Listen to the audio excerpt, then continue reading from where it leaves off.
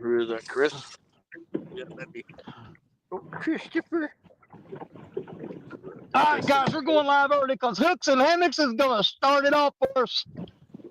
I can't see. Where, can you see which one he is? Is he top left or top right? Top right? I saw 3. That was when I had that. I can't see my screen. Takedown.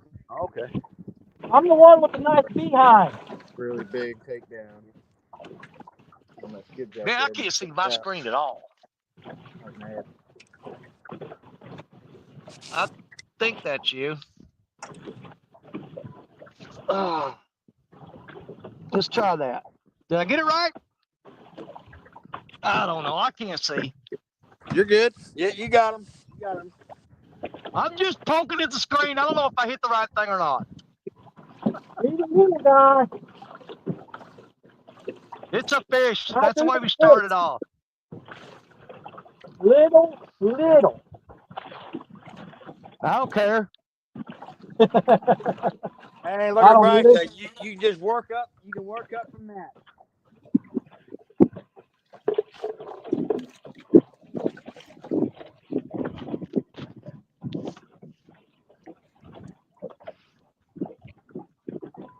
I just got to be careful touching this screen because I can't see anything on it. It's so dark, and the sun's in my eyes.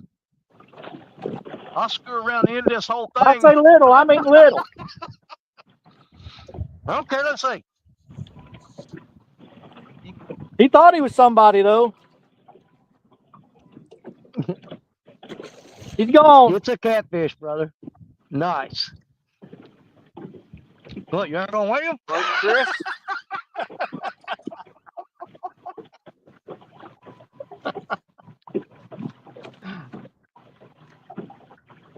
Now, you just saw the size of that fish. You tell me what he was thinking. That bait's half its body size. There you go.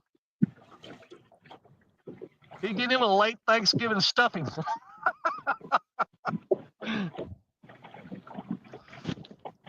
God, I wish I could see this screen. Let's see here. I think it's that one right there. Yep, that's it. All right, Parker, your turn.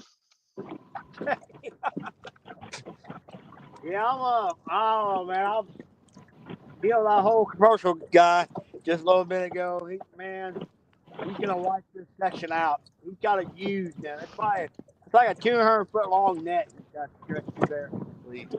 Yeah. No, it sucks, dude. Well, you know, like you said it's the same guy we saw last weekend. Same guy. Well, I'll tell you, you know how we came around the corner of that dike. He's got a net stretched from there all the way to the base of that dike in there. Well, I mean, if you remember, when we were fishing there last weekend, he came driving by real slow and really was staring us down pretty hard. Oh, yeah. Yeah, he did not like us being in that spot. You're getting in that Parker pose. Well, I want to say hi to everybody in chat, but I don't know if I can get where the sun is right in my eyes. And my screen is just almost black. I can barely make anything out. So, this really sucks, dude. I'm trying to use my hat to block the... It's not good. I can't see nothing.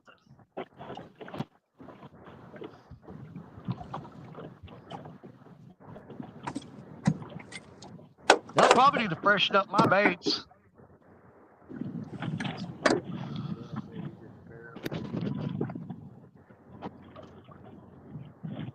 I may have to move the camera around on the other side of the rods or something to try to get where I can see this screen. I can barely, I can make out the names almost, but I can't read the chat. I'm going to get somebody to read freaking chat. Now, I apologize, you guys. I can't see you. I see there's... I think that's Mike Sampson was the first one looking. I can't. Oh, God, I'll never get to the end of this. This is just, yeah. Let's see. There's an angle right there where I can see Wolf's Den. Welcome in, buddy. I'm going to try to see you guys. I apologize. I'm trying. Yeah, let's see. Is that Kevin? Hang on. What does that say? Kevin, is it Hendrickson? Hey, Kevin, welcome in. Donald Ware. Lauren Farley, my buddy. I'm hooked up to the old Farley power box right now. So I got 100% battery and probably stay that way all day. Man, that's one hell of a light box, man, Jerry. You need to get you one of them. Yeah, I definitely. There's one of my favorites right there. Kelly from Hooks and Hammocks. Look at it. Hey, see that? He was under pressure. He knew his wife was watching. He said, I don't care how big it is. I got to catch something. So he just snatched the fish out of the water. And he's fishing for the whack. Okay. Trying to read it. 922 Crappie Barbecue. Bobby! I'm going to try to drop the link in there. I'll have to take the phone out of it. You know what? Let me see if I can take this phone out of this holder. You guys ain't going to see. Oh, what did I do? Oh, I turned the volume down. All right. If I hold it pointing down to the ground, I can read chat. And I'll throw it back up there whenever I'm done. Yeah, you guys look at them rocks while I read chat. Okay, now. So, 922 Crappie Barbecue, Kelly from Hooks and Hammocks, Wolf's Den Outdoors. They're all chatting. Kelly said it's a fish. That's all that matters. You are 100% correct. 100%. It sure beats the one he caught on stand day. I'll tell you that. That's right. Beat the hell out of stand day. Yep, fish heroes. Dude, I knew you were going to come in here and save my butt. I don't care how big a fish is. You just got to catch fish. You know what I'm saying? Fish heroes in the house. He says, hello, everyone from Central Illinois. What is up, brother? There's Michael Grumpy Vet. Good to have you. Good to have you. Has anyone heard from Hogleg or Mrs. Melissa lately? They were on, Troy did a live stream with the truck driving thing last night, and I think he was on that. Nubbies, good afternoon. It's still, it ain't even noon here yet. It's like 11 something. Angel Honeycutt, right up the river from me, up in St. Louis, Missouri, about 2.5, 3 hour drive. If I went north, I can go hang out with the Honeycutts. But I'm right down the river from them. In the wonderful state of Missouri. Jeff, you got this. Thank you, Jeff, buddy. I appreciate it. Thanks for coming in. There's FOA Customs and Gear. What's up, Freddie?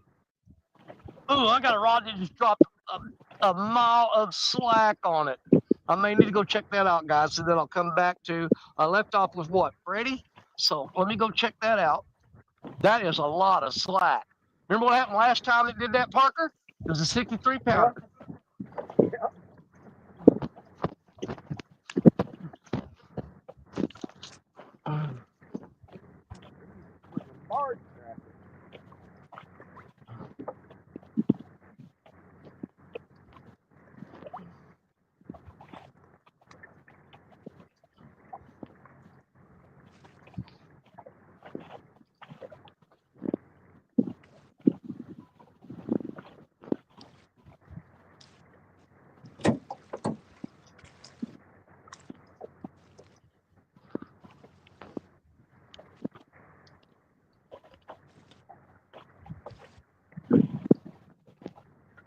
No, it don't look like it's going to be a 63 pounder today.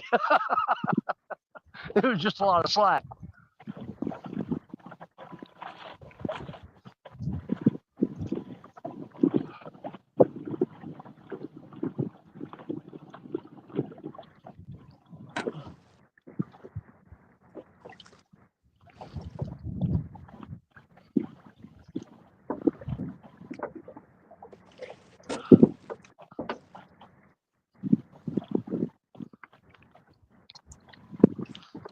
Like I said, I'm out of fresh shad. I wish I was hanging out with Chris right now because he's got more than enough. Yeah, Kelly's got some work to do when I get home, freezing all these. Oh my God, yeah.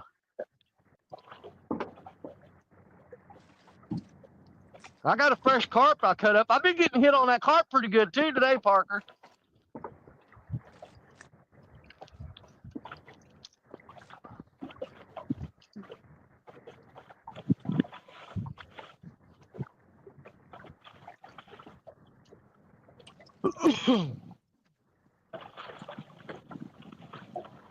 I'm thinking it was pretty much a morning bite here, though.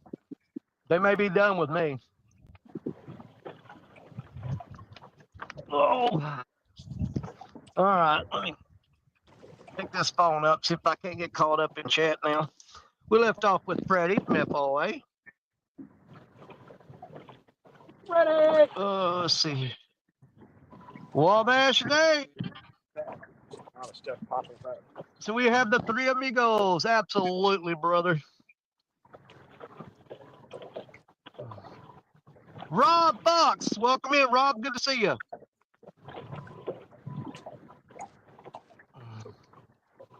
Man, I am way behind on chat. Bobby, you want me to drop this link in here? You come on up? Let me do that real quick. Hey, there's Small Water Charters. That's John, Jon. Don't you put the H in there because he'll tell you get the H out of here. Let me see if I can drop this link for Bobby real quick.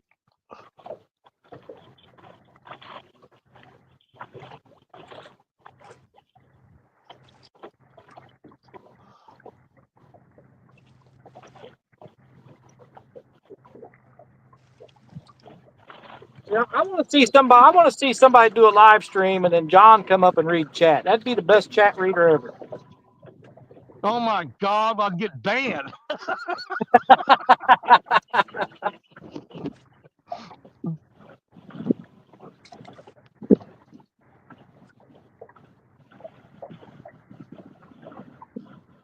All right, Bobby, there's the link if you want it.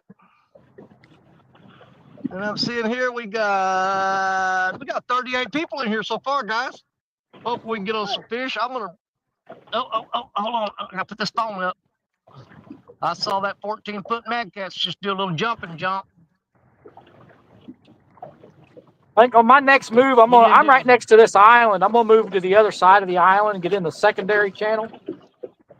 Yeah. Try that out. Is that island that is that the island that you and Telly fished on that one time that you went around like trying to map the whole thing? Yep. Look.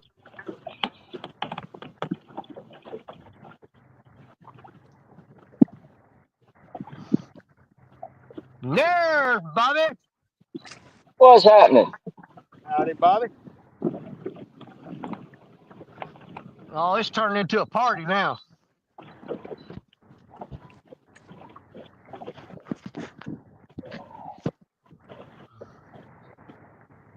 This wind's blowing so bad I can't tell whether it's bites or just the wind bouncing it. It's calmed down in the.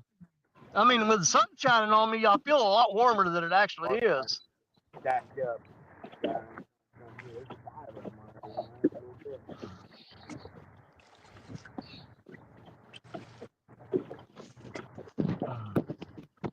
See how long I can hack it. My toes are starting to get freaking cold.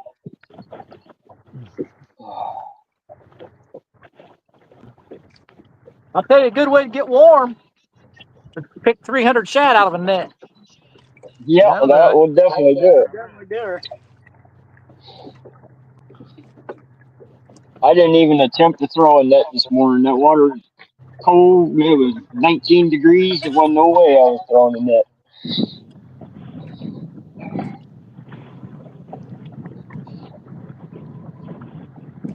Yeah, I went out right before dark yesterday to catch bait for this morning, and threw my net and got like 5 pretty decent gizzard shad and a whole bunch of little bitty ones. And on the last throw, I hooked a pile of rocks and I just shredded that net, dude. It's gone. But I've been through 4 nets.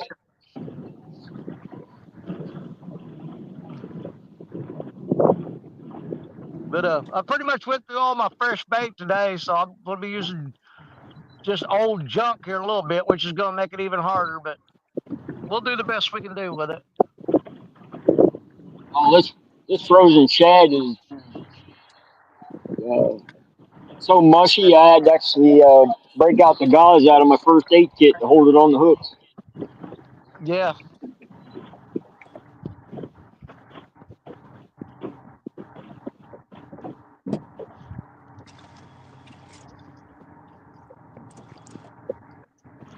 So whatever is left of it is going in the lake before I leave. Yeah, same here. I've got some old frozen shad that's thawed out, and some of it's looking pretty rough. So I'll be dumping that in the water before I leave. But I get home this afternoon. I got to get online and order me a new net for one thing. And my landing net, when I caught that 31-pounder a while ago, I picked it up. I guess it's been in the back of the truck too long. It ripped a huge hole in it.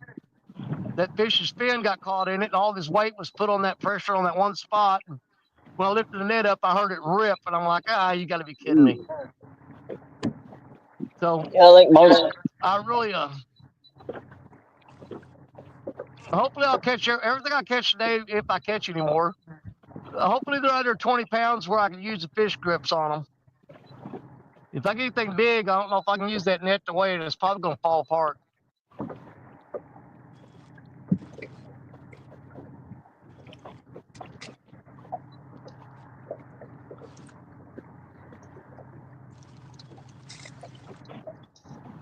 Man, that wind keeps pulling my sinkers off anchor. I might have to step up to another 5 ounces on it. Easy. Well, that's the thing. I'm set up behind there's actually a wing dam there, but it's completely underwater now. But it acts as a little bit of a current break. And so the current here is not real fast right where I'm throwing right now. And it's a really rocky bottom. So I'm using the 3-way rig that I always use. But I'm actually dropped down to 3 and 4 ounce weights. And I'm throwing them out there and letting that current drag that bait on the bottom until that sinker finds a point to lock onto, and it hangs onto a rock or something, and just let them drift down through there until they lock up on a rock. I've used that technique in this spot before. It worked pretty good most of the time. All my rods are basically swing rods. You throw them out, let the current carry them down until they find a happy spot and lock in there.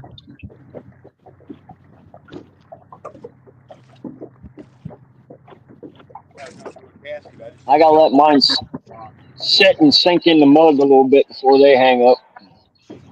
Yeah.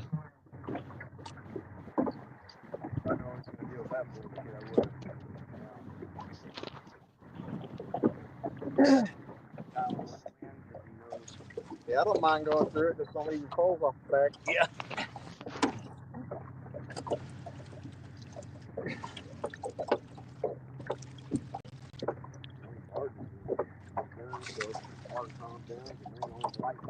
But I can't help but wonder, Chris, with the amount of bait that you've got in the water right now. I've been in that situation before where there was just so much freaking bait that it made it actually harder to get on a fish because, I mean, there's basically unlimited food source down there for them.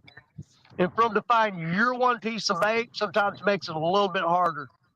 Well, where I caught that bait's a mile upriver, and it's in a water discharge. Okay. So I'm a good ways away from where I caught all that bait. Man, Chris, I bet there's a bunch of hybrid stripers hanging around that discharge. I bet. Ooh, I didn't think about that. Normally I do catch them in my net, but I didn't have any today. I wasn't about to throw that net again. There was no need in it. Yeah, if you threw that net again, you're just killing fish. There's actually no other purpose for it other than just killing some fish. I was just glad I was able to get as many back in alive as I was. Yeah. I had that net hanging over the side of the boat, bouncing it up and down, trying to let them all out. Oh, I saw you. Because I knew what I had caught in the net was, hang on. Here you go. All right, Chris. Whoa. Same here. I got one too, buddy. All right, who do we go? Let's go to Chris first. We've doubled up. No, mine came off. No, it didn't.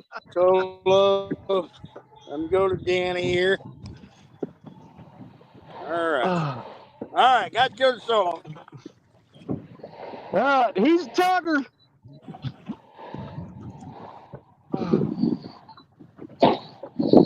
Yeah. It feels like I'm pulling in a log, dude. He's just like dead white with a little head shake every now and then. All right, I gotta go down here after him, guys. Oh, where's my net? What's left of it?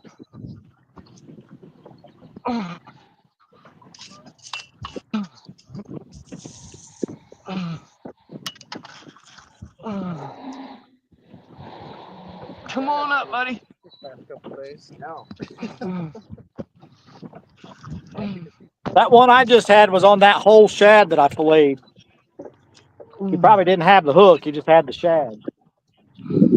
Oh, mine went into a rock. Hang on, I'm gonna drop slack to him. Come out of there. Come out of there. This is a good fish. He just took me into the rocks, dude. I'm gonna see if he'll come out. Oh, please come out of there.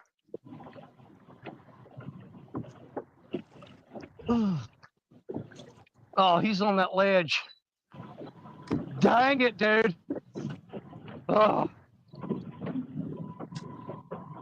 I'm just gonna let him sit for a little bit, see if he'll come out. Man, I got a good fish on here, but he's close to the bank and he got right in them rocks.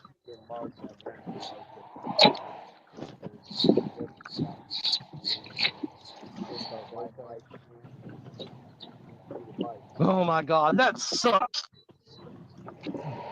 He's still on there. He's got me right on that rock. I'm gonna have to wait and see if he'll come out of there.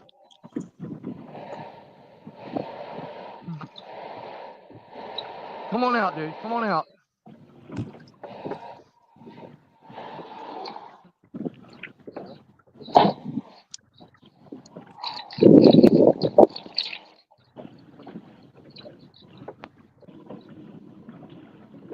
Come out of there.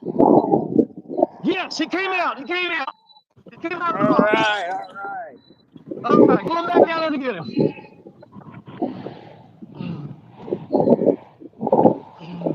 Better crank down on that sucker. He ain't that big.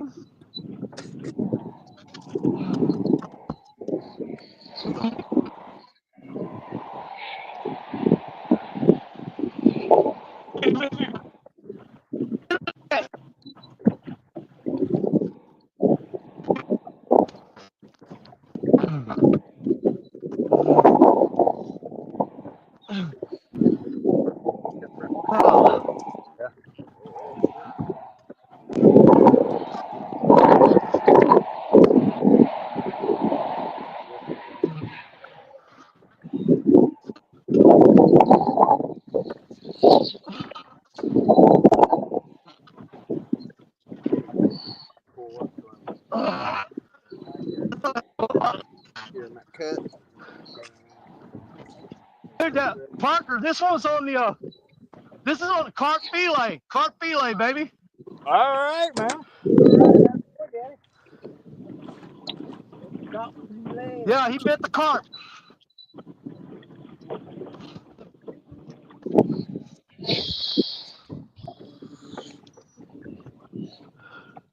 What's going Get a on with quick them wait fish on down him. there? You catching flatheads in November and blues on carp fillets?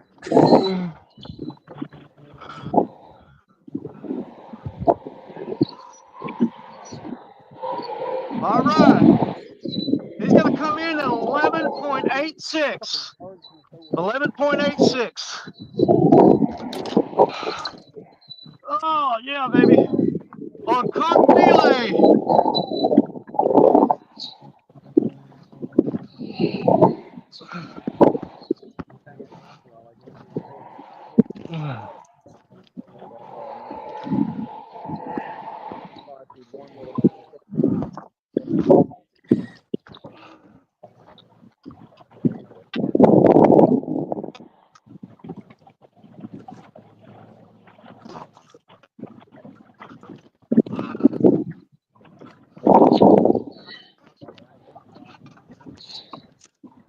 All right.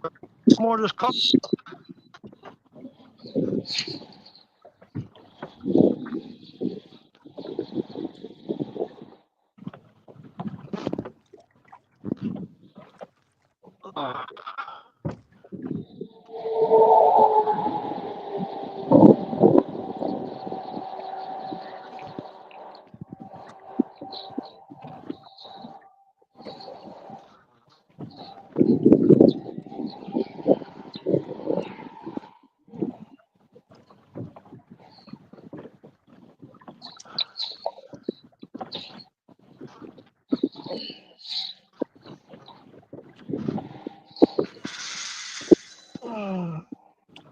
Way out there, baby. Way out there. Still getting the crap.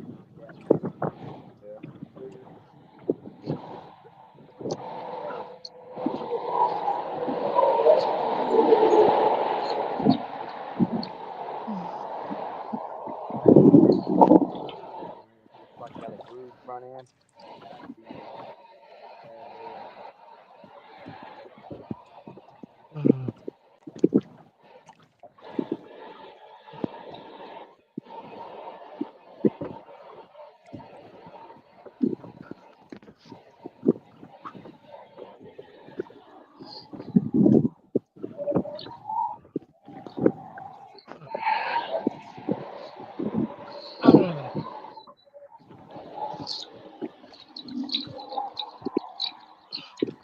There we go.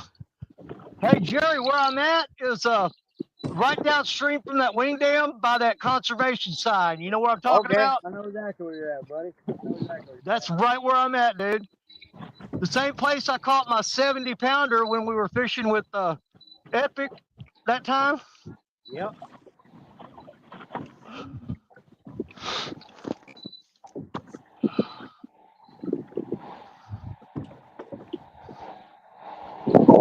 Yeah, so far today we've got a 31-pounder on a 3-inch shad and an 11-pounder on a piece of carp fillet. That's fresh carp too. He was still, you know, I threw that thing in the cooler last night with some bags of ice. And when I got here this morning and I opened up that lid and picked that ice up, that carp was still breathing.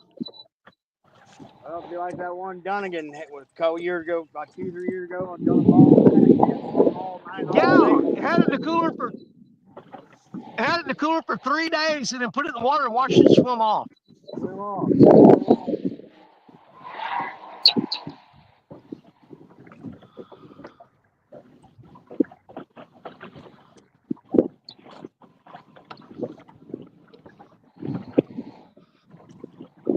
Yeah, I just knew that fish was going to break me off in them rocks, dude. He swam right toward the bank, and there's a big rock ledge right underneath me, and he went straight up in there, and I thought, oh, my God. But I dropped him about 15 feet of slack and waited, and all of a sudden the line went tight again, and I checked, and yep, he came out.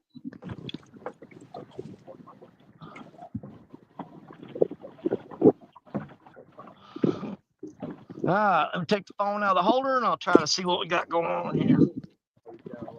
This is not easy.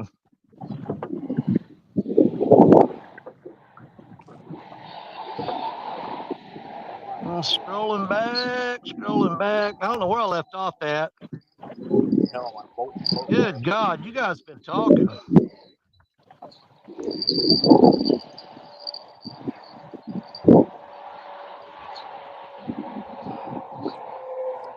Man, I gotta go way back in chat.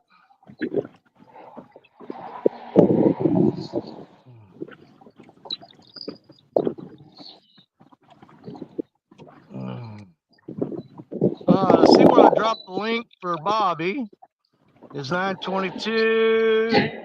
And Jonathan Smallwaters, I'm sure he's being a smart aleck in here somewhere. Gotta love that guy. No. I can't read, never got hooked on phonics. I mean, what do you expect? He's a bass fisherman, you know?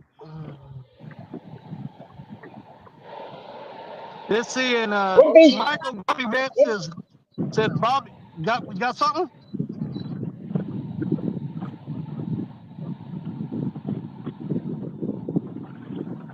Yeah, Michael Grumpy Vance says Bobby looks like he's fishing on the Travel Channel. There's River Cat's Tackle.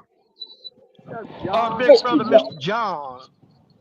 And Creole Catfishing in the house. What is up, my brother? What's up, Creole, boy?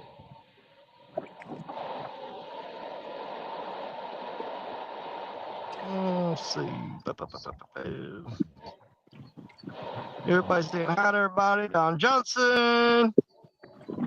Is that the Don Johnson? I can't see poop out of this thing. Who cut these holes in this bag? Well, I think all I had to do was cut some holes in the bag. I could have done a better job than that. Some of y'all get it, some of you don't. Rowdy Royal, hello, brother. Good to have you in here. Y'all don't worry. Parker's gonna hook up on a nice fish here in a little bit, and Chris is gonna find a sweet spot and throw you a whole bunch of little tainers in the boat. Thank you, Mr. Peter. I have a dream, man.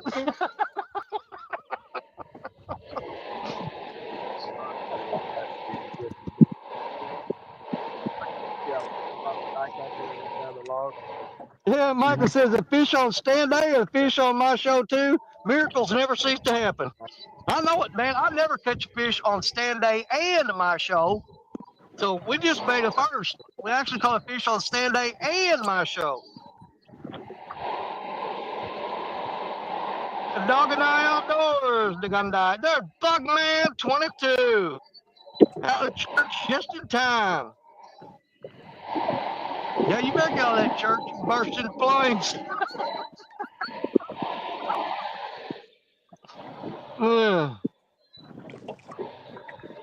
River Rat 3030. Ernest, I hope you're doing good, my friend. I hope you're doing good. Nothing but well wishes coming at you. Getting stronger every day. He's going to be back on the water in no time. Yes, sir.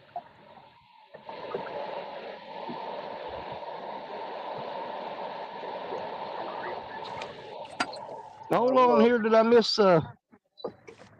Yeah, there's a Guerrero Bagre. What's up, my brother? Mr. B in the house. Welcome in.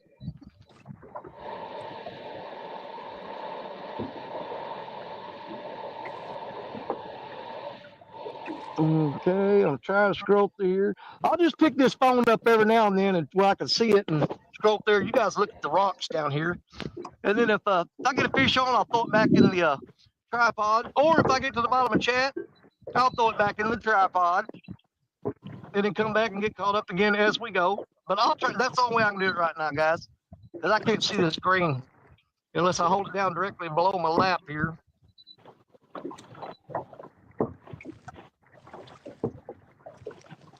And Dogging Outdoors, it says, this a 2v2 bank versus boat? No, hey, it's 4 against the fish, buddy. Well, 3.5. Well, we get tired of the competition. Sometimes we just want to go fishing together. You know what I'm saying? Hang out with your buddies and cheer each other on. I get enough competition in my life. Sometimes I just like to go fishing with friends. You know what I'm saying? Amen. All right, Burrito said, Danny, sing to me. All right, girl, I got you.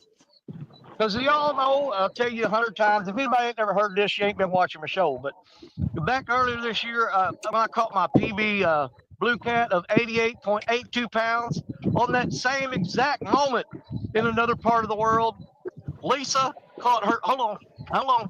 What you doing over there, 14-footer? Hang on, I may have to come back to that. That rod just bounced like crazy. But anyways, I'll finish the story while I'm watching that rod. Yeah, in another part of the world, Lisa hooked up on her PB at the same time. And so from that day forward, for the rest of our lives, we're going to be known as PB buddies. And it goes something like this. Well, we're PB buddies, and that's the best kind. Nobody fools with a buddy of mine. Old catfish catching, PB buddy of mine, Miss Lisa Swain. What's up, Lisa? All right, that fish ain't doing nothing. I'm going to go back to reading chat. All right. Why's my screen so dark? Oh, man, the wind's picking up here. Where'd that come from? I ain't had wind all day long. Now I'm going to start showing up. Yeah, Temps. Everybody saying hi. People saying hi to each other.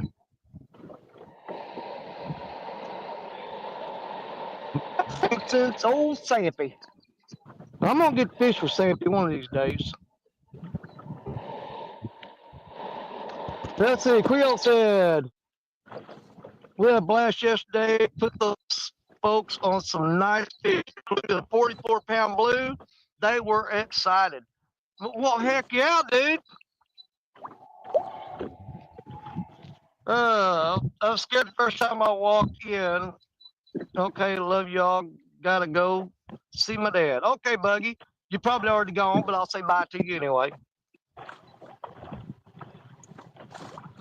And River Rat says he's already been fishing. Ernie, dadgummit. And I called me head. Hang on, I want to see what he said. In blue 3 nights ago. Well, I tell you what, buddy, just make sure you don't overdo it. You know what I'm saying? Just don't push yourself. And there's my tournament winning partner on the finesse tournament. Oh boy, outdoors, Mr. Larry Lissa be in the house. I can't wait to do that with you again, Larry. We're gonna have to go back up the crab orchard and do some of that light line fishing. You know what I'm saying? I had more fun doing that than I did anything else. Larry said, "Good afternoon, Danny, Hooks and Hammocks, Parker Pursuits, and Bobby." He says hi to all y'all, by the way. What's happening? Mr. Old Boy Outdoors, Mr. Larry Listenby. And he's got a lovely wife named Fanny. So she's a sweetheart, man. I love her to pieces. I'm going to get her out there fishing with us soon. And I think I'm at the bottom of chat, so I'm going to stick this back in the tripod. I had one little old bite while I was reading chat. It was on that 14-foot Mad Cats. It bounced one time. But I think I've got the Jody rod way down there on the end. It's got a big old shad head on it. Probably the biggest bait I got out. But I'm thinking I'm going to swap it over for a piece of carp fillet.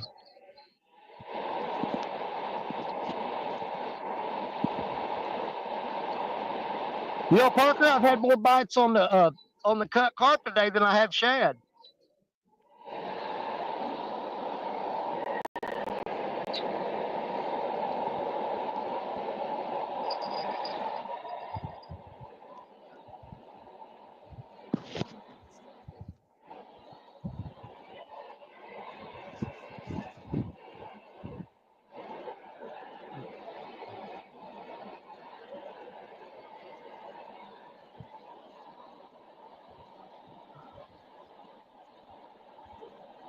Yeah, I think I'm going to go change the bait out on that big rod. I'll be right back. We're going to put some carp on there.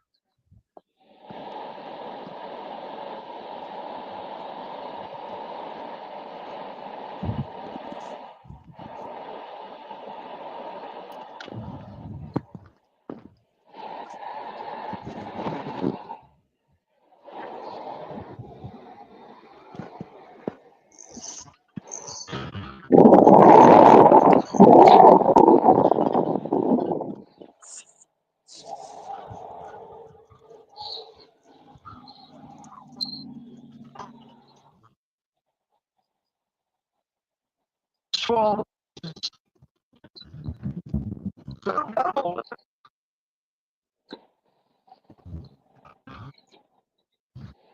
Save it though, because I ain't got much of it left. Piece of carp.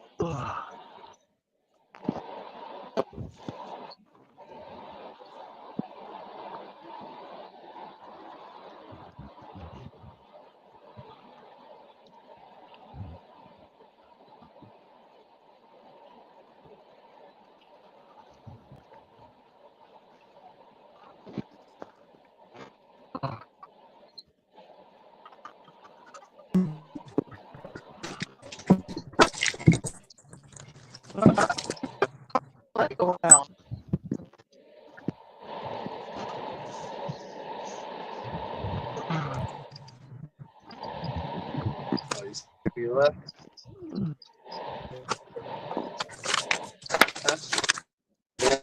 Look, I don't see one.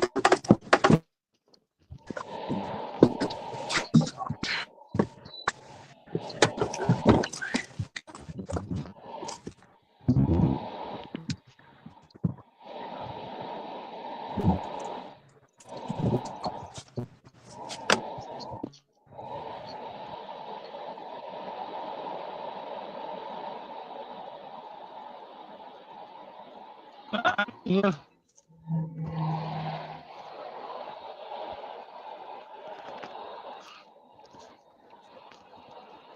All right.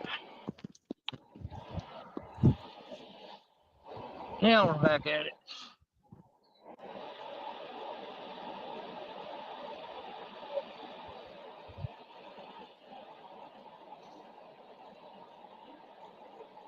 Well, this current keeps shifting in this eddy, man. And it my line will be real tight, and then it'll all drop slack, and then they'll get tight, and it'll all drop slack.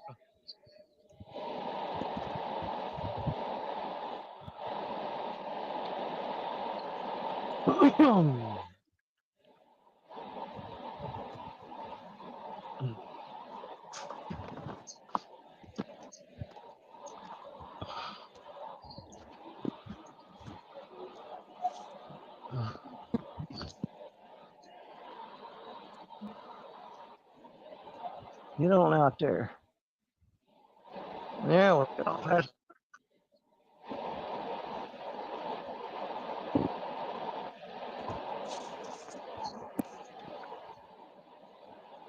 I'm about out of bait. I'm about out of good bait. I mean, I got some more old crappy frozen stuff in there, but I think I got 2 shad left that I caught last night. The rest of it's all frozen.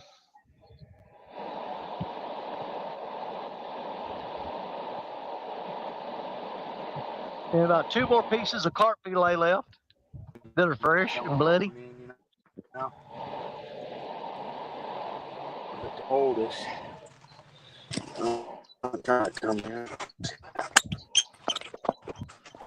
Parker, is water still coming up where you're at? No, we're actually starting to drop.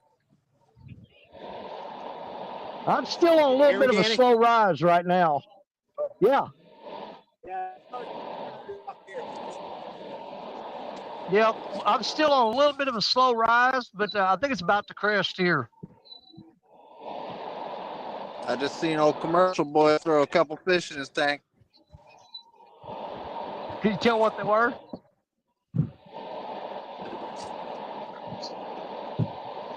Were they catfish, carp, or buffalo? Catfish, probably about 15, 20 pounders. Oh my God, dude.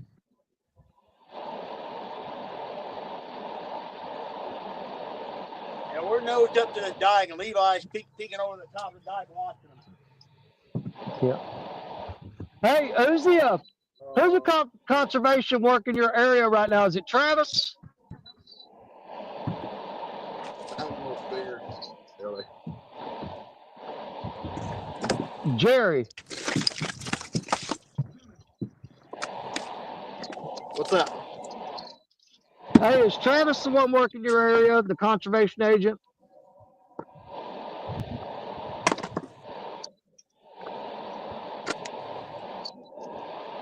I don't know if he can understand me. Yeah, that's about 20 pounds. One boy, that was pretty good.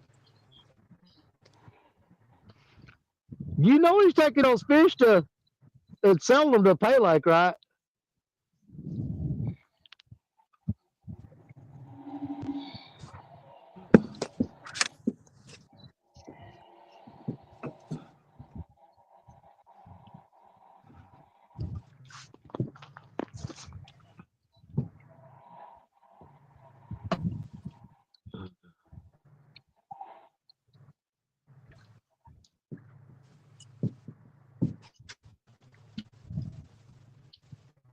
We're still in.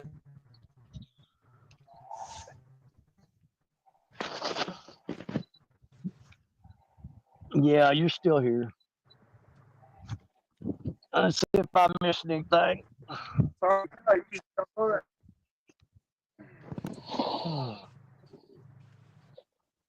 Go one way up that way. Put in the holder, and you still got room out way out there back, you know. Let's see. Quiet Man Curtis came in while I was out.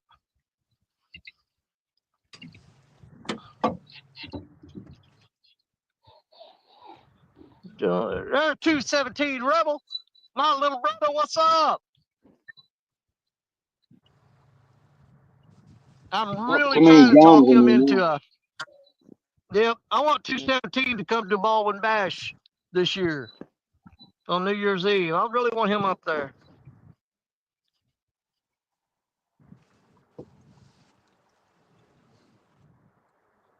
Over that much? Huh? Does these go over that much? Well, the current kind of swims, so if you throw out that way, it'll swing your bait. It'll swing you out that way too. So you can just bomb one out there, you'll be all right. Yep. That's actually what a fish. You marked all those fish, so.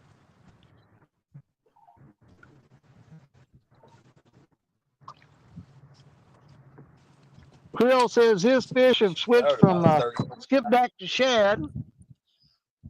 They've been biting shad here pretty much all year. That and cut carp. They've been too fancy on the skipjack this year. They ain't wanted it. They ain't wanted no part of it.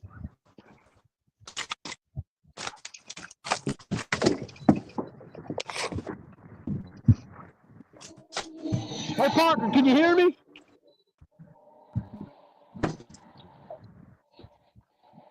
Deadpool, what's up? Jerry Parker, can you hear me? You hard-headed son of a. Yeah, I can see both. Hey, 217 Rebel said he will be at the Baldwin Bash. Awesome.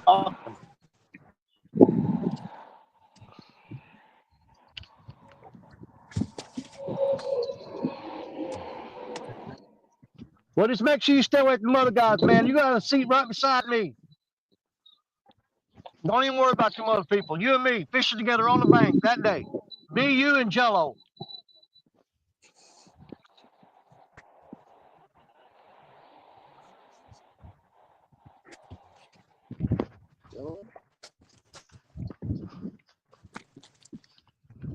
Oh.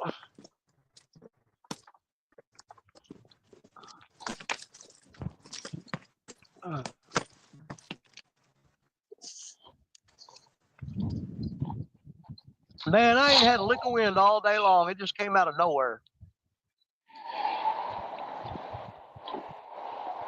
That's all I've had all day is wind. I ain't had none, but boy, it's here now. All right, I need another fish. Let's go. Man, we're pulled here. Let me spin this camera around here. Let's see what you got. Commercial guy.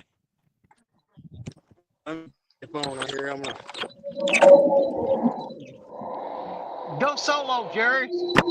here, Levi. Show you guys. Stand up. Yeah, put it on solo screen. You see that?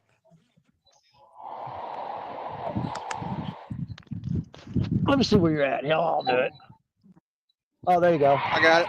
Let me see. All right, I got okay. Where's he at? Should be straight ahead. You see him? Yeah.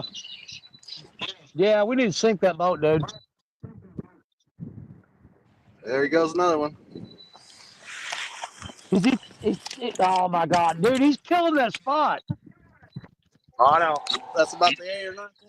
Yeah, I watched him put probably about a 40 in the tank just a little bit ago. Dude, he was wiping that spot out. And then the fish are all going to be crossing the state line this afternoon.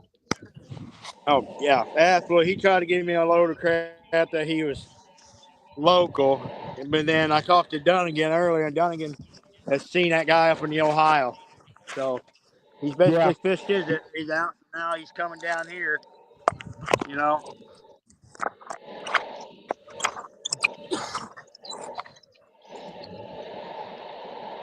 You know what we need to do, man? We need to get a bunch of people on jet skis that go around and just circle his boat all day long with protest signs and run him off. Yeah. Yeah. Yeah. Well, like I said, I got fouled up in his net earlier, my prop, and we had to cut it out. And he was saying, I would have cut the hell out of it. And he's like, "Oh, we did." And he come up there, you know, he was like, "Yeah, I'm just looking for 15-pound or bigger fish." I'm like, huh? Yeah, he's selling Pele. Yeah. Now, in Ohio, we have a slot whether you're commercial or not. Well, someone may or may not have reported it earlier. Yeah. So we Hey, we the do Missouri every game time. warden know, and the Illinois game warden know now. So.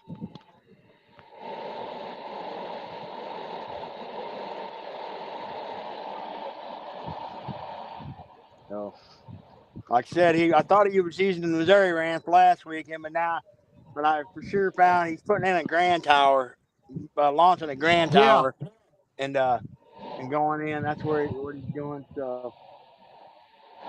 Yeah, that's where he launched last week. Yep. So got that big old triple axle trailer, and I guess I'm gonna have to start looking for another area that fit winter fish. It ain't gonna do me no good fishing up in here if he's hitting all these wintering holes, you know. Yeah, that sucks too, man, because them spots right up in that area right there. If I come up and visit with you, or if I go up there and try to fish in some of your spots, hell, that's the only places I can get to, and he's gonna clean them out. Well, yeah, 'cause these fish are, they're in these wintering holes. They're congregated in them wintering holes, and so.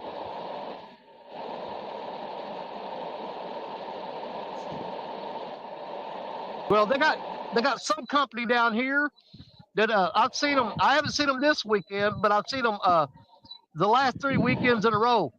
Dude, they pull up here with 3 boats, all the same company. They launch all 3 boats and they all head off in different directions of the river and run all their nets that they've got out here. And then they regroup and meet up back at the boat ramp. They help each other load their boats up and everything, and then they haul out of here with all them catfish. Yeah.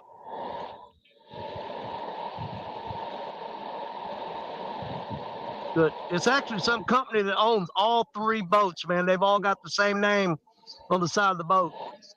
Well, this old boy, he's a private. He's his own private deal.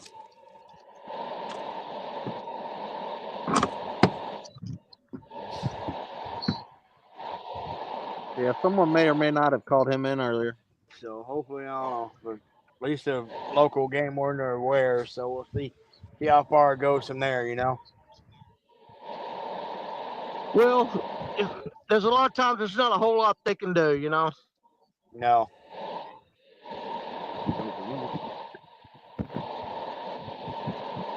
Yeah, I'm not aware. As far as I know, there is a certain size catfish you can keep in Illinois, but I'm not sure that's what the total take is, and if there's a slot limit or anything. I'm not real familiar with Illinois, stuff. So. And see, Ohio, it's a 10 per or 6 per day. And only one of them, no matter what species of cat, only one of them can be over 34 inches. Well, I already watched him throw like a 30 or 40 in a tank, and probably at least 8 or 9, probably in the 10 to 15, 20-pound range. Now, as far as the commercial side of it, I'm not 100% sure there, but I know I believe they still have to follow the slot as far as the size. I'd have to look it back up again. I'm still trying to educate the local fishermen around here to put these bigger fish back.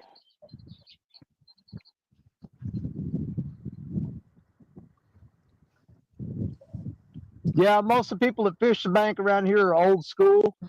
If they catch it, they're killing it, they're cleaning it, and they're cooking it. I don't care how big it is. I've got a couple of the fishing teams. They're starting to educate people on what the bigger fish, especially the bigger, I should say, the bigger, smaller lakes, I guess, Yeah. that haven't been doing a lot of stocking.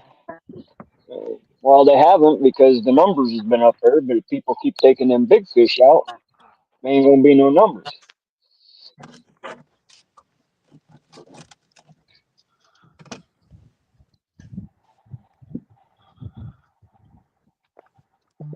And the one spot I fish in, I have no service, but every time I go down there, I see 4 or 5 flathead carcasses laying on the ground. It just irritates the Yeah. not small ones either. They just flay them out right there and throw the carcasses on the bank. Oh, dude, we got a spot over here. It's the Dorena Hickman Ferry Landing. It's when I'm on the Missouri side, I'm looking straight across to Hickman, Kentucky, and there's people pull down there with campers and stuff and camp at certain times of the year when the fish are really biting good, and the whole bank will just be piled of fish they filleted out, and I'm talking about everything from 1 pound all the way up to 50 and 60-pound fish, and they have the heads with the bodies, the bones still attached, and they just killing all them fish, flaying them out. They come in there and fill Well, up you all know, their coolers, and then they take off. I have absolutely no issues, with folks taking some fish, take home. I mean, we all do, but it's Yep. sustainable harvest. Don't throw those bigger fish back. Keep the smaller ones, but don't keep every daggone one you catch too. Yeah, Yeah. the smaller ones taste better Uh, anyhow. They ain't got all that Yeah, oh, dang 100%. heavy metals. Don't have all them heavy Right. metals and crap in them. Well, here's my thing, and Jerry knows we do this every year. It's part of the deal what we do. The Jerry Parker New Year's Eve Baldwin Bash. We all go up to Baldwin, and I take a big cooler with me, and I load it up. And if I want fish to eat, that's where I'm going to get them from, is either Baldwin or Crab Orchard. that thing's But overpopulated. That's what got that fish. yeah, I mean, it doesn't hurt to take the fish out of there. I mean, we don't want to just like wipe it out, but I think no more than what people take out of there. I think you're okay. But I usually Yeah, go I get mean, my fish for the winter. Yep. Go to Baldwin, get me a cooler full, and have fish fries all winter long, and then I'm good. But as far as taking them out of Mississippi, man, I don't take these fish out of here. I put them all back.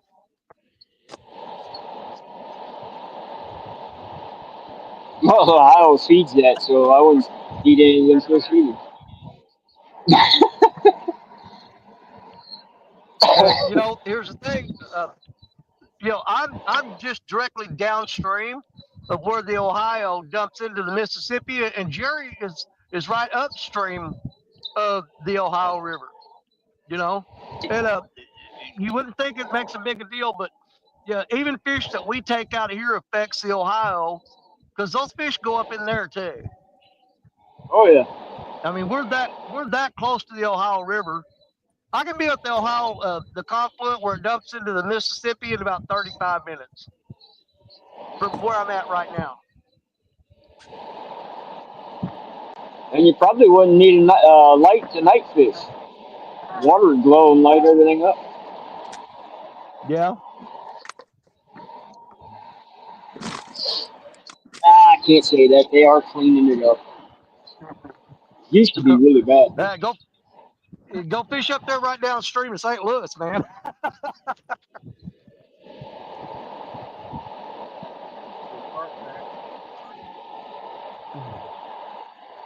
I need to see if I can try to lighten this screen up a little bit. well, that's illegal.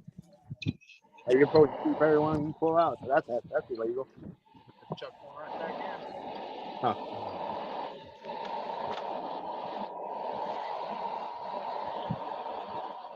just throw one in and grab one off the top and throw it. Man, I'm trying to see this chat. It is not working for me at all. It's is that Ben I Juan can't in read here? because my I'm phone's trying to. Yeah, Lines I out. think Ben Juan's in here. That's my two cents Ellie right there. Gates. I couldn't. Yeah, Ben Juan's in here now. Oh, cool. Howdy, girls. Howdy, ladies.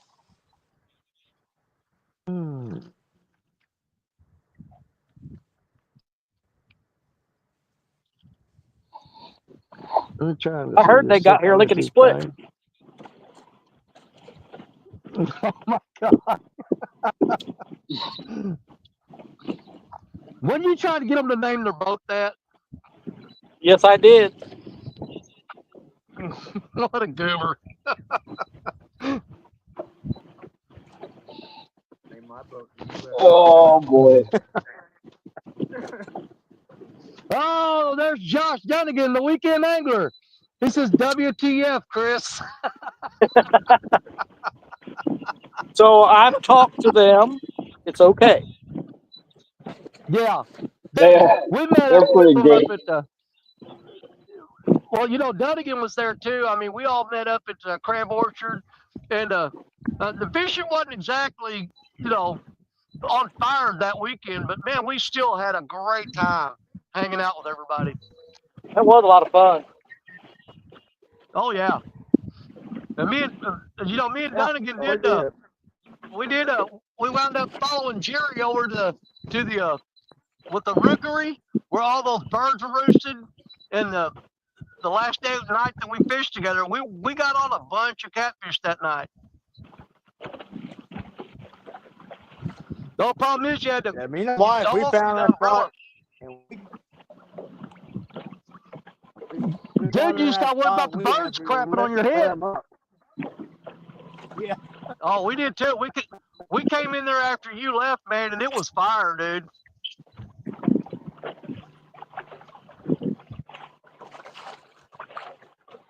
Yeah, Hey, at let's one see if I point can find. Dunnigan was gonna. Yeah, at one point Dunnigan was gonna drop me off on the bank and run back across the lake and pick up the Benoits and bring them over there.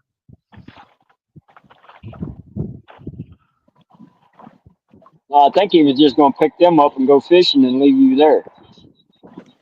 That's why I didn't agree to it. I said, hell no, I ain't getting out of this boat and standing on that log. You're out of your freaking mind. He said, hey, hop off on that log. I'm going to go pick up the Benoits. I'll be right back. Yeah.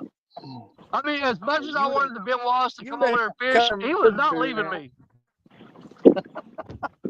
All right, I'm going down to the downstream point of this island. Can't take Get some it, buddy, more. get it.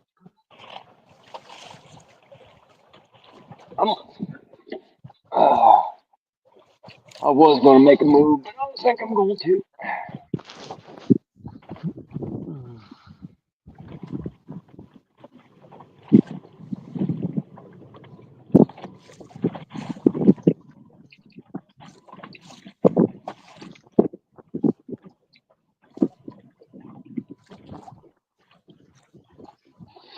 Dang, I might put my coat on. This wind's picking up. That's why I'm sitting in the car.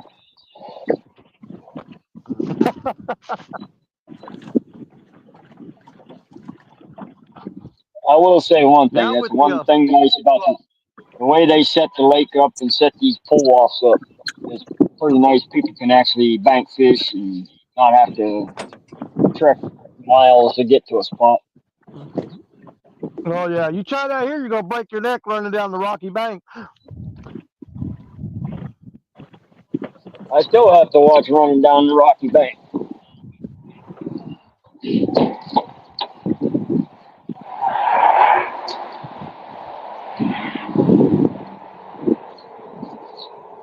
This is the good side of it.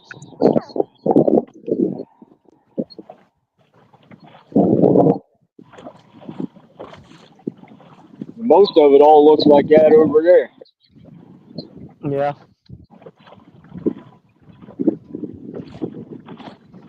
Yep, I might slip the coat back on. That way it'll get a little chilly.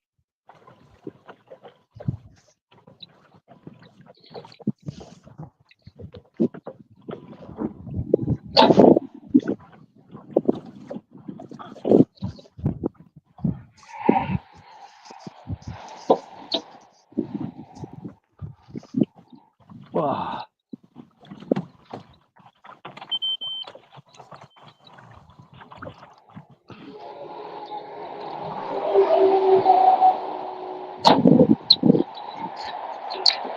Nope, I better plug that back He's in. sitting right in the middle of traffic. Get out of the road, man.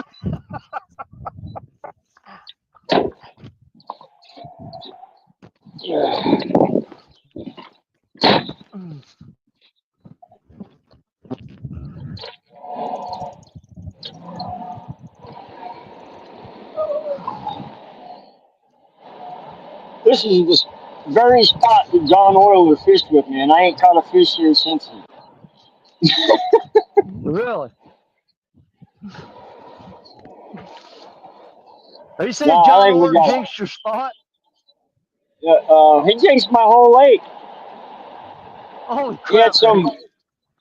He had some concoction that he was fishing with, sardines and something else. And I ain't fish ain't bit right ever since.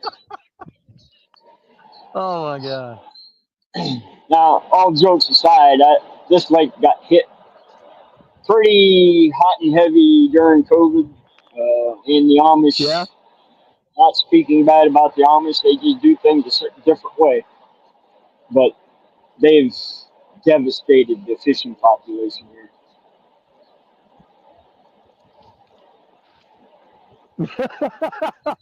I'm gonna let that one go. I had about 4 jokes pop into my head, but yeah, I'm gonna let them slide. Oh, come on, fire them off, Danny, and don't hold back. No.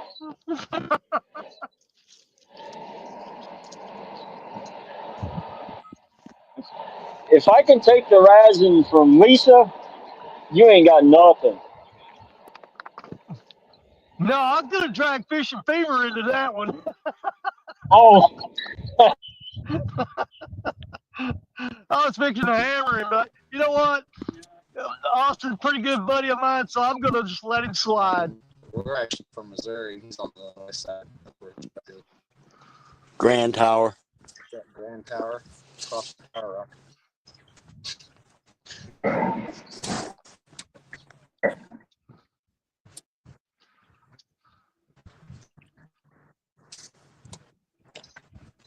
What county would that? But off yet? Mm.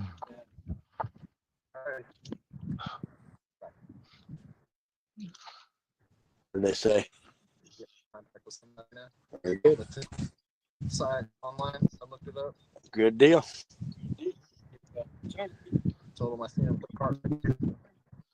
Check.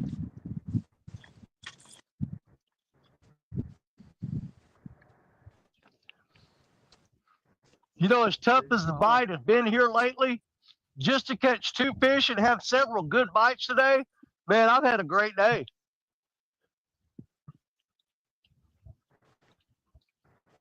You're due for a good day, buddy. Yeah, for the last month and a half. I'm coming out here in different spots, and I'm struggling to get on one fish every now and then, you know. But to catch 2 in one day, and I've had several good bites. Yeah, I'm not going to complain about it.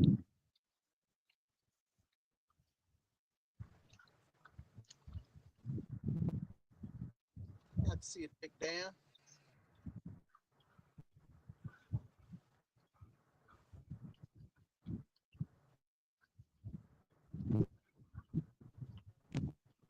But no, when I was catching bait yesterday, I threw the net and I caught about 15 decent sized carp that would have made perfect bait. And, you know, I kind of gave up on carp. I thought, well, you know, they're probably done with carp. So I threw them all back, but I kept one of them. And I've been getting most of my bites today on carp, so I'm kind of regretting not hanging on to a couple more of them carp. Yeah. Our temperature is 43 degrees here. Air temperature or water? It's dropped big time. Water. Are you talking air or water? Water temp. Really? Yeah, so let me go look at my graph again. 46. It's come up to 46 degrees.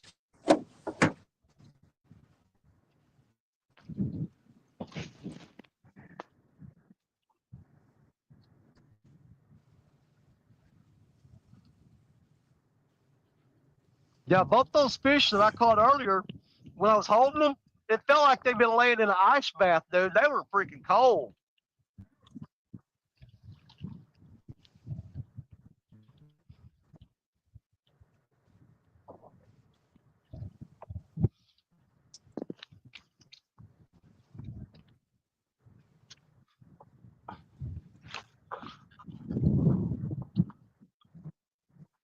No, I had pretty good bite this morning. I mean, I had several good bites, and didn't hook up on them. Caught those two. So I'm thinking, now me and Richard Cluck used to fish this spot every winter, and it was a really good early morning spot. We always did really good here between 7 o'clock and 9 o'clock in the morning. That was your 2-hour window. Then, man, you come up here and just tear them up. And I think they're starting to fall back into that pattern. Pattern again, yeah. But I'll have to get a hold of Richard and let him know. Dude, he's been working so much. I don't know the last time I've even known him going fishing. It's definitely been a hot minute, I think. Yeah. But, dude, they've had him working, I think he's been working like 12-hour days, 7 days a week. They're working that poor boy to death. And his wife, Stephanie, she's putting in all those hours, too.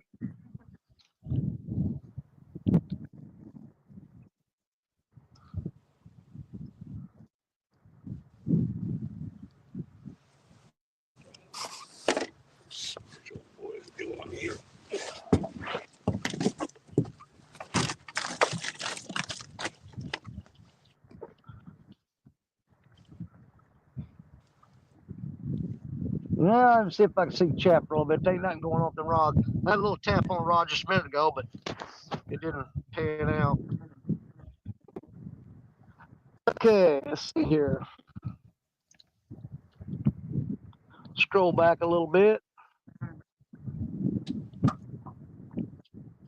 Let's see here. Weekend Angler said,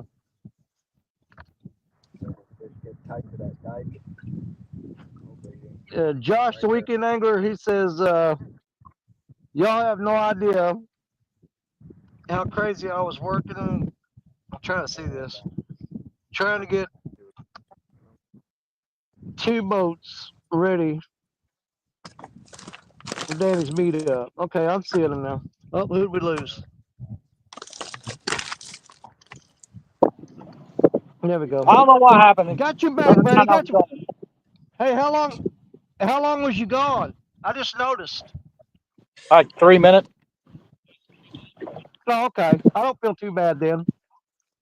Sorry I made you wait 3 minutes. You're all right.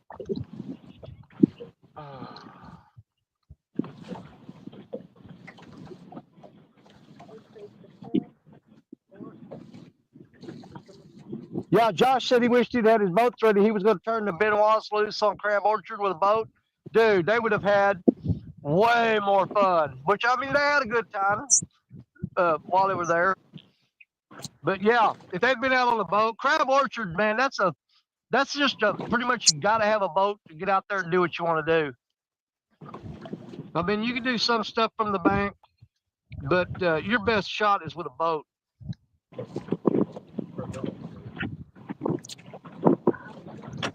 About an hour to get there. It's big.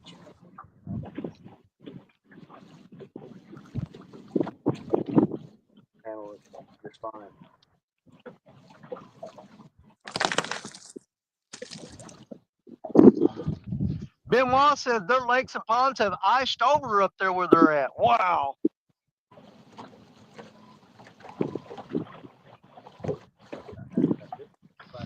Oh, they said everything's too low for them to launch, and it's starting to ice up pretty bad.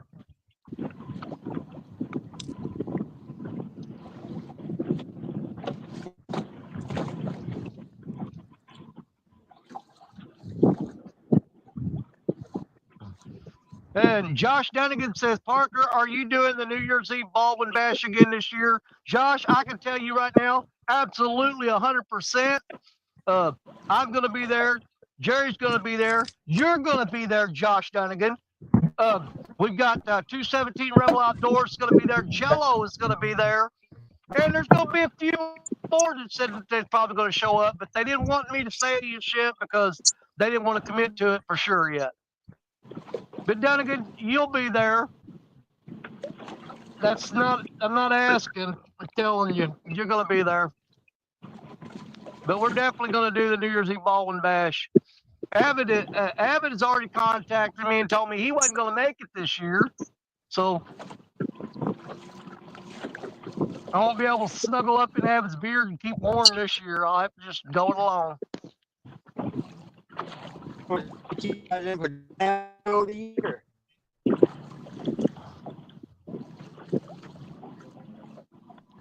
He's so big on it. Yeah, I'm going to be going to Baldwin this year and bringing a bunch of fish home with me. So I'm going for the fun and the thrill, and it's our annual get together up there and freeze our butts off to catch fish. But it's also my time when I get to bring a bunch of catfish home to put up for the winter to have fish fries all winter long. But anybody and everybody, you're welcome to show up at the Jerry Parker's New Year's Eve Baldwin Bash. Dude, we have a blast up there. Bring your boat if you want to, or you can sit on the bank with me and Jello and 217.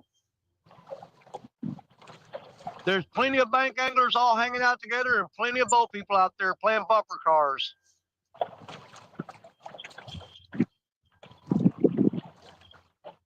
I'm pretty sure Richard Pluck will make that. He's made it every year pretty much, so I'm kind of counting on him being there too.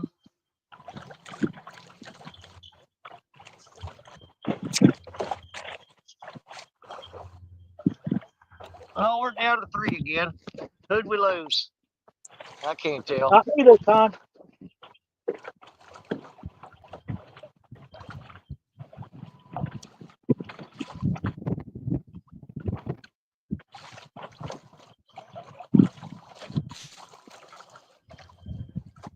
I only see 3 people up on the screen. I can't read the names. We still got Hooks and Hammocks. We still got Parker. Oh, we got Bobby. You got Bobby. Parker's gone. I ain't worried about Parker. He's got a key to the door. He can come and go as he pleases. Parker knows how to get back in without me.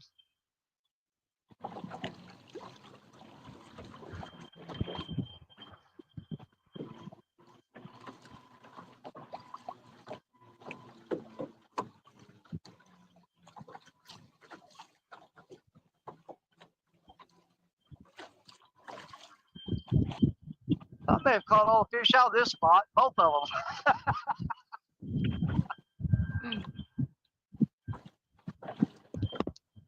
Now, I'll show you a few bites after I caught those 2 fish, so I know there's at least one more out there somewhere. I've had no shortage of bites. I've been dink tapped ever since I got out here. I just can't get anything to hook up. Well, that's the thing. That one rod had that big carp head on it, man. He just kept coming back after it, but never would hook up. But that was the biggest bait I had out with it. I had a whole carp head out there, probably off of about a half a pound carp. I had his whole head on there.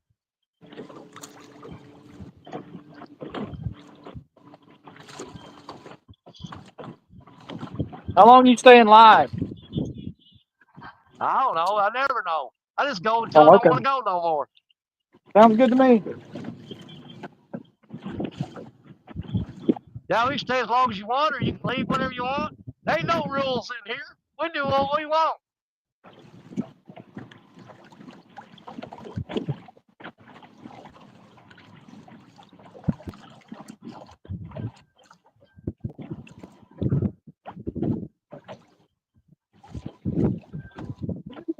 We're grown.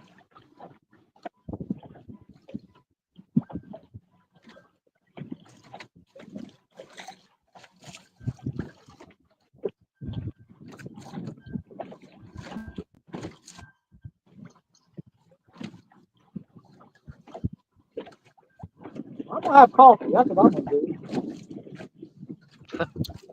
Well, I tell you what, my bike pretty much just died here. It may pick back up though. We'll be patient and wait and see.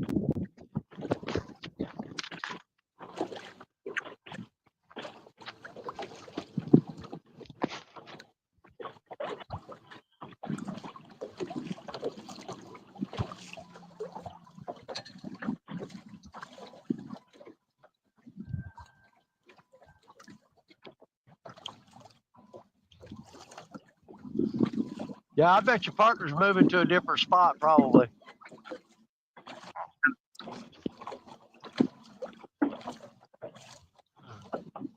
Either his phone went dead. He forgets to plug it in a lot. Oh God, get out of the chair, Danny.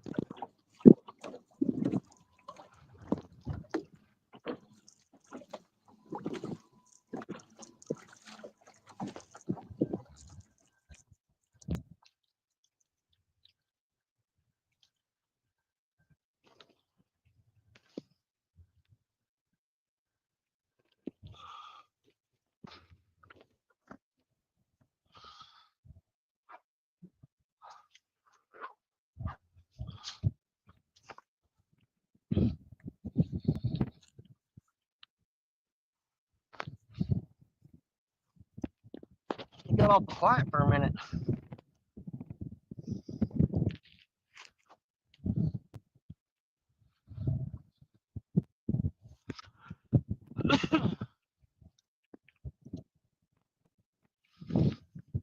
Let's see what's going on in chat.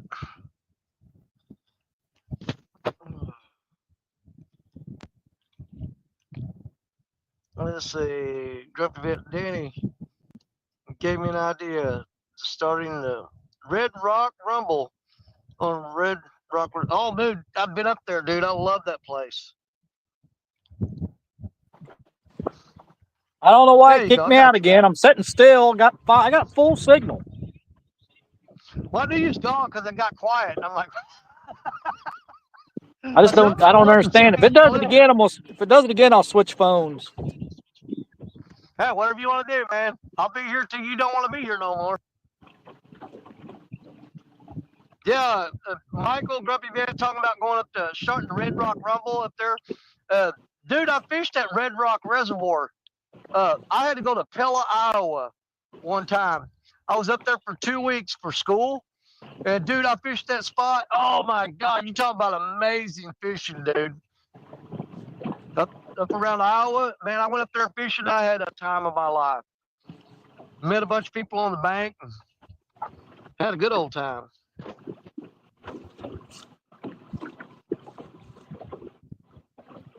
Ben Moss and Bobby, we're gonna have to head your way. Your way to fish. Looks like you don't have any ice yet. Okay. Man, it is really tough for me to see the screen. Monster Cat's that like, Michael, you are not lying.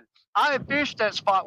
I was up there that 2 weeks, and I got to fish that about 5 times, and every time I went fishing, I caught some really good quality catfish, man. There's some great cats in that reservoir. I even tried to talk my wife into going up there for a vacation. And she goes, why would I want to go to Iowa for vacation? I said, so I go fishing. She goes, no.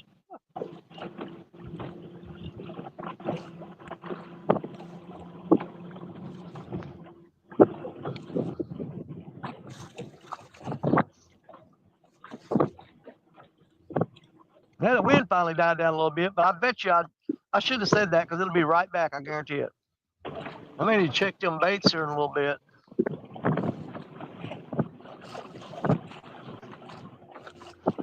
Let's see here. David Ogden. Went to church early. Danny saw your first fish. I heard you caught another. How big? I got an 11-pounder, David. Yeah, so far today I've caught a 31-pound blue and an 11-pound blue. And Chris caught one right off the bat. Matter of fact, he started to show off. He had a fish on the boat. Still waiting on Parker to show us a big old monster. But I ain't giving up on him. Parker will do something. Here I am just talking away to you guys, and you didn't hear a word I said because I was muted. Yep. Oh. We didn't. Well, what we don't know won't hurt us.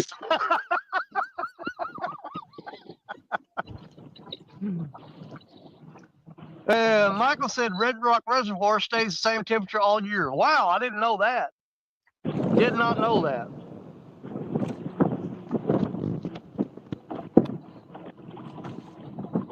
Like I said, I spent 2 weeks up there fishing, fell in love with that place. Absolutely loved it.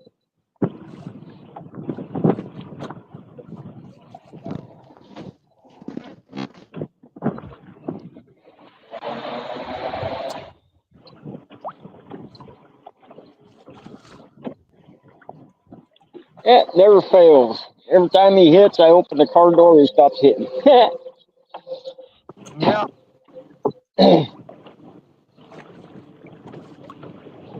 But Yeah, they were doing that to me earlier. The rod would start tapping real hard, and I'd get up out of the chair and walk down there and stand there and stand there and stand there. Nothing. Come back, sit down. As soon as my butt hit the seat, he'd start tapping it again. yep, it's like I got a periscope. Watch this. Yeah. Well, I'm Bet pretty you I sure can make that's this going to be old. channel cast doing that. Yeah. It's like, watch me make him get out of that chair again. Hey, Chris, can you hear me? Yeah. All right. Kelly says she just ordered your backpack meals for our Stanleys. I guess you know what that Awesome. means? I do.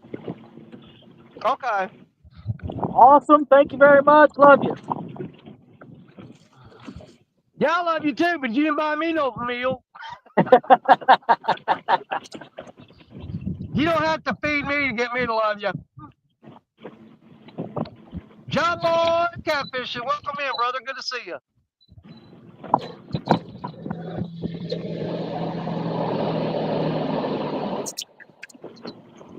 And Allie and Gabby, this morning there was a thin, like floating layer of ice on the lake, but it went away pretty quick. So Yeah, Parker's only he's a little less than 2 hours north of me, and he had to wait for the snow to thaw this morning. We didn't get the first flake of snow down here. Hey, Kelly says love you too. I don't know if she was talking to you or talking to me. Probably both.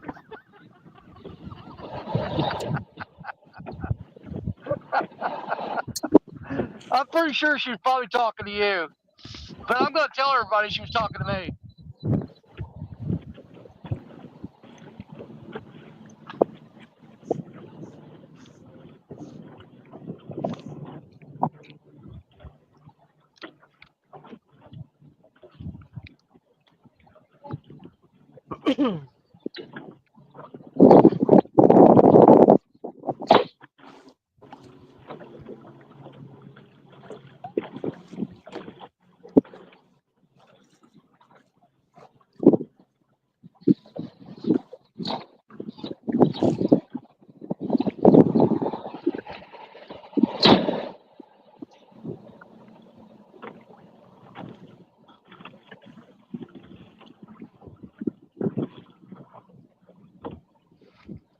Now I fix to check some baits and make some, freshen them up with what little bait I got left.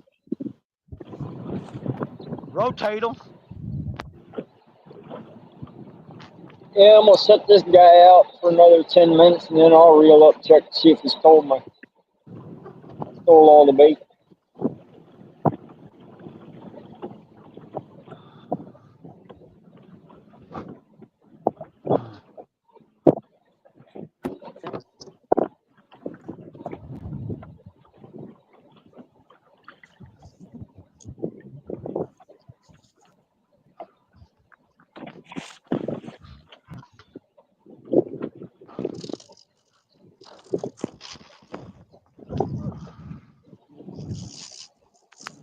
Now this rod feels like it ain't even got no bait on it.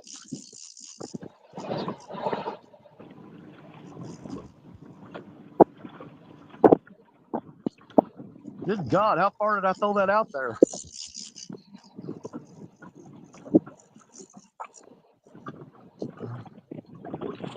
No, it's got bait.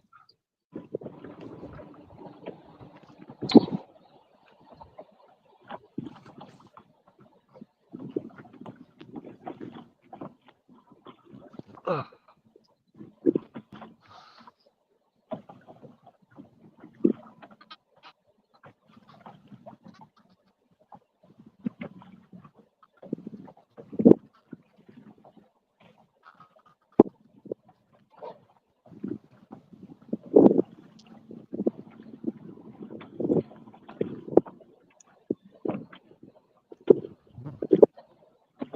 First carp out there.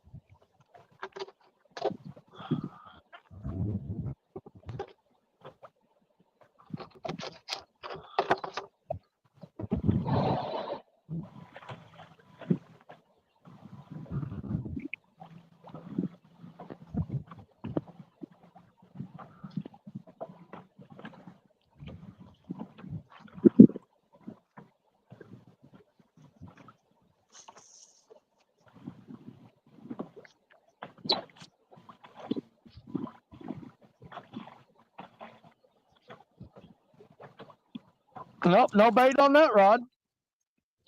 Huh. Wonder how long that's been sitting like that.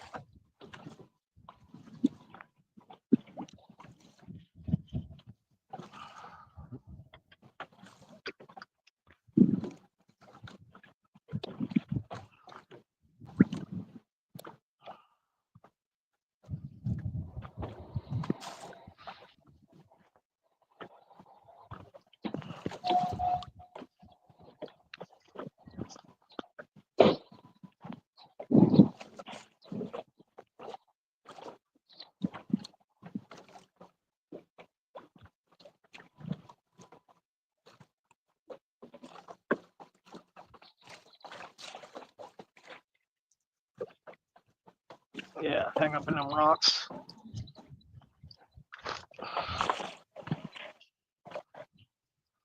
Come out of them rocks. Make me come all the way down there.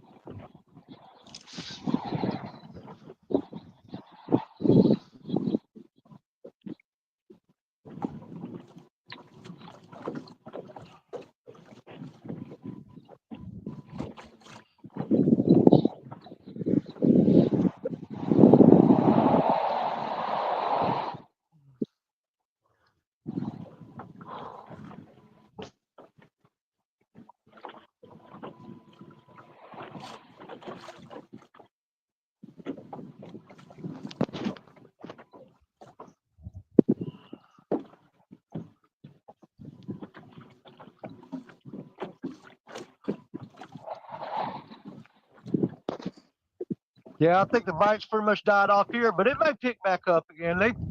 They do that a lot here. You get one bite window closes and you wait for a while and another one will open up. Well, we're hoping for it anyway. Yeah, I'm gonna go find some deeper water. All right, buddy. Hopefully, I won't have to go far. Yeah, I just rebaited one of those rods and threw it out there. It's already getting tapped on just from putting fresh bait on there and kind of moving it to a different spot. It just got a couple little hits on it. I'm pretty sure that's gonna be channel cat though. I can tell the way he's acting.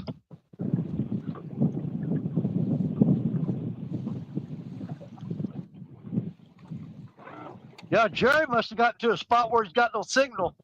Hopefully he comes back. Either that or he turned off his camera and he's fist fighting that commercial fisherman. Yeah, he may be out there in the middle of the water fighting that commercial guy. Throwing blows, man. Probably out there cutting his Trading net punches. lines. Yeah.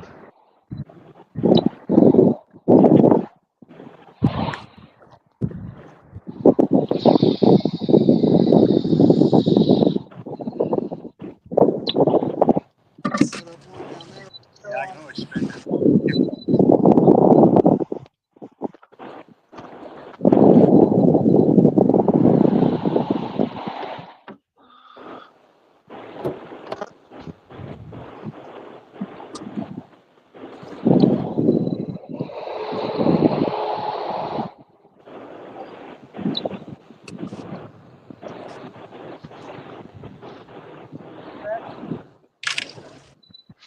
It sounds like Bobby's fishing in the middle of the highway. Pretty much. Right beside me. Yeah. A lot of fracking rigs coming in and out of here.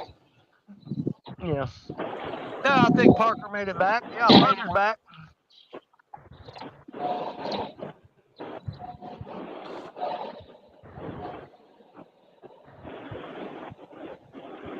Well, he's not in handcuffs, so that leaves out the other theory.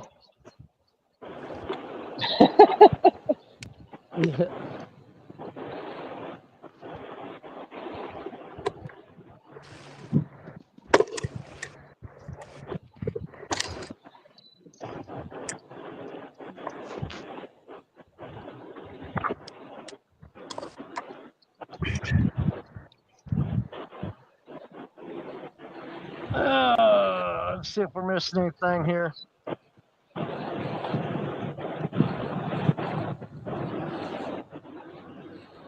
Anybody new in here? Let's see. Ba-ba-ba-ba-boom.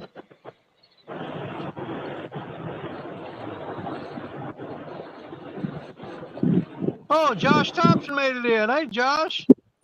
He says, hey, Jerry, is Bobby fishing because he didn't catch on Stan's channel? Oh, man, look, we are picking up all them leaves everywhere. Oh, my God. Like a little mini Josh, go tornado back to blew sleep. through here.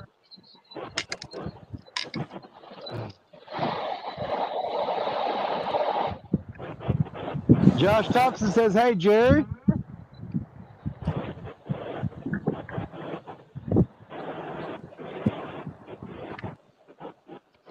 There's Crappy Day, Darren. What's going on, Darren? Good to see you.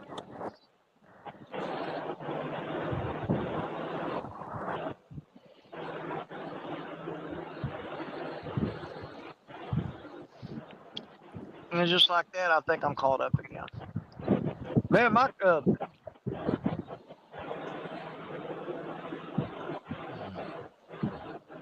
that stuff blowing down the bank here. Wind's blowing my stuff away.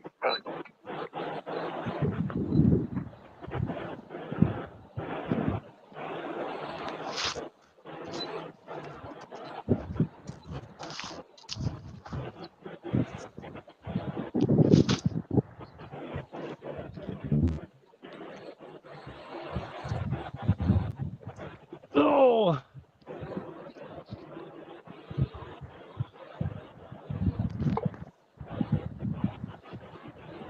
Oh, there's an eagle flying directly overhead. That's always good luck. America. What's up, Brother Eagle? Glad to have you.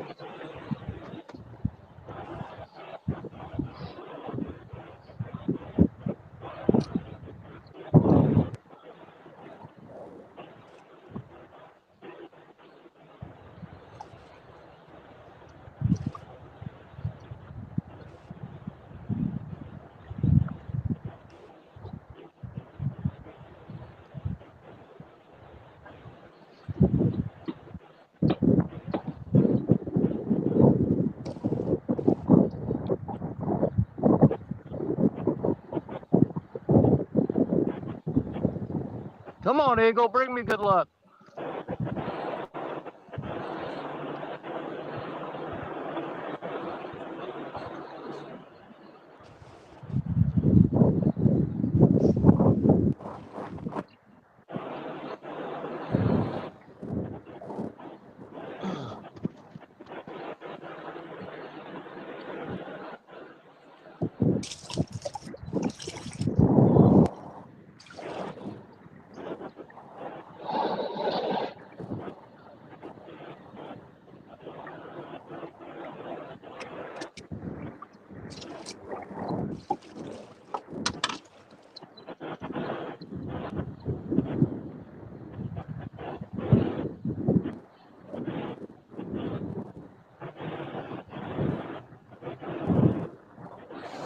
Hey, Bobby, can you hear me?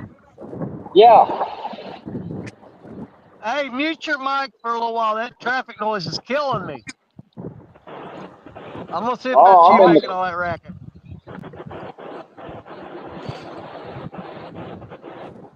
I'm trying to figure out if that's you or Parker. That's Parker.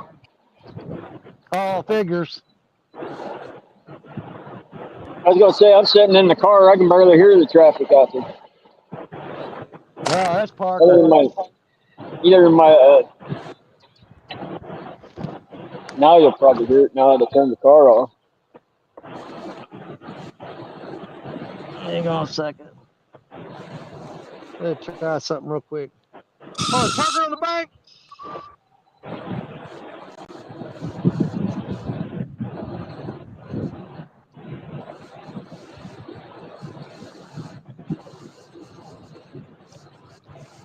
No, it's not Parker.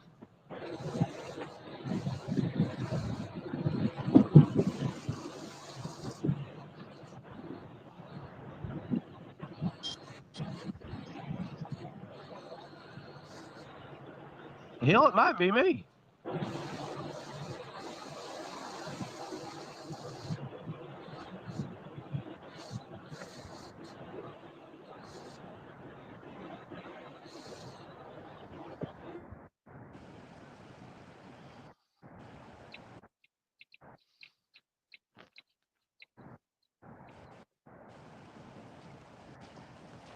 I've muted everybody except for myself. And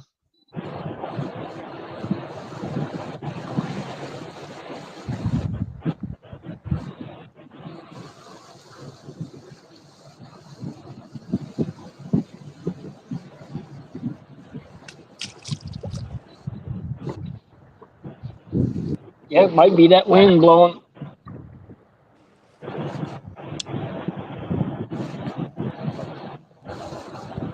I don't know. I muted all 4 screens and I'm still hearing it. It may just be wind in my hearing aids. I don't know. No, I can hear it. It sounds like wind blowing. You hearing my motor? Let me mute.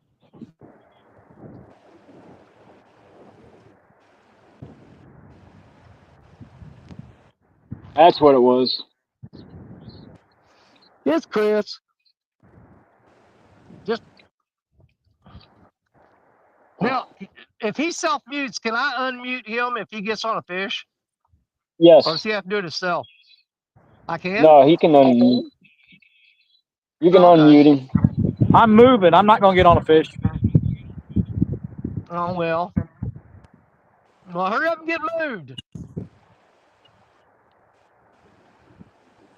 Gotta count on you to catch something else.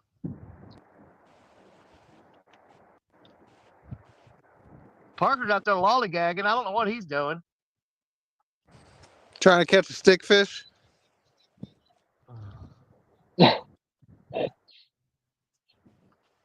I'm trying to see where you guys are at. Are you guys at the boat ramp?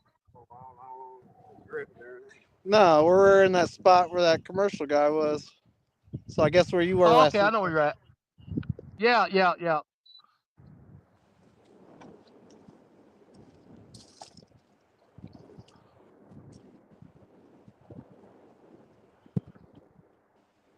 Michael Grumpy Bet said Chris can only catch bait for the day. That's not true. He was the first one on the live stream to catch a catfish today.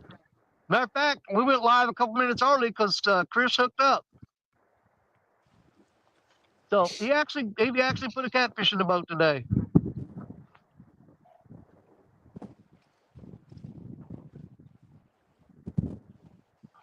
Benoit said they caught icicles today. Yeah, I've tried frying them up, but they don't amount to nothing.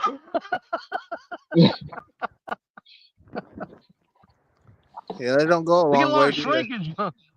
Yeah, I know it, man. You put them in the pan, start cooking them. Where the hell did they go?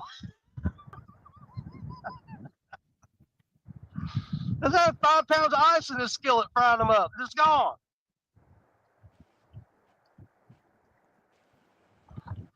David Ogden said Parker had one hit the orange crush rod. Doesn't he have like 4 of them? Yeah, but he's got one. That thing, I don't know what it is about that one rod.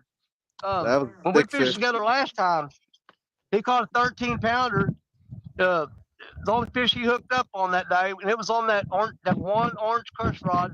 Seems like it always catches a fish. He's fishing in all this fun stuff, a bunch of logs and trees floating through over here.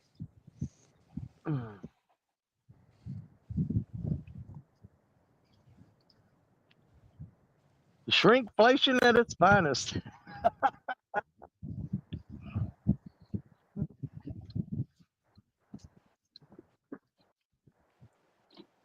Why is that dang line got so much slack?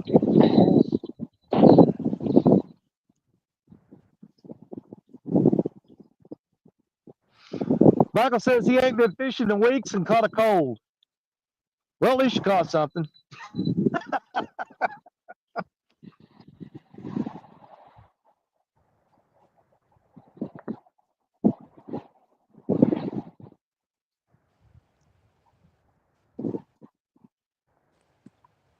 We're just gonna give this just a few minutes here because there's a ton of drift. But I just wanted to see something. Shallow over But there. is it as bad as it was when me and you were there last week? Oh, absolutely, yeah. Because he wasn't able to get his nets up tight around up in this drift pile. Well, the Yeah. drift is. I just want to see maybe if there's anything holding in there. So I just got 3 rods over there right now. I'm just gonna see what happens, and not gonna give it real long. Then we're gonna make it run back up. You gonna try to hit that deep hole where I caught that one last week? We're gonna actually try a spot down below there first. Earlier on the back side of the rock, and there was a flat up there that came out of some deep Okay. water. Yeah. And I actually was marking some fish, so nothing to get excited about. But so I don't know. We might run up there and give that spot a shot here. Then we'll end up going over that deeper hole. There you go.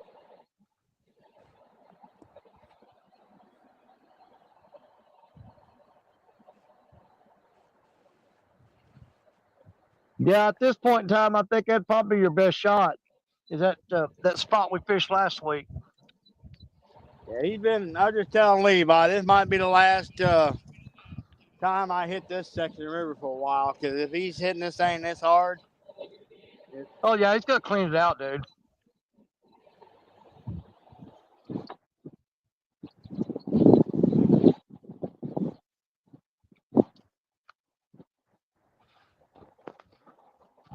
I know one of these days I'm gonna have to holler at you, man. I'll make a run up there and we'll jump over to Kaskaskia or something. yeah. Well, that was actually one of the spots I saw last day, but it's so low. You got to lock through to get to the main river, and I'll be honest, I'm just going with that today. So, but I think that's the route I'm gonna have to go for a while because this ain't gonna be worth a darn. If he's hitting these wintering holes, that's hard with those big old Yeah, huge dude, he's nets and everything. It's can't compete with that. Well, that's what they did to us last year, dude. You know, we got that one deep hole down there downstream from where I'm at now on that wing dam. Yep. And they wiped that thing. They wiped it out. They ran nuts back and forth across that. They took every fish there was out of there. And man, that's a sweet spot too.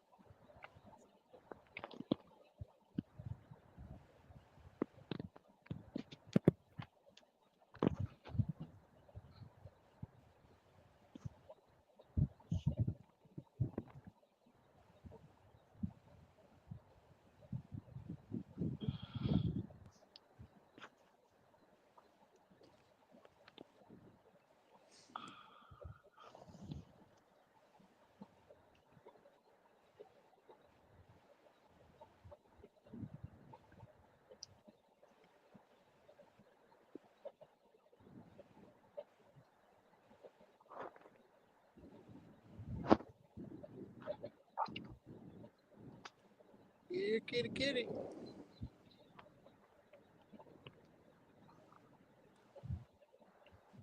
Yeah, it seems like they just shut down.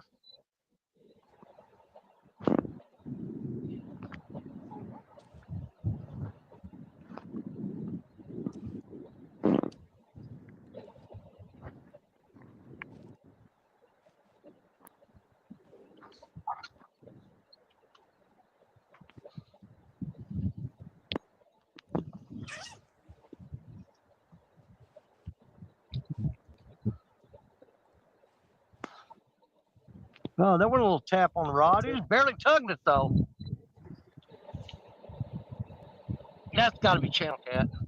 That second rod there, he just gave a little tug on it. Might be a flathead. This is Maybe.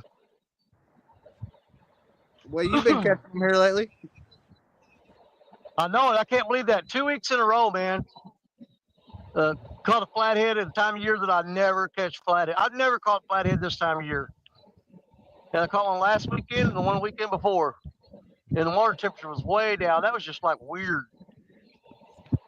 What's pretty funny is the weekend before that, when we did that last live stream, somebody had asked you if November was good for flatheads, and you said, "Nope, I don't think so." Absolutely not. Yeah, I've caught 2 since then. Yeah. But I've never in my life caught a flathead this time of year. I've only caught one all year long. Me too. It was only about 8 pounds. Yeah, mine was a little bigger Well, than that. I've caught several. I know we did when Jody did the trifecta challenge. I caught a 39-pound flathead that night. Ooh, that's a dream. That's a dream flathead for me. Oh yeah. I missed one about 30 pounds about 10 years ago, and he haunts my dreams. Yeah. Oh yeah, I know all about that. Especially when you get to see it at the top of the water and then it gets off. Oh Yeah, yeah. I had to have Jody. I had I had to about have 10 Jody feet make off a the clip bank, of and he that. came off.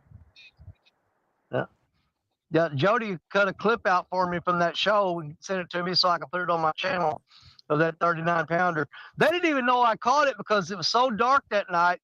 When he hit, he ran way downstream and man, he was stripping drag, and he was going around this. There's a rock ledge that sticks out, and I had to run in the dark and go around that ledge and then land that fish and then carry him back up to the camera.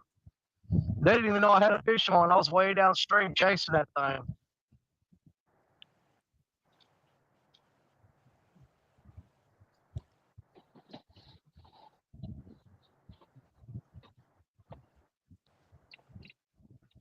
Yeah, I'm hoping our buddy has some company waiting on him back at the boat ramp. It'd be nice. Well, I called back another number earlier before we came over here, and I actually talked to somebody, so they let somebody know. Well, I would like to know exactly what the regulations are, Yeah. so that I know if he's real. Is there a limit that he's Well, I was allowed to telling take? A Parker I size seen him limit? toss a pretty good one back, and I know that wasn't a catfish, so.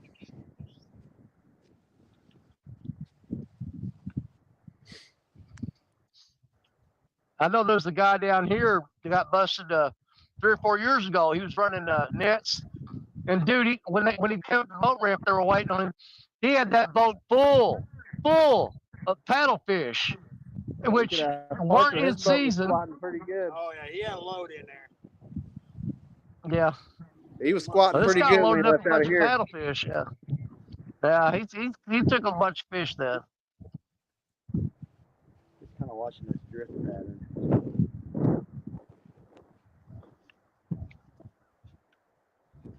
You just have to watch a boat rod. So I'm thinking about see what that log on the dike.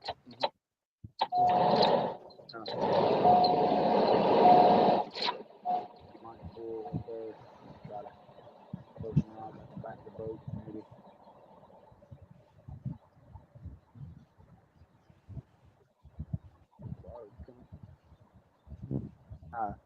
Yeah, big old barge coming. That's why I was like, yeah, think what he's doing.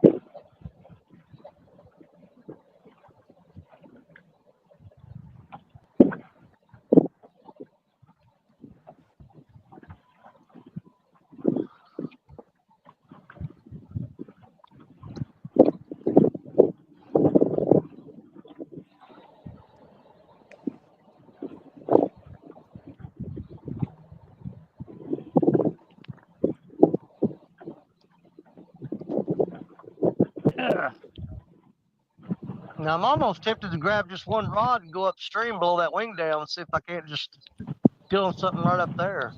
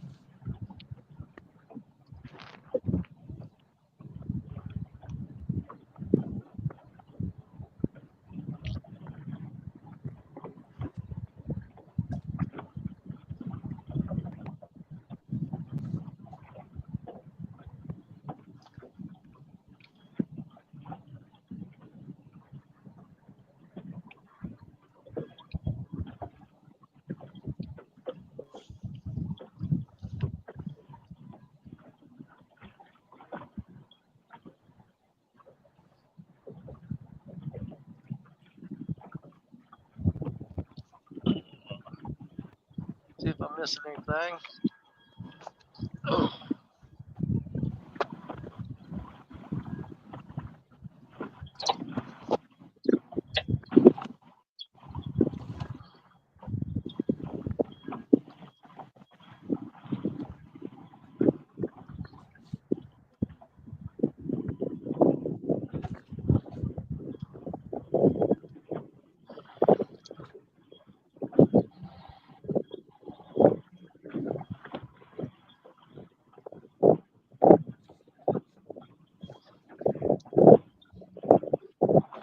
Okay, let's see here. So Michael, he said, Danny, wasn't the new world record channel cat caught Northview with the Missouri and Mississippi come together? I believe so. I'd have to look that up before I could say 100% yeah, but I believe it was. Yeah, the new state record, or a world record, I'm sorry. World record channel cat? I think it was. David Ogden, I'm sure everyone has heard the stories of the fish as big as a Volkswagen under the dams.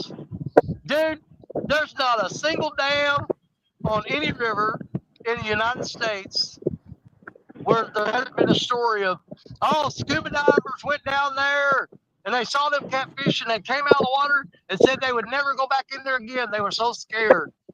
That story is nationwide, buddy. You pick a dam anywhere on any river, and that story's been told.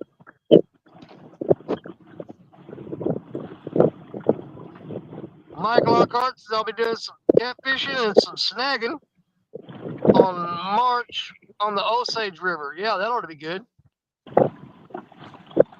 Yeah, there's a big old catfish, but there ain't no Volkswagen sized catfish. Right? No, but here's the thing. I don't care where you're at, where you're from. You're gonna hear that story. Oh yeah.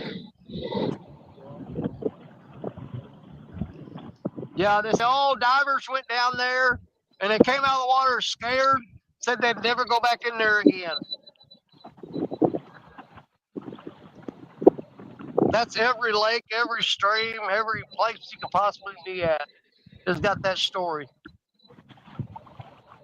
All three dams around me had that story.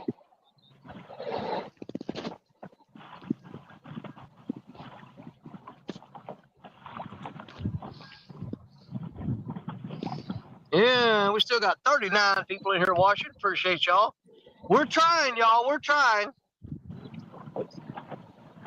Getting a bite on that outside rod, he just won't commit. Well, he'll get there, buddy. Just be patient. I got all the patience in the world, ask Telly. I was getting a little nibble.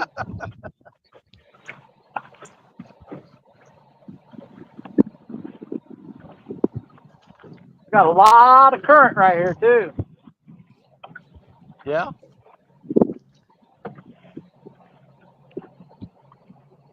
Well, this time Trolling of year, motor's running on six. here, yeah, but here this time of year, I usually do better if I get out of the main current, where it's not quite slack water, but you know, it's not just beating them to death.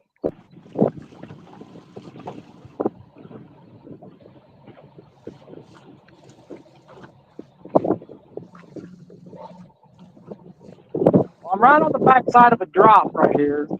Drops down from about 30 to 45 feet.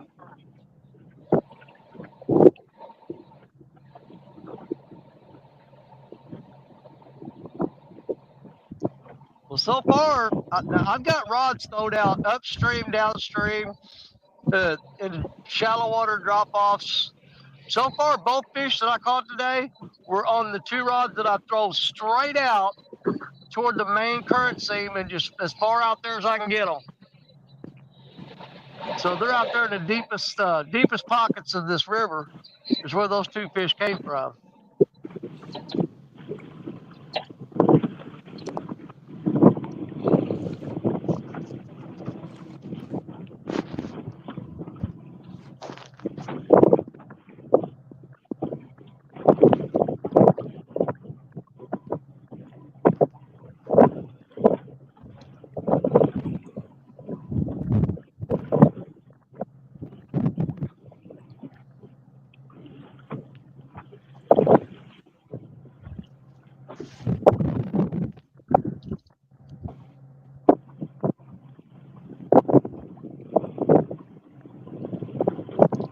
Let's see here. Did I see this?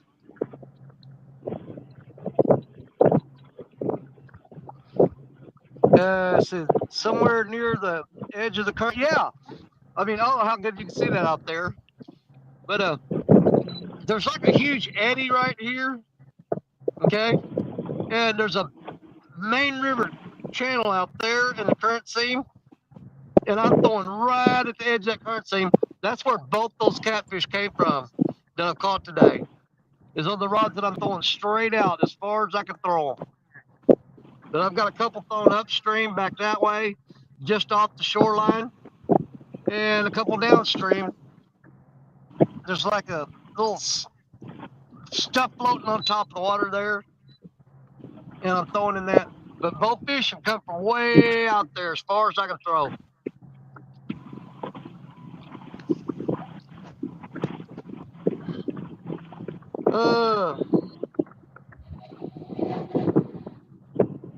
Mike Lockhart said, won't be doing any fishing here in Missouri until next spring. Man, I just can't. I mean, I get it, but dude, I couldn't go that long without going fishing.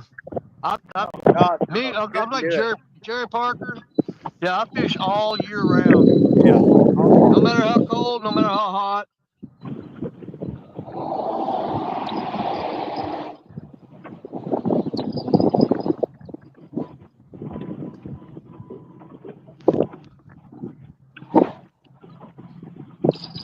But dude, I've sat in this spot. There's been days I sat here all day long and just maybe get a little bite here and there. But then finally, toward the end of the day, man, a rod would finally just go down real hot and heavy and get a really nice fish out of it. That's why I never give up. I just sit here and wait.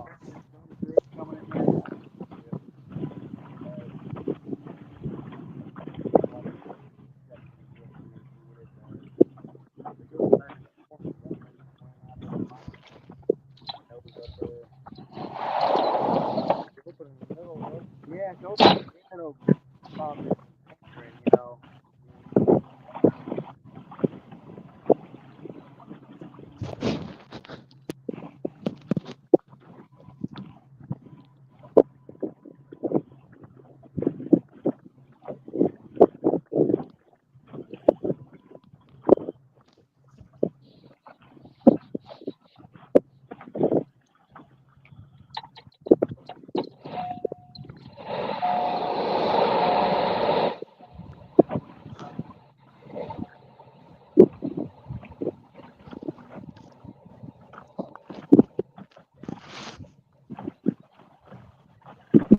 Yeah, sometimes I just go up there and reel up, check the bait, and throw it out just 20 feet to the left or 20 feet to the right. Sometimes just moving it a little bit, you might find a pocket where fish is laid up. I mean, Parker can tell you, he's been on the boat with me and Richard in this spot right here. And there's all kinds of like humps under the water. And we went across there to scan, And those fish will lay right behind those humps, stacked up down through there. And sometimes you just got to reel up, throw a different spot, and maybe get in one of those pockets. And there'll be a fish laying in there.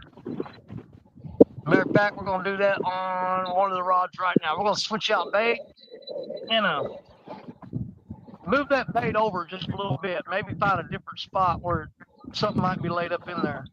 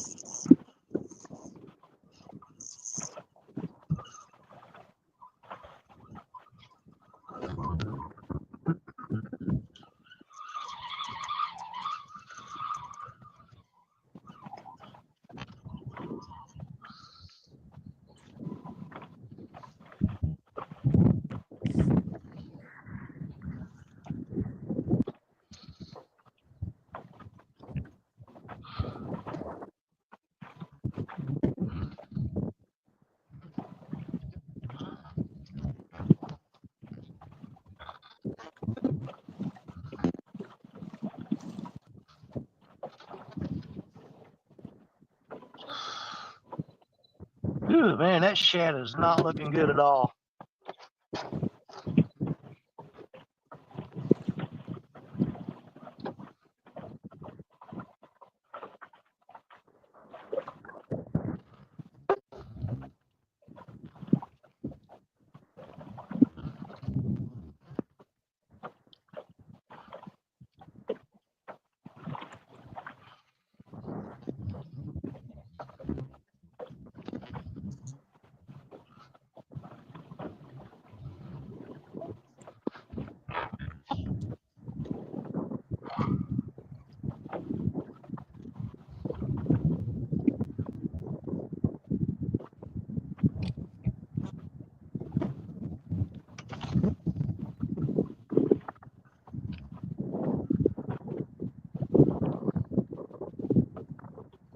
I have no idea where that went.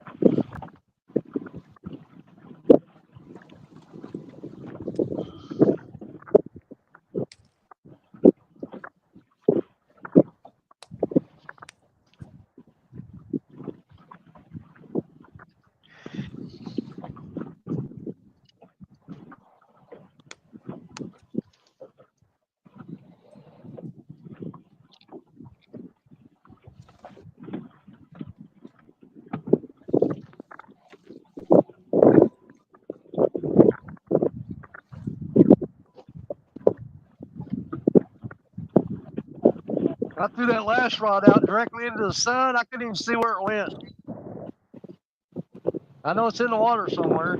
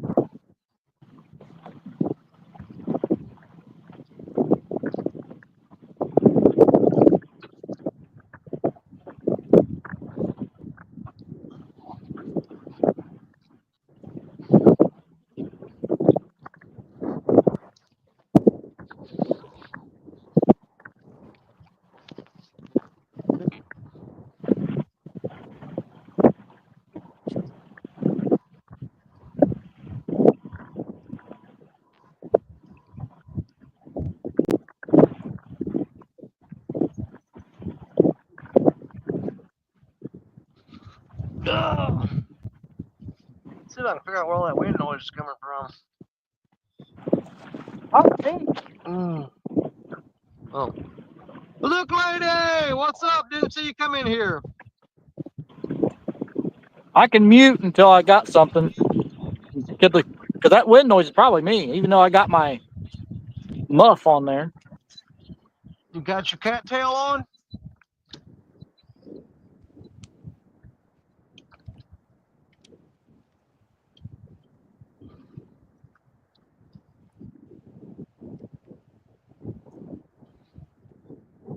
Michael Grumpy Vat says, does Parker design stickers? No.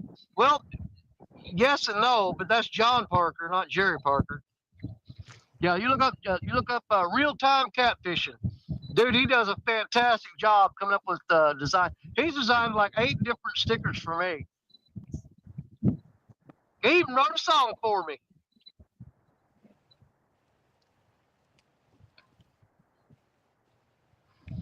Watching you guys fish and any of tournaments is fishing is I'll get till I get back down to Kerr Lake in the spring.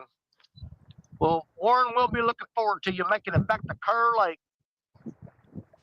You need to take old John Parker down there with you. That'd be a fun show.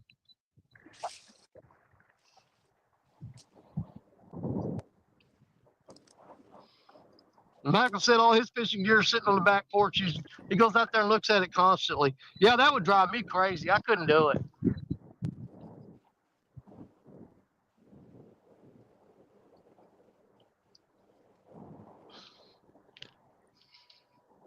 Benoit says they fish year round, but that's if the ice is thick enough.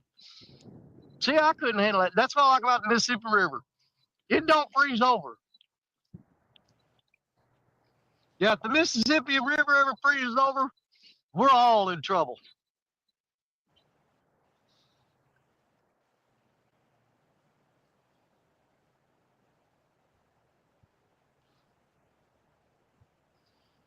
Matt, wait a minute. I'm always scared to read a new name because I'm scared somebody's trying to try to get me. But Matthew Schwartz. Good afternoon, Danny. Hope you're well. I am. Thank you, sir. Appreciate it. Caught 2 fish a day. One on stand day, one on here. Got a 31 pounder and an 11 pounder so far. We ain't give up hope. There's some more fish out there. Hopefully one of them will decide to grab a hook here in a little bit. We'll see.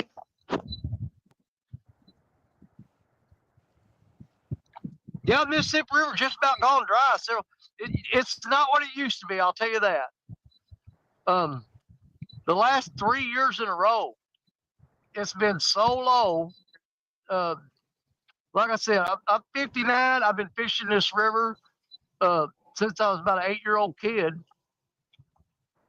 So 51 years on this river. And the last 3 years is about the lowest I've seen it in my lifetime. Let's see here. Clark Day. In the wintertime, I do a lot of trapping, coyote, and some red-tailed foxes. Nice. Yeah, I used to do a lot of trapping too. I just got where I ain't got the energy and the ability to get around and do that no more. It's just all that walking and checking stuff out and dragging them carcasses. It's too hard on me. It's all I can do most of the time, get all this gear down here to the bank and get set up. And I sit here all day long and rest up. So I got the energy to pick it all up and carry it back to the truck at the end of the day.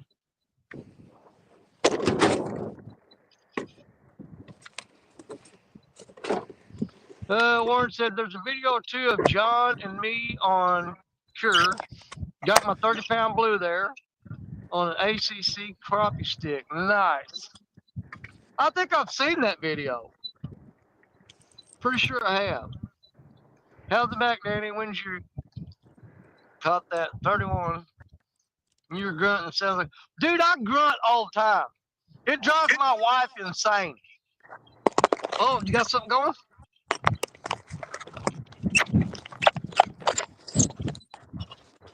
at? Who's got a fish on? Parker or Chris? No, I'm getting ready to relocate. I'm getting out of this drift. I thought somebody yelled fish on.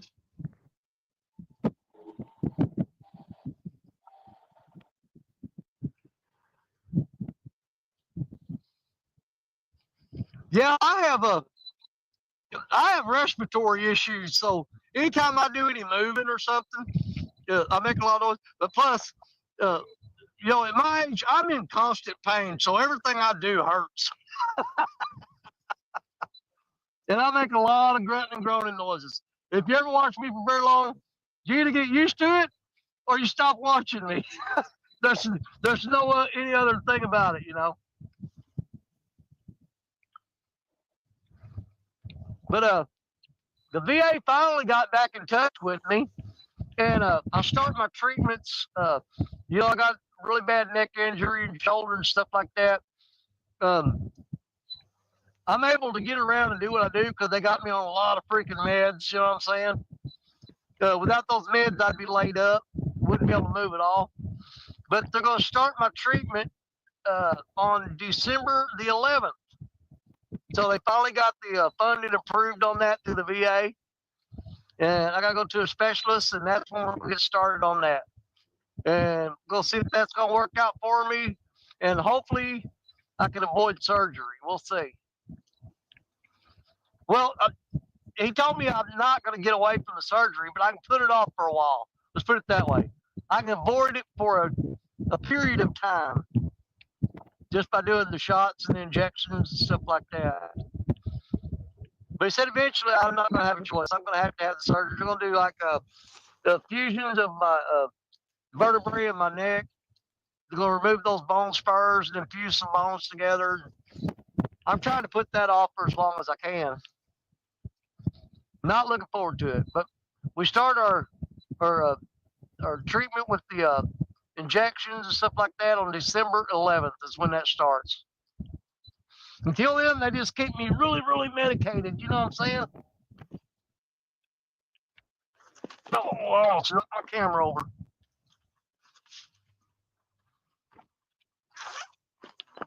Oh.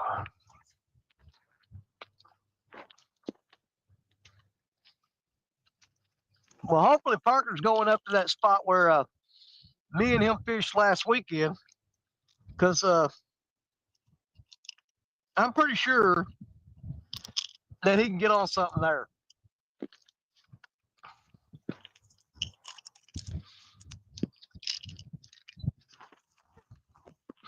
That'd be the spot that I'd bet on.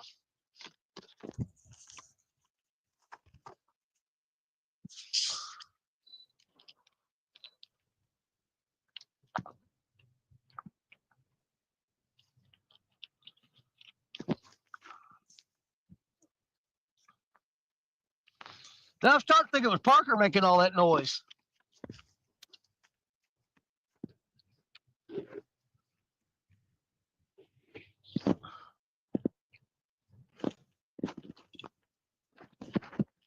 Ugh.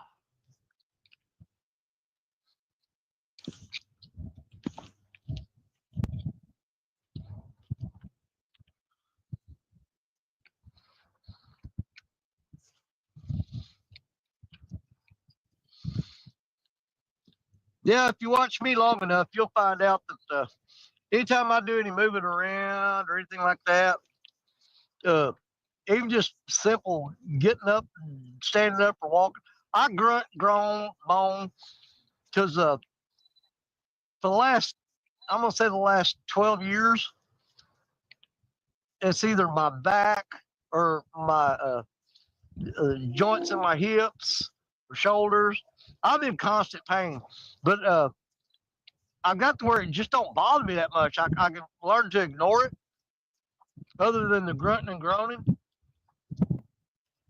It's like I've always told my wife: the day that I wake up and I don't hurt no more, then I'm not waking up. Yeah, pain is your friend when you get older. It knows that's how you know you're still alive. I know the water must be cooled a lot in the last few days. Even there in Central Arkansas, we got 25 degrees yesterday. Yeah. Yeah, this temperature's dropped on this water so much. It's really which I mean, for me, the bite hasn't been that great for the past, man, I venture to say for the last 2.5, 3 months, it's been like really bad, you know? And I think the only thing that's uh, saving us when we catch a couple of fish every now and then anyway, is the fact the water's been on a slow rise for the past 2 weeks. And that's kind of sparked a little bit of a bite. Not nothing like we're used to seeing, but it has helped.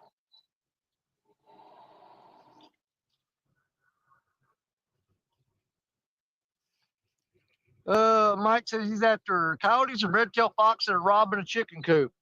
Yeah, when we was kids growing up, we had our chickens out there. And Dad used to have us kids take turns. We'd stay up all night, and we had a big pole light that lit up around the chicken coop.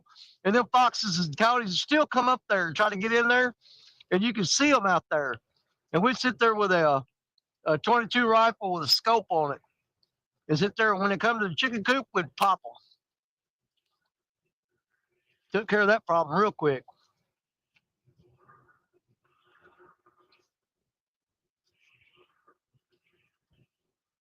Danny, it's Father Time calling on the thieves of our younger years. They are.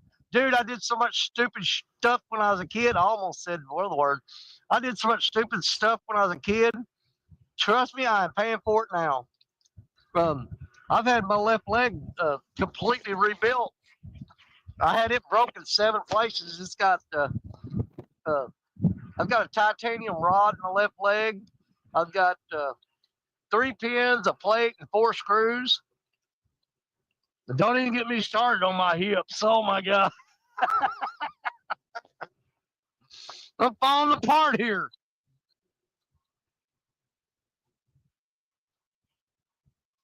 Parker's making icicles.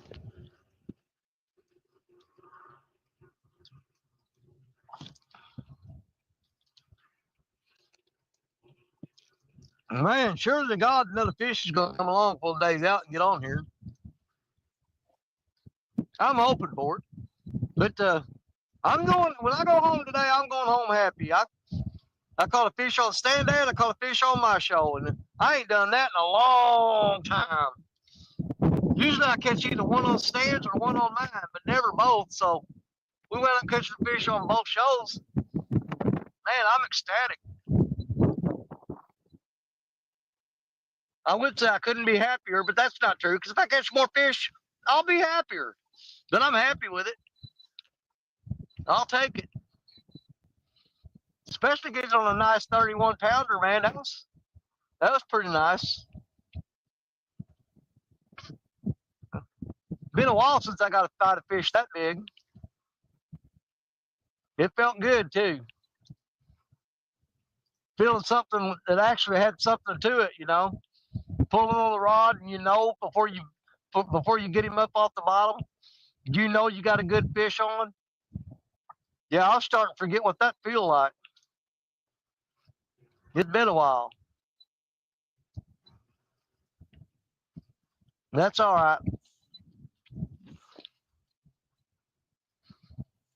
If you told me I had to come out here on this river 100 times and not catch nothing before I finally catch a fish, I'll come out here 100 times, whatever it takes.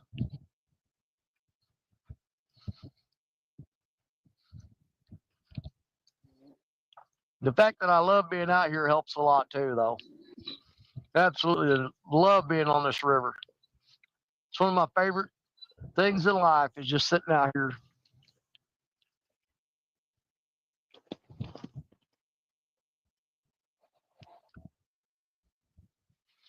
It's one of the few things that has kept me from going completely insane. Oh.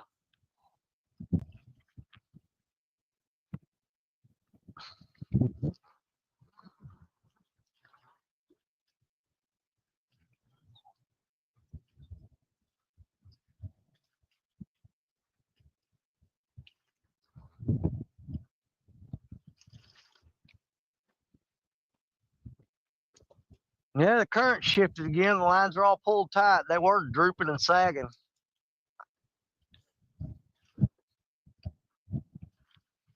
Oh,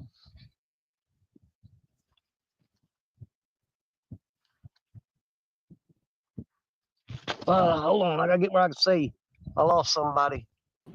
There. Then I got you back.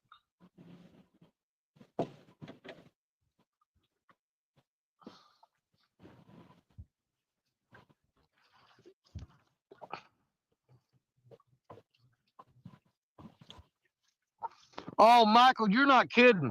100%. I think the majority of my back problems came from being in the Army. Because, I was infantry, so we had to hump those rucksacks and carrying that M60 machine gun. And I wasn't a really big feller back then. But yeah, man, we'd go on marches and stuff, and we'd be hiking for days to the point where I'd have blisters on my feet. The blisters would pop, and it would make more blisters, and they'd pop, and then my feet would, when I take my boots off, my sock would be, I could wring blood out of it from my feet. That was not fun. Not exactly the highlight of my life. But I did, you know what? I have no regrets being in the Army and serving in the military. I think it made me tough enough that I can handle a lot of this. A lot of the pain that I'm dealing with now, I think that's what made me tough enough to deal with it. But I ain't gonna lie, man. I've had my moments when I hurt so bad, I'll ball up like a baby and cry.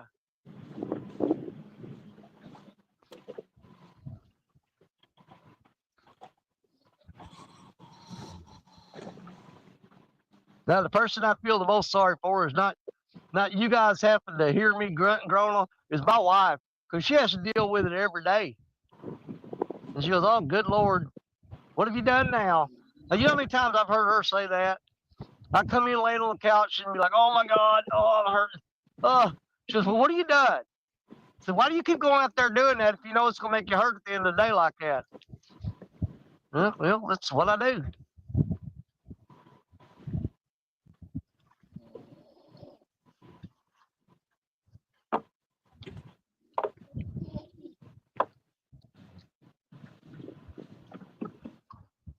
Yeah, I don't know how many times I've gotten a lecture from her about, you wouldn't hurt so bad if you wasn't out there every weekend climbing over them rocks and falling down and dragging all that stuff through the woods and off the riverbank.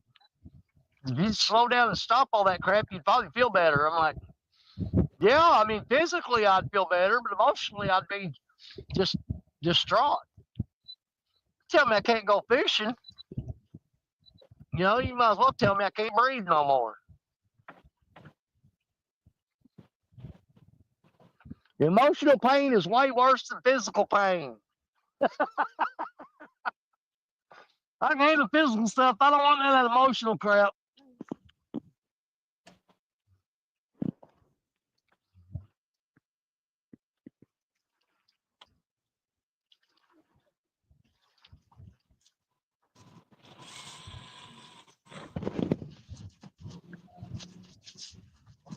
Oh. Man, we ain't even had a bite in a while now. We had that little tap a while ago. That was it. They have 100% shut down.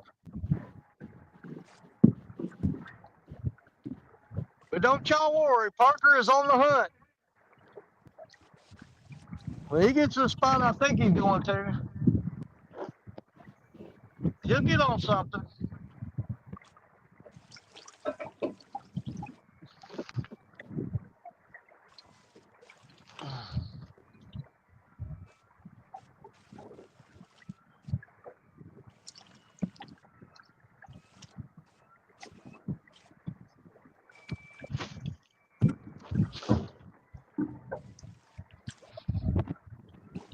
I tell you right now, probably what's hurting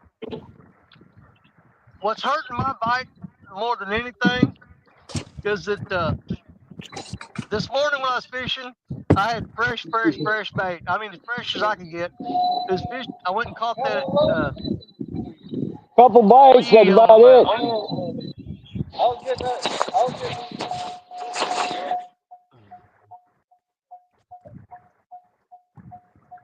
What the hell do you do? Step out into traffic? Been here missing you lately. Usually evenings, about the only time I've caught catfish so far. Well, like I said, what's hurting me is I, Eight and I above, caught uh I eight caught and fresh above bait channels. last night, but I'm out. What are you yapping about?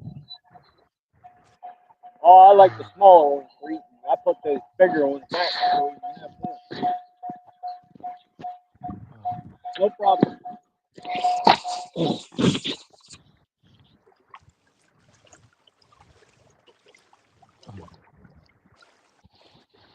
Yeah, Michael said you get the same speech from his wife.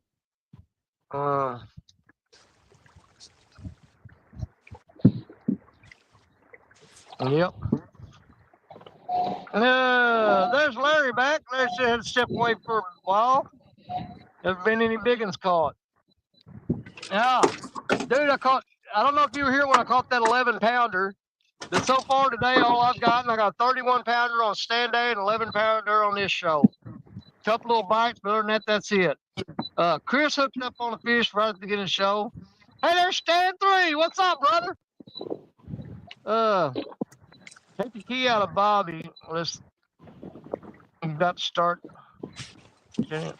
dragging from the bank.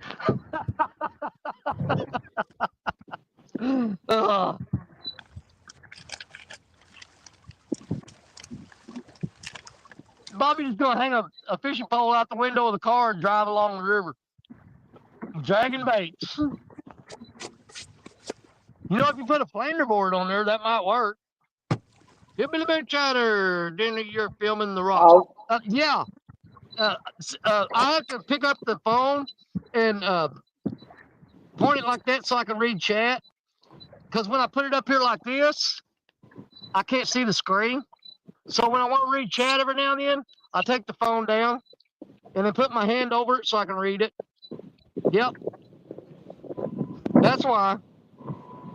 See, I put the phone down like this and I put my hand over the screen, kind of darken it up. I throw some shade on it. Then I can read chat. And then when I'm done reading chat, I put it back in the tripod like that. But yeah, I can't read chat when it's in a tripod. And I don't want to be 100% disrespectful and ignore y'all. I mean, I feel guilty about it half the time that I can't see chat and read it. I mean, you guys are in here talking. I at least try to acknowledge your presence. I mean, I don't want to be a total butthole.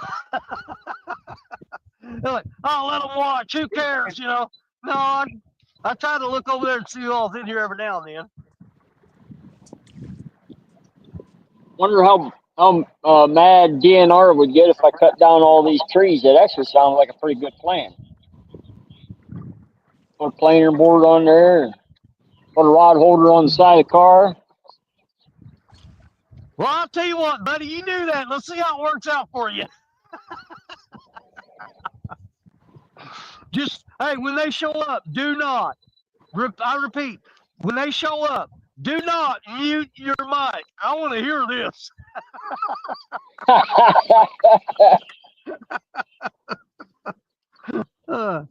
Well, sir, what had happened was,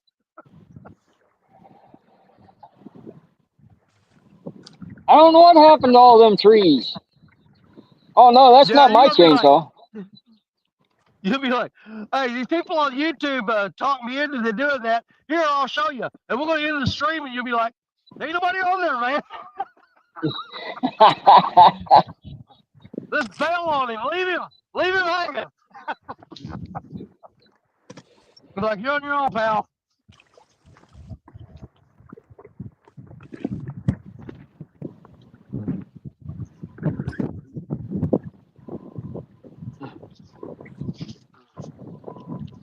Freaking wind's back. It did quit for a little bit.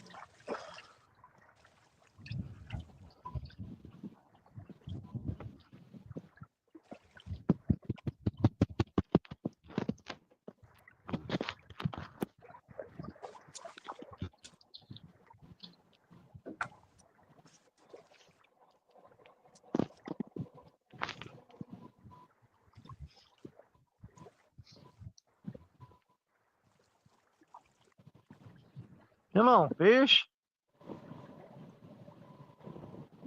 It doesn't matter where I go, I just keep getting bink bites. Yeah. I'm getting them right now. Well, at least you're still getting bites. They completely quit on me. Put you about a 2-aught hook on there. I got one of them up.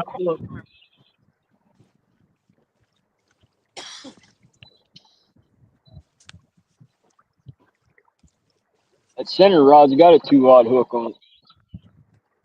Hey, when I go to Baldwin this year, I'm gonna run all 4s and 5s. I'm gonna downsize to 4 and 5-aught hooks. I've been running 8-aught hooks up there, and get those rods get pecked on so much. But I'm gonna go down to about a 4 and a 5-aught hook this year.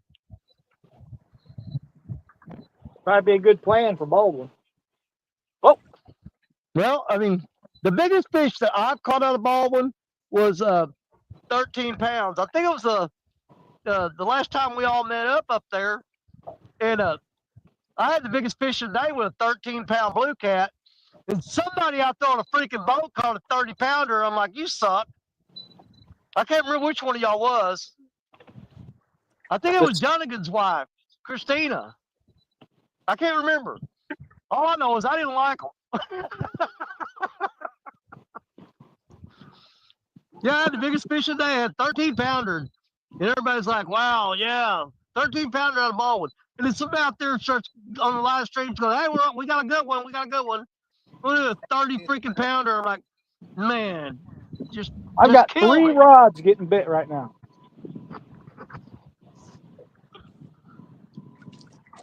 Well, I got 3 rods just catching wind.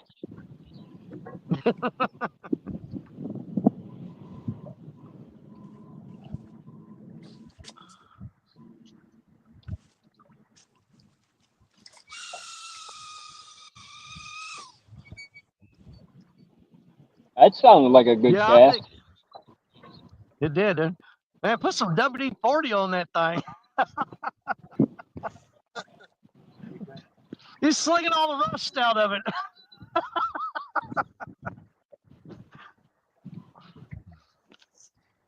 Yeah, as soon as I ran out of fresh bait. What? Spoke too soon, Danny. Got something? What you got? Somebody got a fish?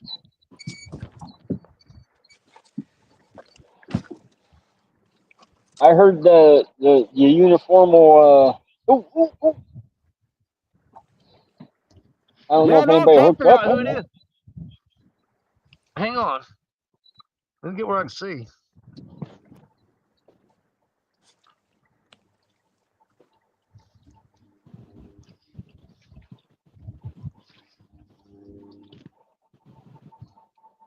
Yeah, they're probably screwing with us.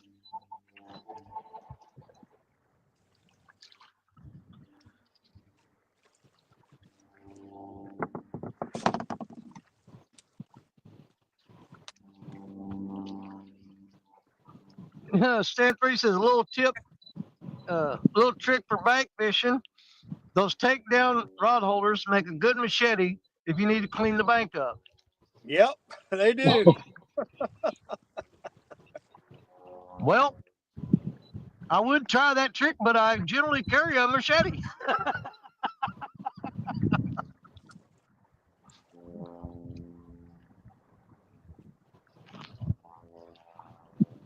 He said, dip that reel in the water. Dude, when I was growing up as a kid, we started out with Zepco 202s. And if your 202 got to where it wasn't casting very good, that was one of the tricks we always did. We'd dip it in the water, and that thing would throw like it's brand new. But man, after doing that for so many times, you'd have to take that reel all apart. There'd be like river mud in there and everything else.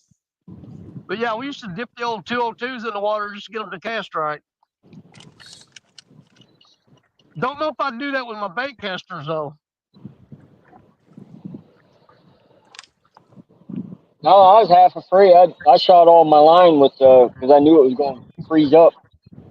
I shot all my line with Real Magic, just to keep them from icing I've up. never used that stuff. I've heard about it, never used it.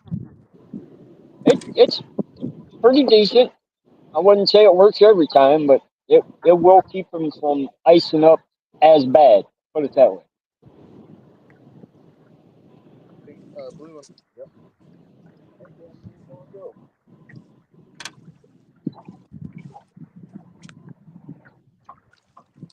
I thought my green one was bouncing off on my micro. But you got to be careful, especially on these bait casters. Don't want that get down in your drag washers Drag or anything washers. like that. Yeah. They're going and do like a 70, 80 pounder in that freaking hole. Still trying to break it. Officially. Now the water was like if there was like super like 8, 9 foot of water going through there, absolutely. I think you could do it. Would be a giant in there. No, I guarantee you pull in there and your graph would just light up with Asian carp. Me and Will pulled into a spot like this down there from 76 on the Illinois side. Super deep water. Don't be listening to Parker. He don't know what he's talking about. He hardly ever catches big fish. Say what? Nothing.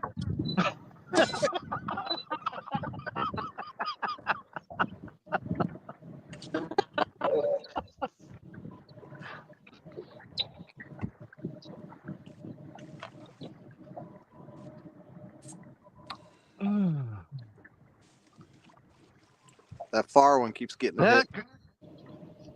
yeah, my current's shifting the other way now. It's trying to slacken all my rods at once. I'm in one of them shifting pockets where the current changes directions.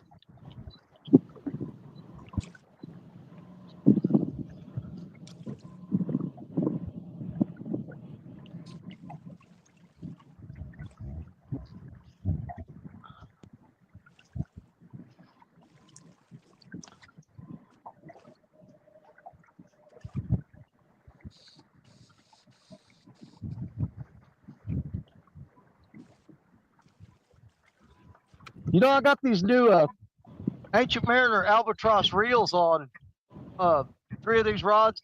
I actually have to, I've got them spooled up with a 40-pound Berkeley big game. And I actually have to hold back when I'm casting them, because if I cast them as hard as I can, you'll freaking spool the reel, man, and you got nothing left on there. So I have to kind of hold back when I'm throwing them out.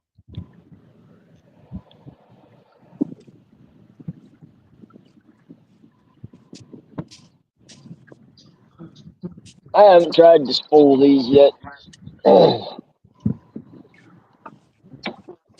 Dude, 5 ounce weight and me throwing it moderately hard, I'll take every bit of the line off the reel. So I kind of have to hold back and not throw as hard as I can.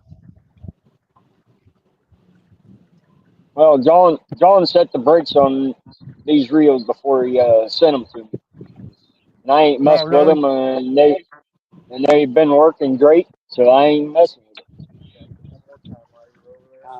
Catch it one more time while you're over there. Yeah.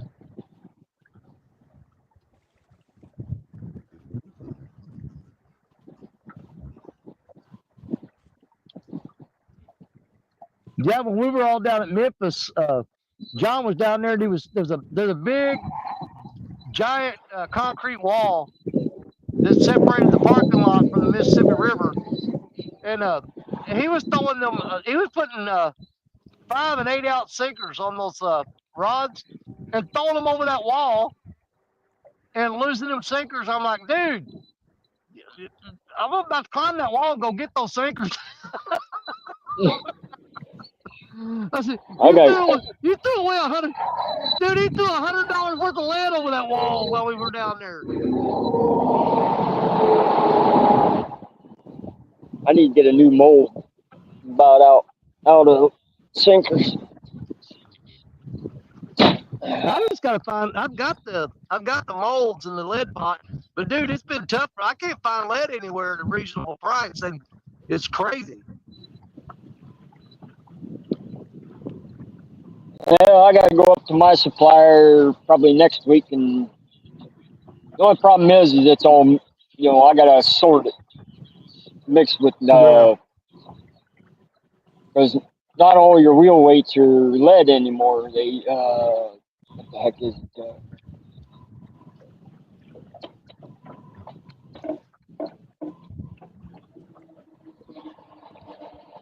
A lot of them's I just, using. yeah, I don't know what that stuff is. It's almost like a hard plastic. It's dang it, I'll think of the name of it here in a minute. If I pour a weight with it, pour it in a 5 ounce mold, it's only about 3.5 ounces. It's Oh, okay.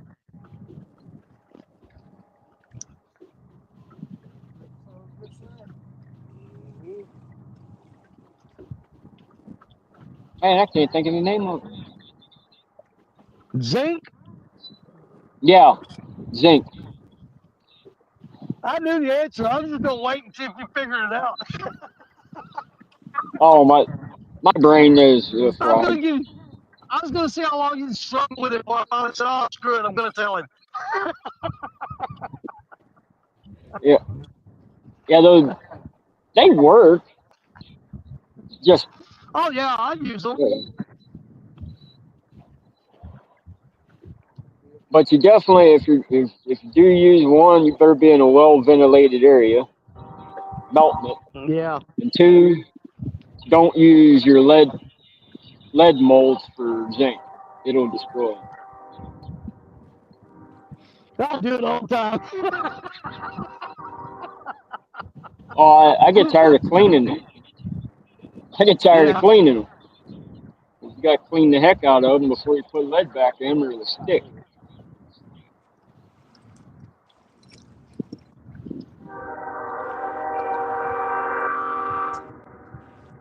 That train's on parking.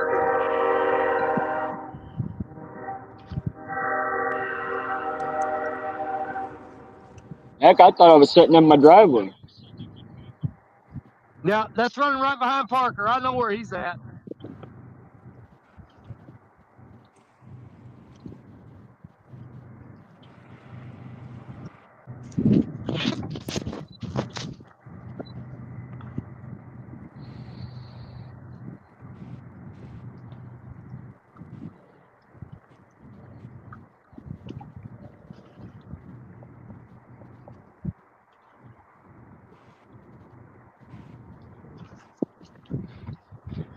You know, Parker, when we go to Baldwin, just for the fun of it, I'm gonna take my Ancient Mariner Evil Eye rod with me and throw that out there. Yeah, Do a little I was saying. ultralight. I'm gonna put that ultralight out there. Yeah. Yep, I was thinking about that. I caught some cat stuff over there at Crab Orchard with, and heck, that thing in a blast. Well, that and the first dangling bass I caught a thing like a 6 or 7 pounder. Ooh, Yeah. that'd be a fight. That's what I'm saying. Just to maximize the the fun level, I'm gonna take that ultralight rod up there and fish with it. Which I don't know if you that wouldn't really necessarily be an ultralight, but it's a light rod. Yeah, But I think it'll definitely be a lot more fun catching those little, 3 to 6 pounders on that smaller rod. Yeah, catch a 5 pounder on my jigging rod. It's a fly rod. That's a blast. Dude, the most fun I had this year with me and old boy outdoors, Larry Lissifee, we fished the finesse tournament. And dude, I was landing 8 pounders at Crab Orchard on a freaking dock demon with 2 pound test line. That was Ooh, freaking fun, dude. that would you'd be wore out too. Oh, it was so much fun. I had that drag set so light a butterfly could pull that line off.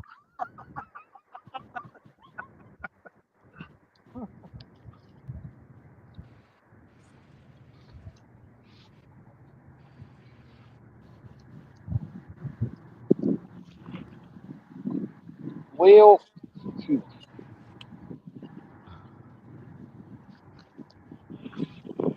Well, my right hearing aid is beeping in my ear, which means the battery's fixing to go dead on it. Wonderful.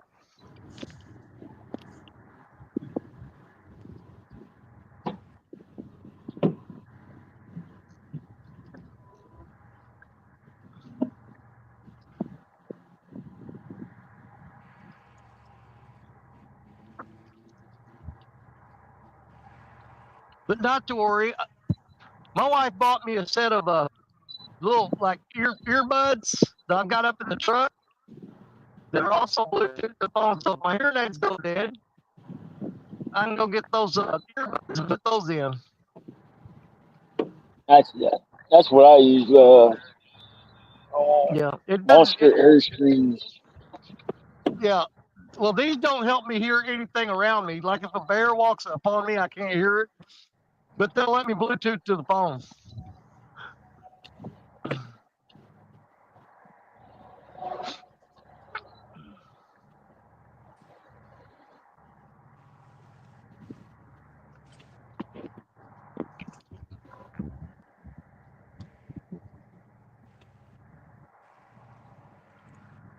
Oh well, my stomach is reminding me I ain't ate all day. Well, I wasn't thinking about it till you said something.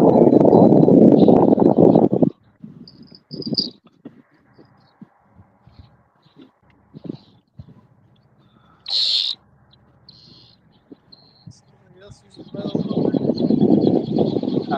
Somebody else using bells on there? Sounds like it. Me bringing that one back over here. What, these? Yeah, Yeah. knock it off.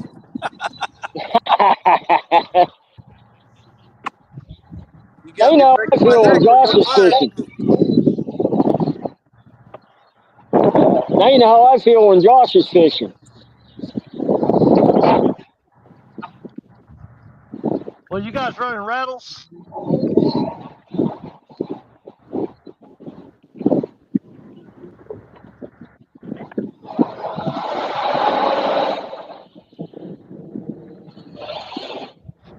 Oh, God, my back.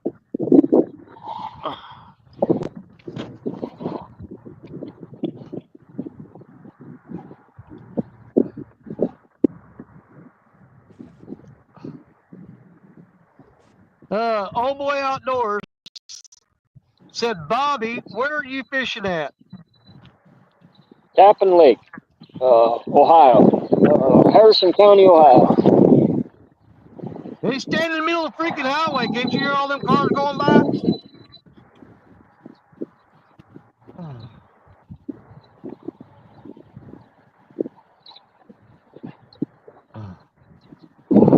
And Warren says, someday you'll remember the charger for your hearing aids. Well, Warren, you ain't wrong.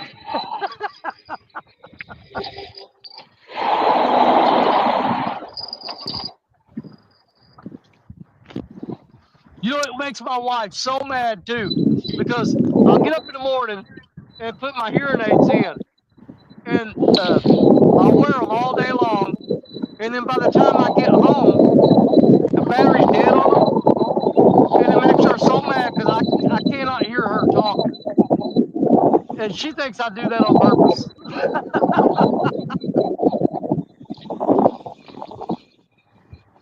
Yeah, she was yelling at me. I'm like, she's not yelling at me in anger. She's yelling at me so I can hear her. But she gets tired of yelling because she's about to lose her voice, trying to get me to hear what she's saying. But she just thinks it's really convenient that I run around with my hearing aids all day long till the battery's dead, then come home to her. What are yours rechargeable, Danny? Yeah. Okay, because mine are battery operated. I get about 7 days, and I have about 5, 6 days out of the battery. No, I had to put mine on the charger. Mine go about probably about 14 hours, maybe 12 to 14 hours, and then I just pop them back in the case and they recharge. That's the thing. They were asking me when I got mine, like, hey, you want to get the rechargeable one? They're like, no, because sometimes I work a 16, 18-hour shift, you know? Yeah. So,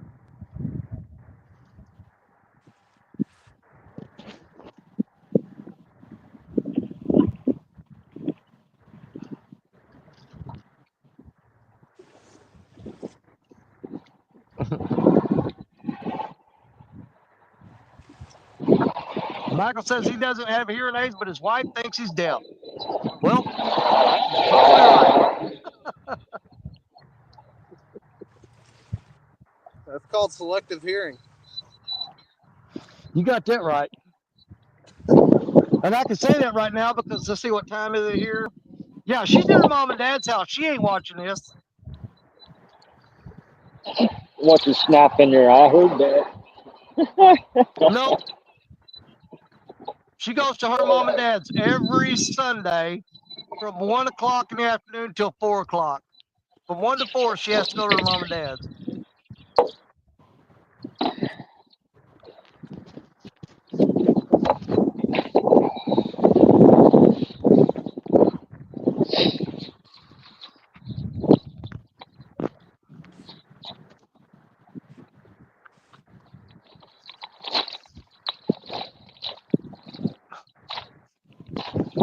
Yep, I'm pretty sure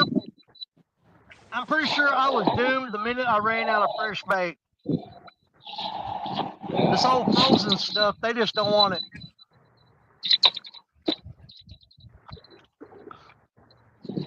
Yeah, the second I ran out of fresh bait, the fishing was done.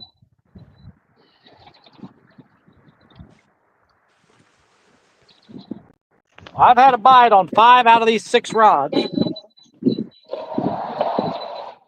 Nothing's hooking up. And somehow my spot lock got shut off. So I had to recast everything again, and now I'm getting bites again.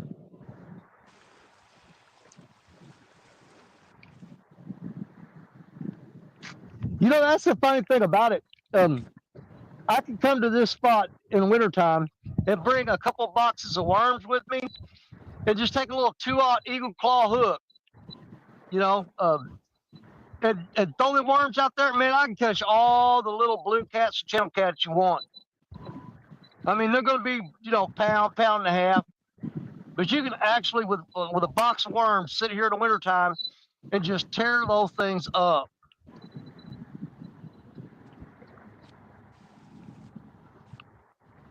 Well, this ferry behind me is working overtime.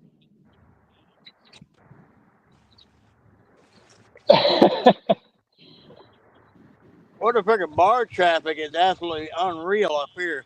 I mean, it's I've just, I've only had one barge today, but this ferry, he went back and forth across here 3 or 4 times already since I've been sitting here, which isn't very long.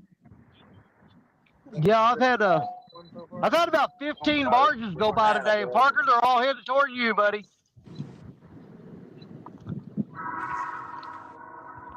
I've had one barge going downstream and about 14 heading upstream. All coming to you, Parker. well, I tell a lot of them are coming down. And bad thing, a lot of my guys are going downstream towards you. They're big ones, man. They're 5, 6 wide. Parker's got another train. Reminds me of home.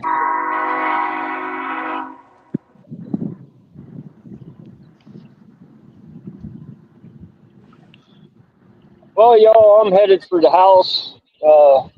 Good fishing with you all again. And All right, I'm going to Bobby. go home and get some grub. All right, There you Bobby. go. I'm going to give it till 4 Well, we o'clock and appreciate you. reevaluate. I hear you. Let's see. You're on Eastern time too, right? Yeah, it's 3:30 here, or 3:35 right now. Yeah, I got 2:35.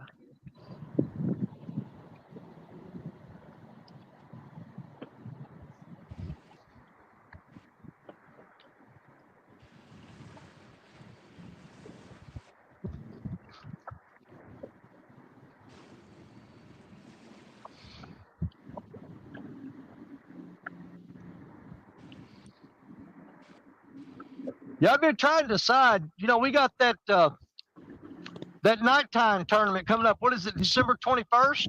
Yeah. Yeah, no, that's gonna be a cold one. Yeah. I'm trying to decide. I'm either going to come here to this spot or heck, I may drive up there around you, Parker. I don't know. Yeah, I still I haven't don't know about decided. coming. I'm definitely not fishing down there where I was because that old boy's wiping those areas clean. That commercial guy. Oh, yeah. You just waste your time now because he's just going to wipe that out. But, man, I got that, that light box that Warren Farley made for me. He also sent me a brand new Compex light, 12-foot pole on it. Oh yeah, I haven't those got are to use awesome. that yet. So, well, I am looking forward to that nighttime tournament. Be the first time I get to use that Compex light. But I ain't gonna lie, man, I ain't looking forward to that tournament in general because it's gonna be freaking cold. Oh yeah, I'm not looking. So, I'm, I'm not sure yet. It's going to depend on a lot on the river level and the temp, because the temp is kind of like, if it's not like mind numbing for about a week, 2 weeks, I might Yeah, go towards Caskie and fish up that way. I But I think gotta you'd use, probably be better off. Yeah, use the boat to get to that spot. But then I'm not sure yet. Yeah. if it's gonna get Well, down low 20s or teens, I won't be fishing that. It'd be too damn cold. I'm gonna do it no matter what, man. I got logs all over the bank here. I'll build the biggest bonfire you ever seen. Or I'll go find a bank spot and fish it. Yeah, and build you a fire. Fire. Fire, fire, fire.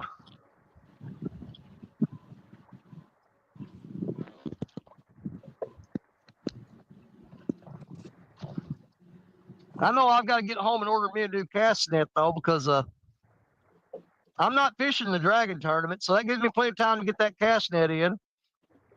Because I will not do this again without good fresh bait. I'm gonna tell you that. Speaking of Definitely cast key. nets, I need to put mine away. Yeah, I'll be fishing that dragon tournament. I'll actually I'll use Chad. But I'll be breaking some chicken out for that tournament. Chicken, chicken. Yeah. But I gotta leave. I gotta believe my beloved Mississippi for that tournament. Oh, I think you're gonna have to. You know, here's the thing: if I could get phone signal, I would head straight to Trail of Tears. Those 7 wing dams up there, Yep. dude. I've always done really good there. It's just the phone signal there is hit and miss, dude, and it's too risky. Oh, It's yeah, too me and risky you to and count Richard on that. last Drive time we all the went way up up there. there, we couldn't Yeah, get phone signal for nothing. I know it. And I don't have that first responder phone anymore, so that's out the window.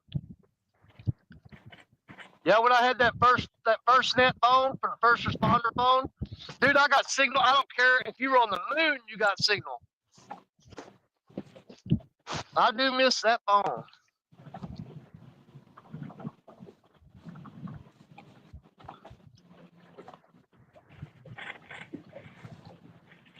But I sit there thinking, well, Chris knows exactly where I'm talking about fishing, because he went up there and come camping up there with us, and we were all sitting around having coffee that morning. And you start calling me up on the phone, screaming like a girl. You got a big fish. We all had to run down there. Hey, I was pretty calm. All I called said, "Hey, I need some fish. I need somebody to help me weigh this fish." That's all I said. Liar! That's not how. That's not how I remember it. No, no, I me either. remember it as He was screaming like a girl. somebody come down. I got a big fish. I don't know what to do. Hey, all I remember said, "Hey, I need help. I need help because I need to get an accurate weight on this thing." And I didn't expect the whole clan to come down. Heck, everybody come down there. Everybody can run it. It was me, Chris and Telly, Chad and Dee, Richard and Stephanie, Matt from Wanna Be Outdoors. He got more help than he was expecting, buddy. Yeah. Everybody ran across the railroad tracks and through the woods and down to Parker we go. Yeah, they were out there around Chris and Telly's campsite drinking coffee, and I come busting out the door. Said, "Come on, guys, we gotta go. Parker's in trouble. He's got a fish bigger than he is."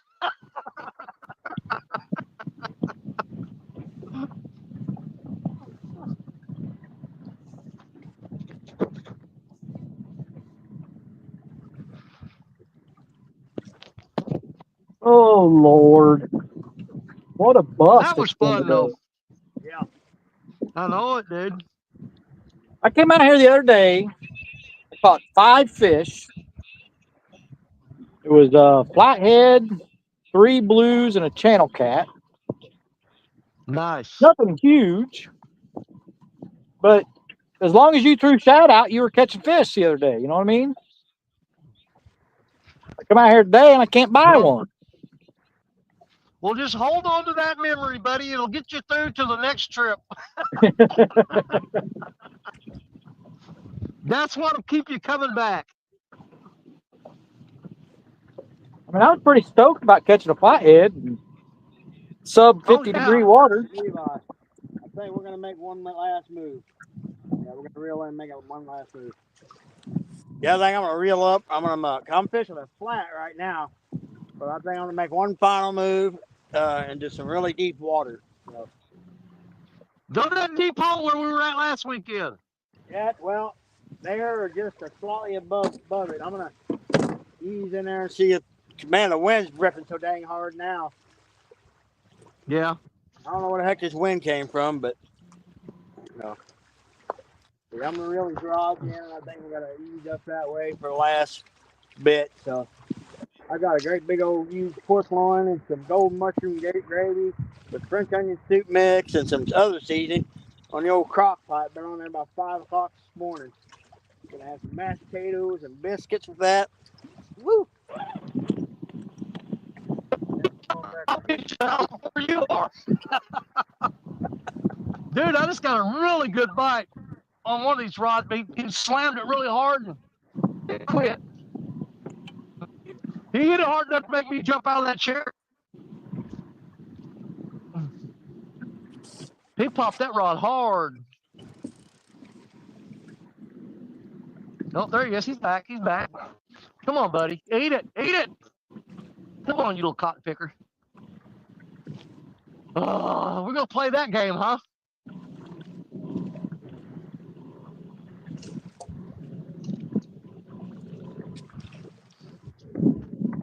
Come on. We're going to do that thing where if I walk away, he'll hit it. If I run up to it, he stops. Every time.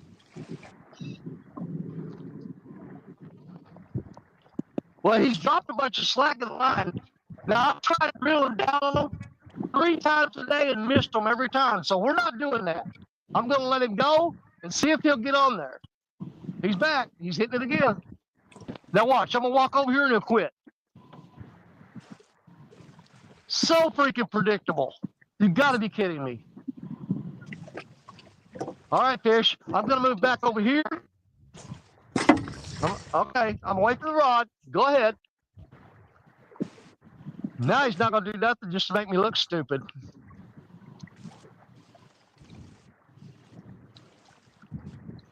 Come on, eat it. I forgot what I got on. I think I got a piece of cut carp on there.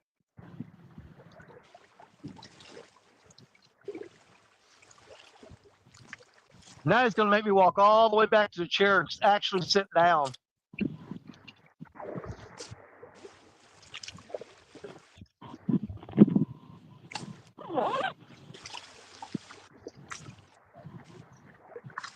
Yeah, when you hit that rod, I was kind of getting more like, oh, that's about all this I want. And that one little bite, man, it just re-energizes you. You know what I'm saying? You're like, okay, we're not done yet. But I think he's just screwing with me. I'm going to move further away from the rod.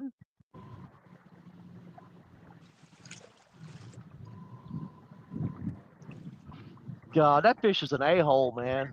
That's just wrong. Why are you playing with my emotions like that? You're doing it to me too, Danny. It's killing me, dude. I mean, they're even bending the rod over. Yeah, this one here, he didn't like bend it. He's back. Come on, dude, take it. That's acting like a channel cat for sure. I'm almost betting it.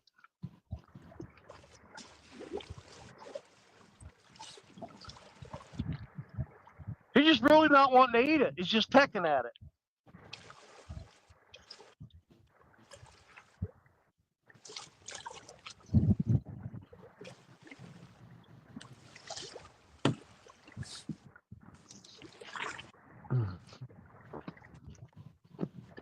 Come on, dude.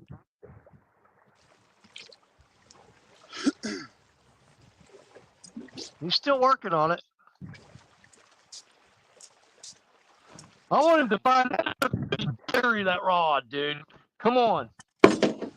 Find that hook, brother. Find it. It's right in the middle of that big pile of carp you got in front of your face right now. All you got to do is chomp down real good one time.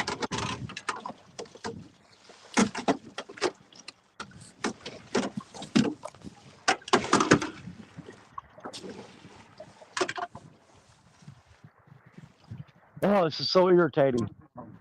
Sorry,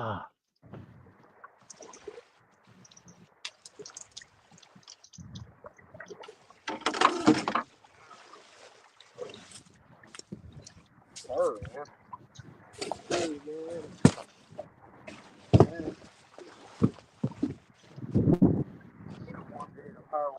Freaking carpet out. Yeah, I need to do that for mine too.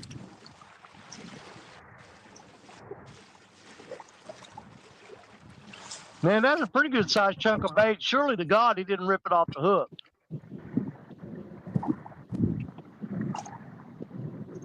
Come on, buddy. Come on.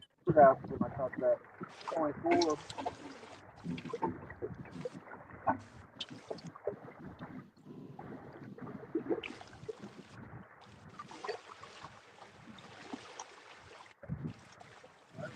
Nah, he quit now.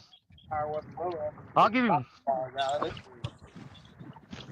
I'm gonna give him 5 minutes, and I'm gonna have to reel up and see if he got my bait. He might have picked me clean.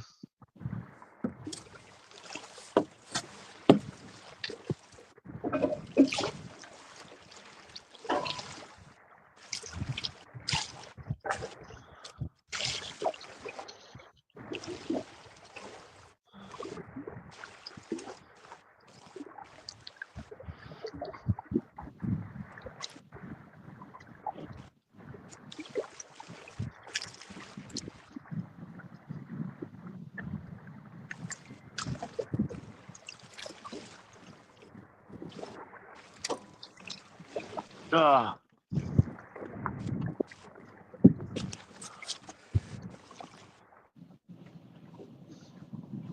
Yeah, I'm hoping another bite window's fixed to open up.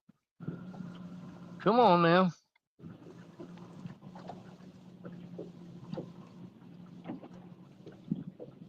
Yeah, these fish here, I tell you what, they're such a tease, man. They're down there dry humping the bait and not biting it.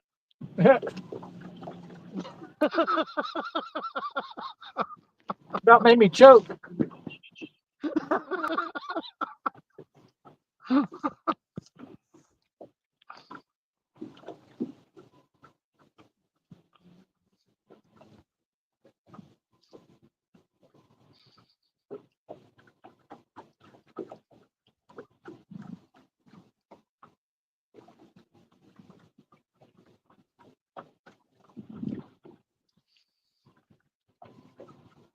Ugh. Frustrating.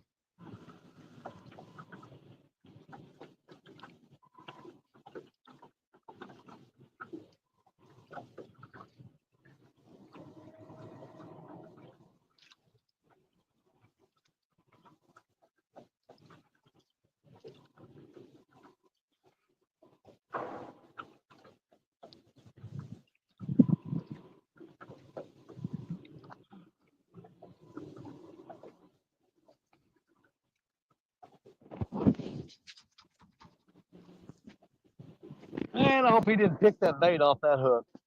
I'm gonna give him a few more minutes, so I'm gonna go check it.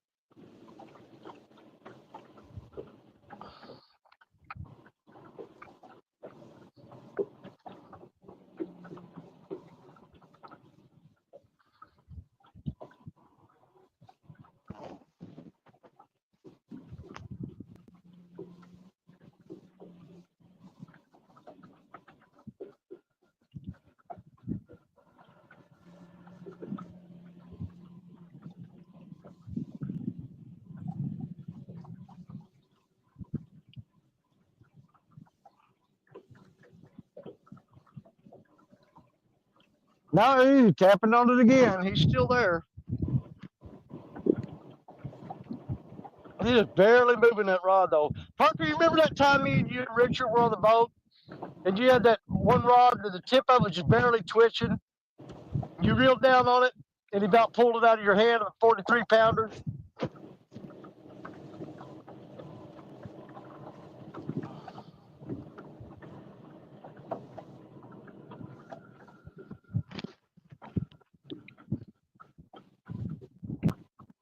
Yeah, I think it was about this time last year, I think it was.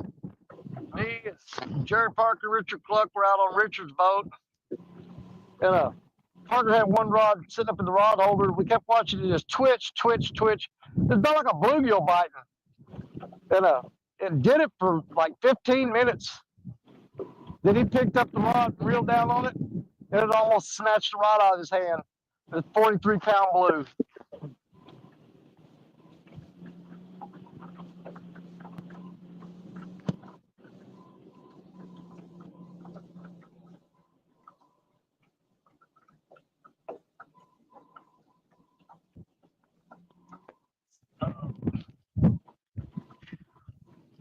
See what I'm missing here.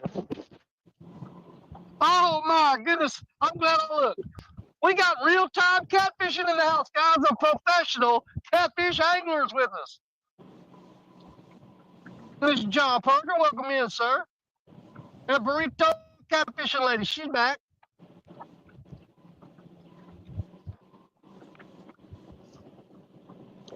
Oh, they're talking about Lisa beating up everybody all the time.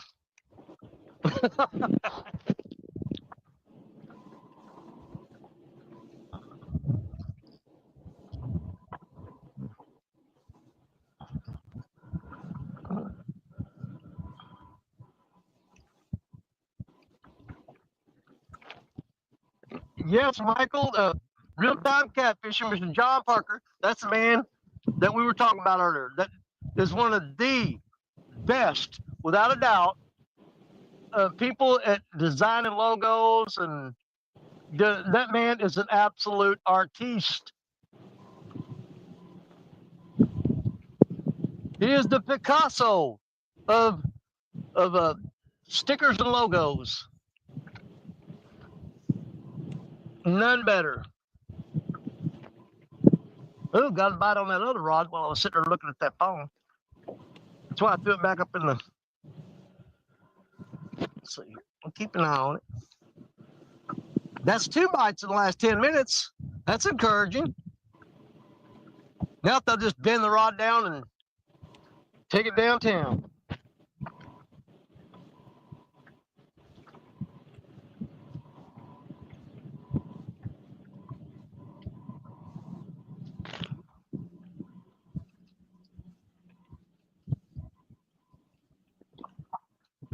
And freaking wind's back, picking up again. I hate the wind.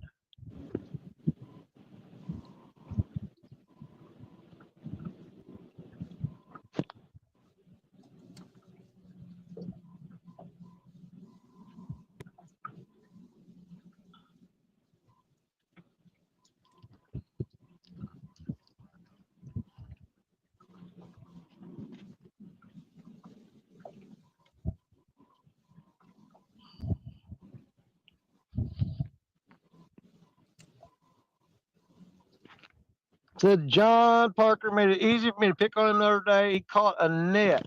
I wish I'd catch a net. I need a new one.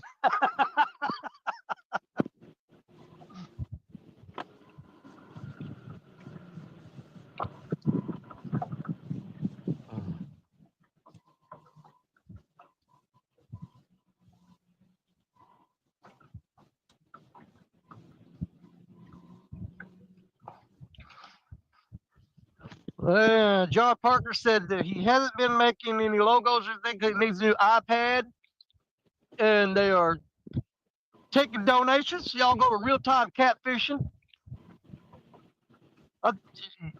Does John Parker have a PayPal on his a PayPal link on his YouTube channel?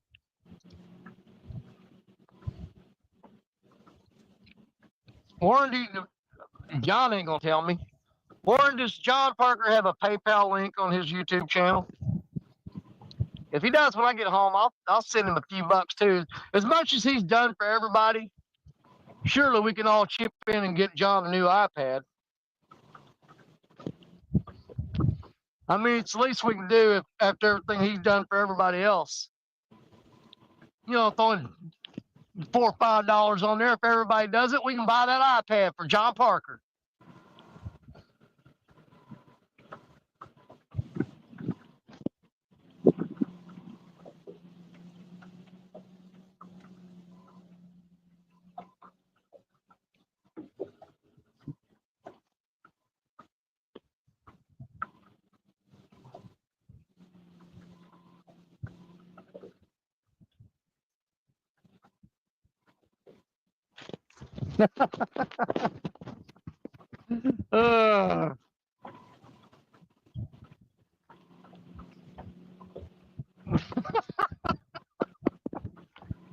Dang, Bobby.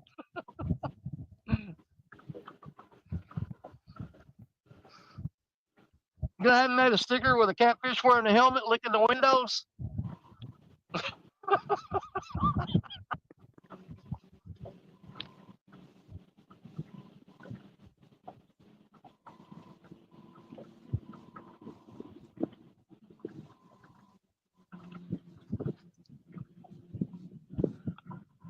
Well, he hadn't touched that one rod in a while. I'm gonna have to reel it up and check the bait on it. I just almost bet you he has cleaned me off. Let's go see if I can get up. I'm stuck in this freaking chair, man. I can't get up.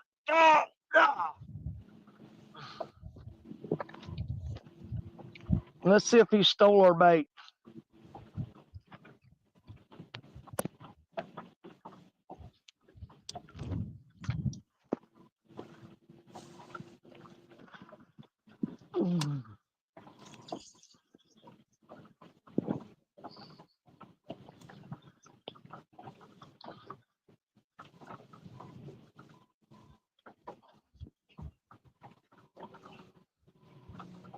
Nope, still got carp on there. Man, it's just the skin, though. He took all the meat off that carp and left the skin on there. They'll do that. Man, that's got to be a chicken. And little channel cats, they're good at that.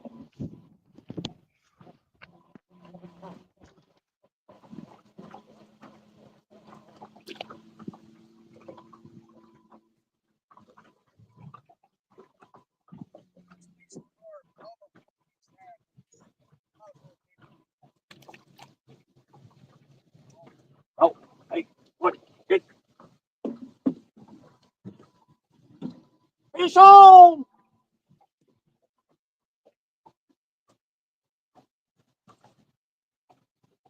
Fish on!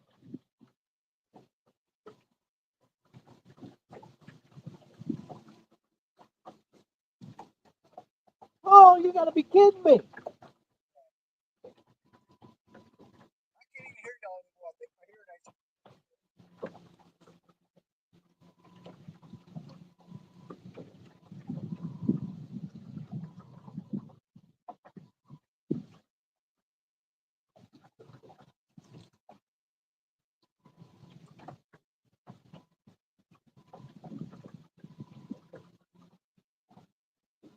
I don't get it.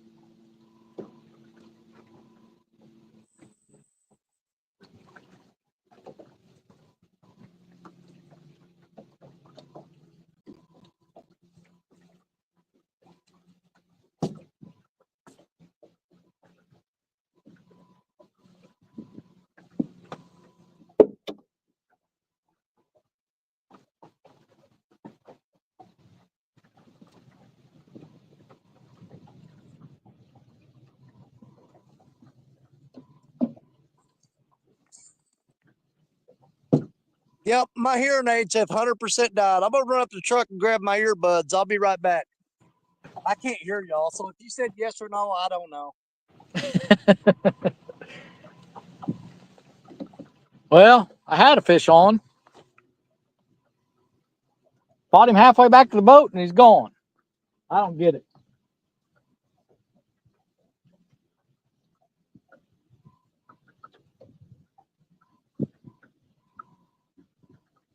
He was actually pulling a little bit of drag starting out. I don't know. All I know is it's time for me to go. It's going to be dark by the time I get home now.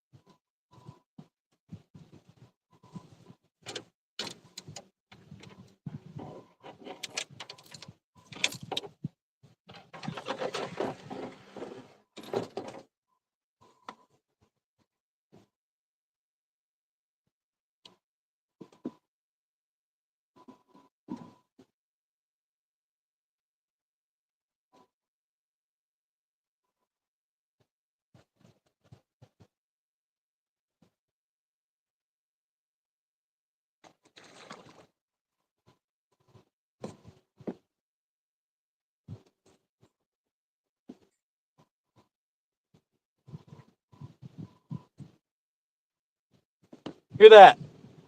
That was half a shad when I threw it out there. That was just a skull.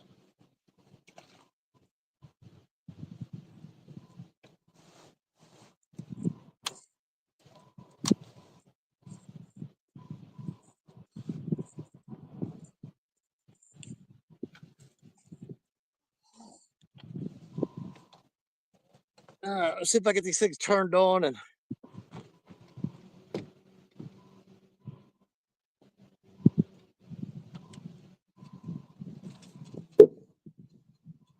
even gonna work. No, these are dead too.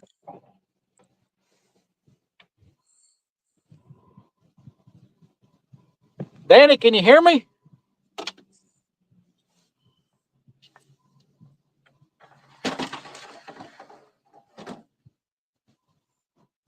Well, I guess I'm deaf.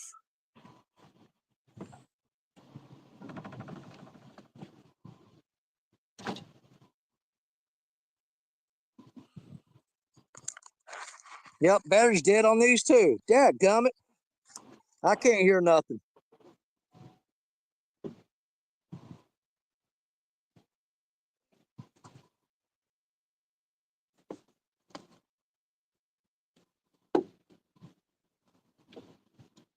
No, wait a minute. Power's on.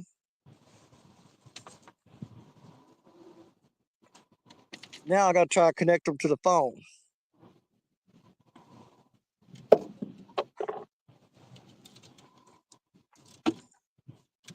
Let's see how to do that.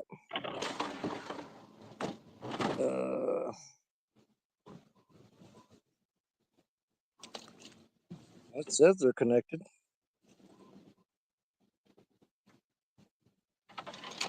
I don't hear nothing. I don't think these things work.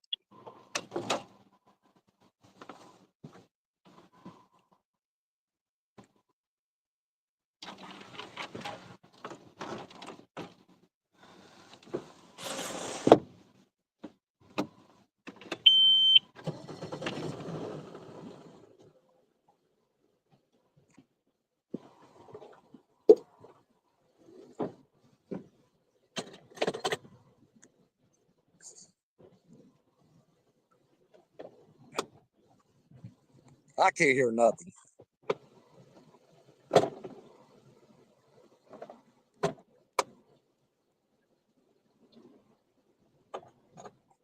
Well, it's gonna be interesting.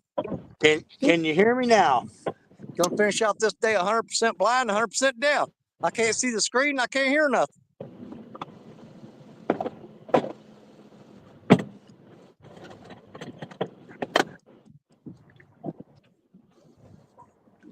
I tested these things out at home, but they're not working now. What's up with that?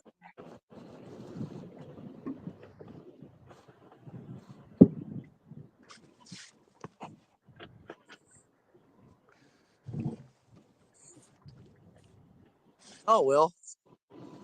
That ain't worth the crap. Can you hear me at all, Danny?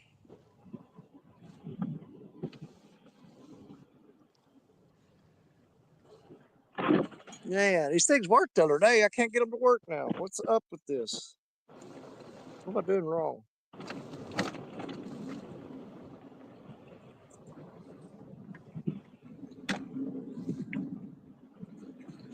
Oh boy, it's a real-time capping. That's Uh-oh.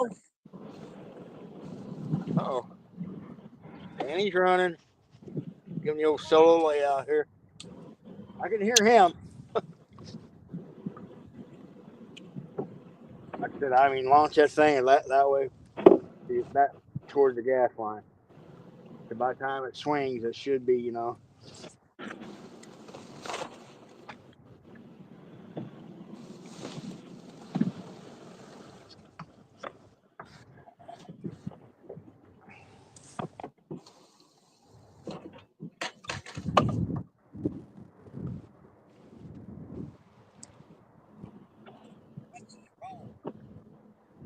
I can't hear. Can't see the screen.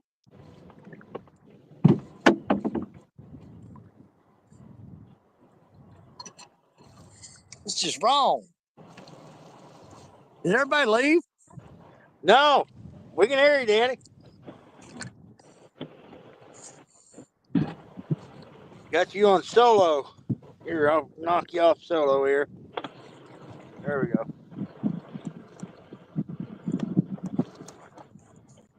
Well, guys, I can't hear a thing. I did have a pretty good takedown on that one yellow rod down there. Man, he slammed it and didn't hook up. I took off running to him. By the time I got there, he let go of it. I just put a piece of rotten gizzard shad on there too. That fish should have hooked up. He hit that hard. Anybody can hear me, I'm heading back to the boat ramp. All right, Chris, I can hear you, buddy. Be careful, man.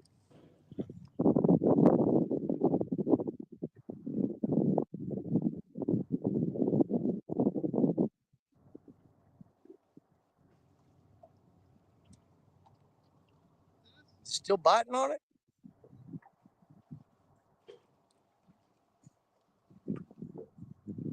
Keeps bouncing the slack.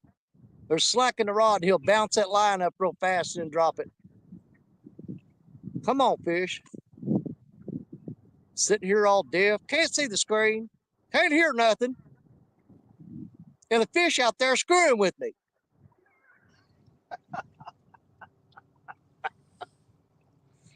Oh, he's pulling slack out. He's pulling slack out. Come on. There he goes. All right, let's go. Yep. There you go. Stay with it, dude.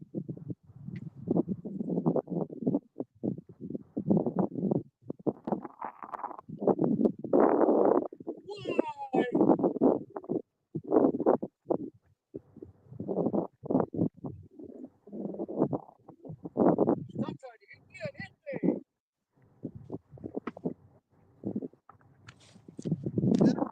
Yeah, I think. I didn't know where you was at. Yeah. Swinging right out. He had fish right out the back of the boat. Last one through out. Yep. I'll go back over here and sit down. You can hit it again. Just do whatever you want, fish. I'm past caring now. I don't care anymore. I'll Phil Collins your butt. I don't care anymore. I do care, fish. Please bite.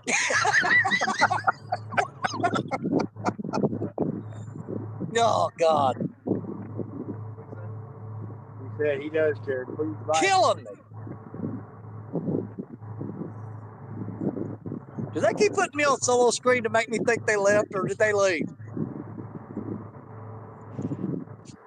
Parker, quit screwing with me. Well, Chris is heading back to the ramp, and thought you had your tape down, so I wanted to keep you ready.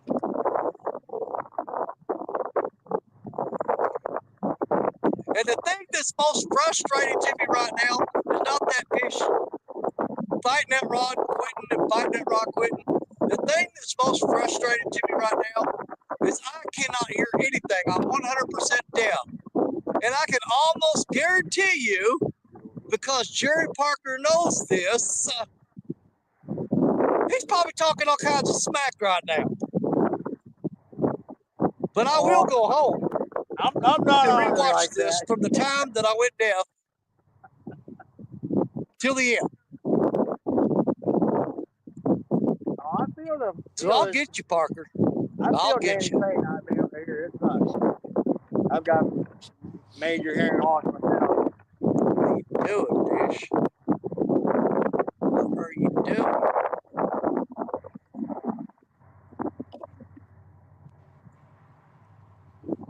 Pecked on it. He's getting good hits, hard hits. We're just getting that day. Come on.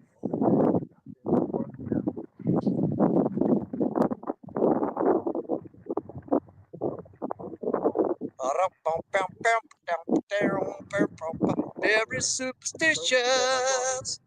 What was it? Piece of that frozen chicken. What you gonna do? Come on. You're going down. Your rod right. Mine far down. That was a cold ride. Yeah. Are these earbuds not working? Why are these not working?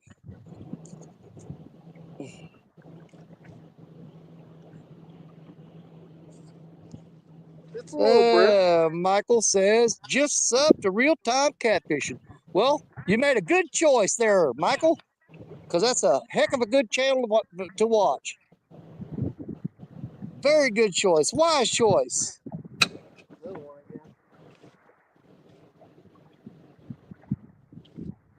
Damien and Danny's here. I had a rod. Danny's going to go R in a minute. It's crossing my mind. Because I know y'all can hear me. I can't. I mean, zero. I can't hear nothing right now. Not a thing.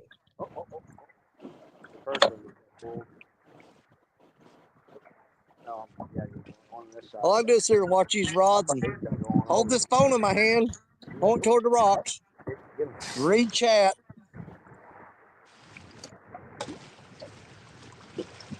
And if that rod goes down, I can throw it up in the tripod real quick.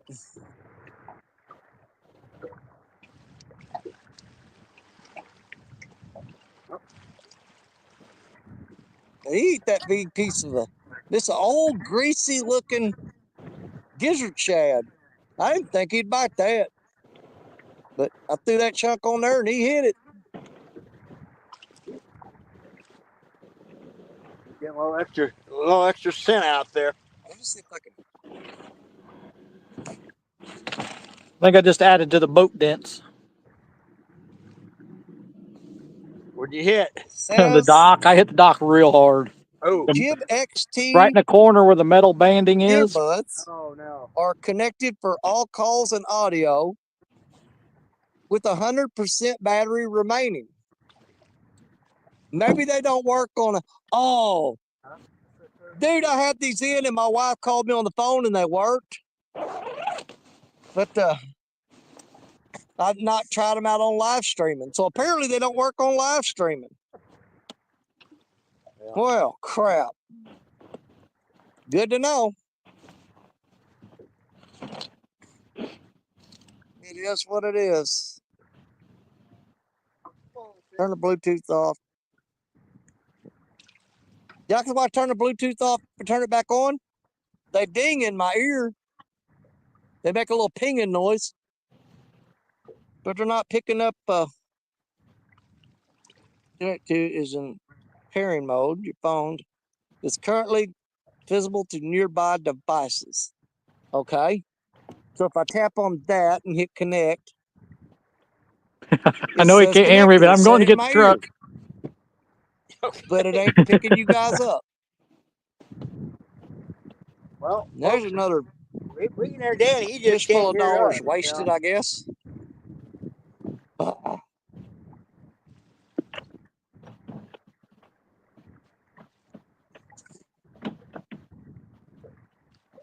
So, all I know to do now is maybe turn off all Bluetooth devices.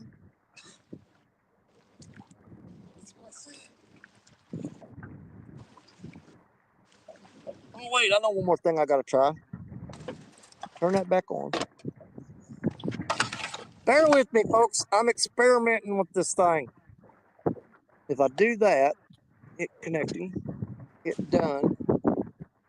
What did I do? Oh, no. Oh, crap.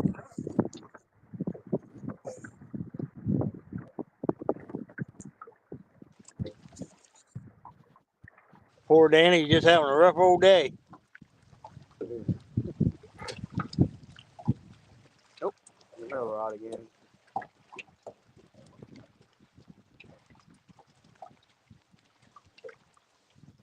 Sons of guns.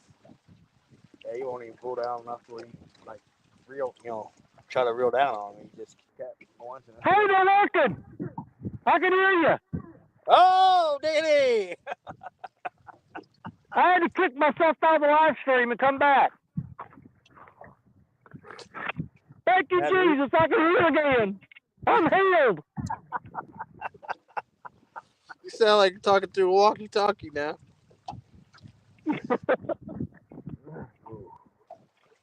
Well, at least I can hear you.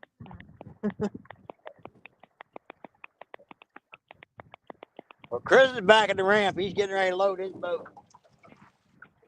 Okay.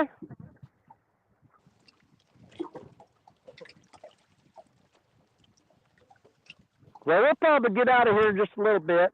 I got that one good hit while ago, man. It made me jump up and take off running. I put an old piece of old gizzard shad. I mean, it's rotten. And I had that thing in the bottom of the cooler, and I cut off a hunk of it and cut the gut pocket off of it and just threw the back piece on there.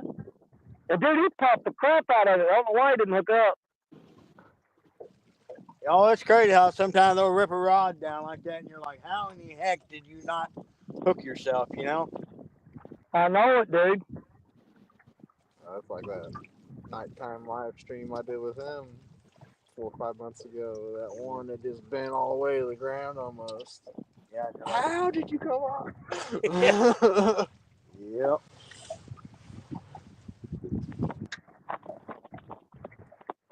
Had the skipjack head and probably part of the body on there. And he probably just had that last end of it. Dude, I've got so much skipjack in my freezer yet. Because it's just. Oh, God. Me too. That's what I caught that 15.2 on Friday with Will. A little tiny piece. Really? Little itty bitty chunk. Like I said, I guess I probably need to start using a little bit because, man, I need to get it out of the freezer before next spring. Nope. Yeah, I've got like 300 of them left, dude. Oh, dude, yeah. I've got so much skipjack. Usually I'm out, but the last 2 months, I don't know what the heck it is, dude. This has been the worst year for them not. I just can't catch crap on skipjack. Now, the spring, oh, man, was early summer was tearing them up. As soon as it hit midsummer, it was all carp and a sucker for me. And then now, dude, I've been catching them all on carp and shad all year. I ain't had no luck on skipjack, none.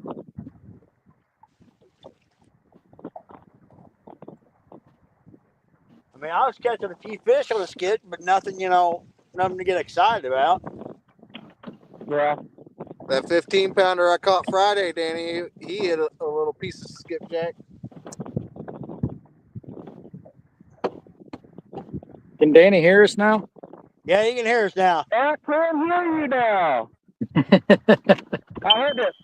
I guess I kicked myself out of the live stream, and when I came back in, it rebooted everything, and my earbuds started working.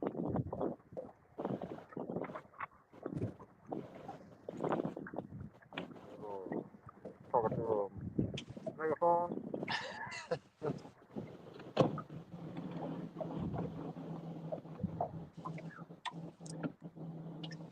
Well, the sad part is, Jerry, the last time I went up to Kentucky and caught all those skipjack, dude, I caught a bunch of really big, nice, huge skipjack.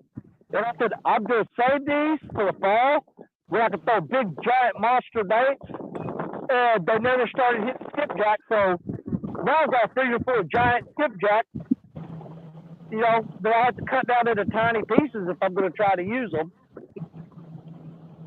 Yeah, I So might the bring fact that I had big, giant skipjack is a wasted point.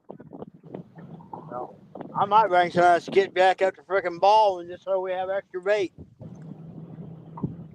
That ain't a bad idea.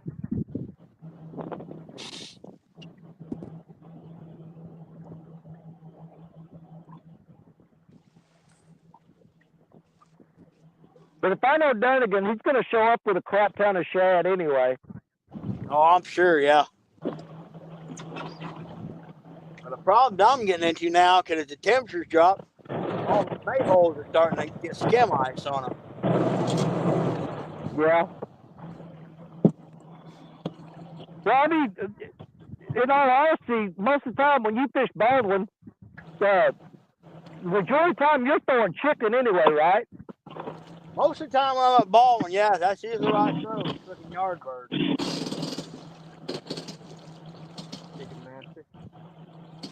That's what it is, boy.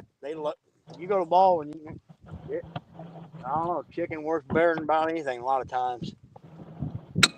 Well, if you remember last time we went up there, and Richard Clark he caught a bunch and took them home, and I took a bunch home. When we cleaned those fish, dude, they had like the wing bones. It's like if you get the buffalo wings and you eat all the meat off of it and the bones left, every one of those catfish had like chicken bones in their stomach. Well, I think that was snow geese. They were eating them snow geese because all them ground around Baldwin is private, and all them goose and duck clubs shoot the crap out of the thing, and the cripples will get over there and die, and them catfish just tear them up like piranhas. Yeah. Well, I know every fish I cleaned that day. I had 25 fish that I took home. And 25 fish, I cleaned every one of them. Every fish had the wing bones in their stomach. And Richard cleaned a bunch of his, and they had wing bones in it. And something, I think it's kind of like an orange or something in one of their guts.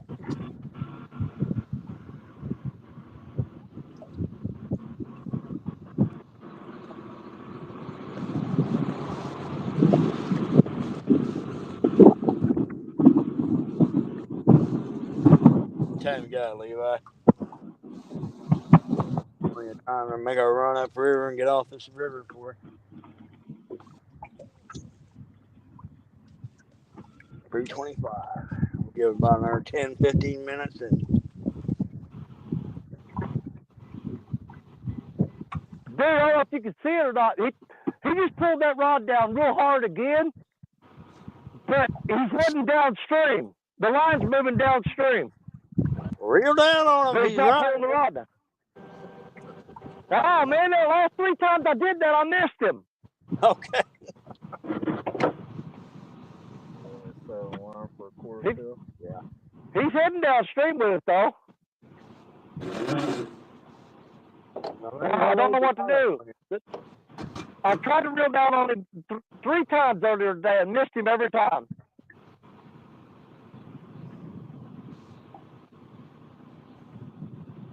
Yeah, he got that line pulled past these other 3 rods downstream right now. But he ain't moving the rod at all. Just in case. I'm gonna let him sit for a minute and see if he moves the rod. Surely to God, he didn't take me into that rock pile.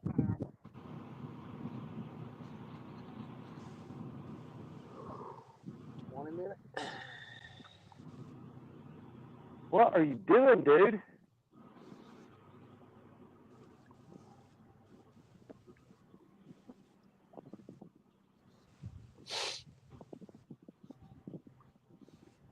Well, I'm waiting on him. I'm going to cut up some more I'm going to cut up a couple more chunks of that gizzard shad and bait these other 2 rods up with it. Maybe they're going to eat that gizzard shad. I don't know. Let's try.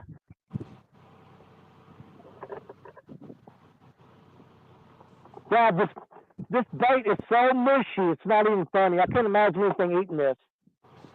Well, probably That is like super starting to mushy. get a little gamey. Probably got to put a heck of a scent trail out there, you know? Yeah. This is like super mushy.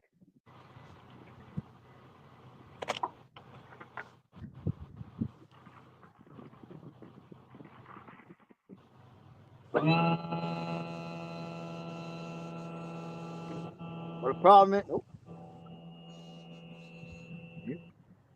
little pull down, a little blue there.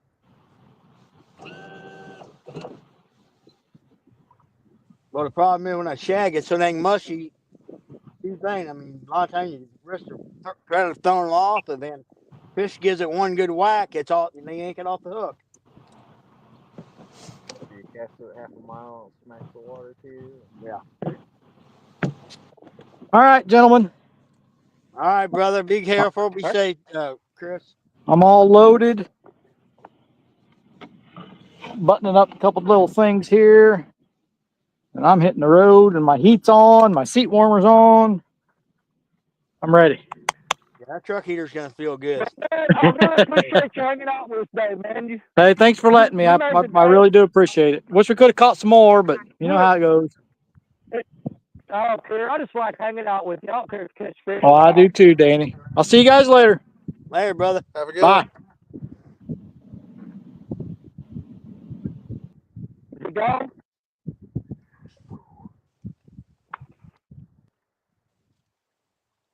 If he's gone, I'll talk about what a great guy he is. I didn't want to tell him why he's here. His freaking head will blow up.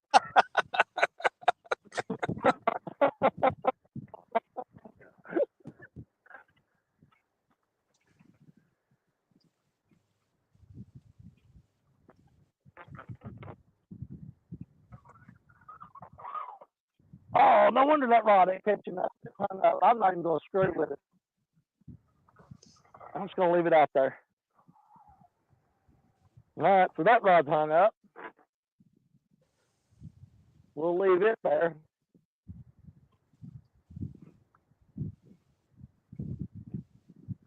All right, let me check this one that's been hit so many times. See if he got the bait off of it.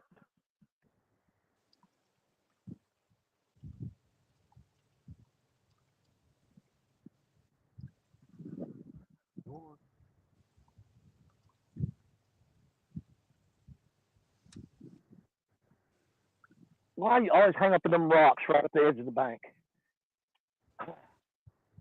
Aggravating, irritating. It is. It really is, man. Come on there. Come on them rocks. Come on there. There it came. No, he didn't get the bait.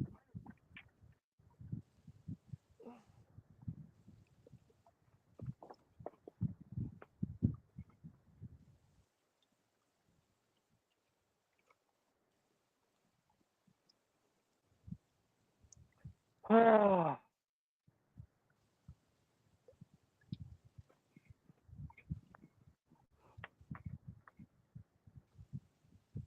I can't believe he ate that nasty stuff.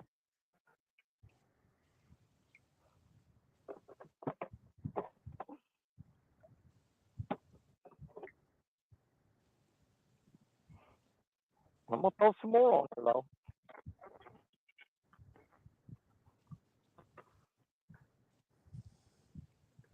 Yeah, I probably should have downsized this hook, Jerry. I'm running that 12-aught German steel hook. Yeah, And Mike. that fish just kept biting and kept biting. You have to downsize a little bit But with sometimes. That's one thing about this time of year. A lot of times you gotta, downsize them dadgum baits, and your 8-aughts about that's usually where I'll stay at no matter what. Yeah,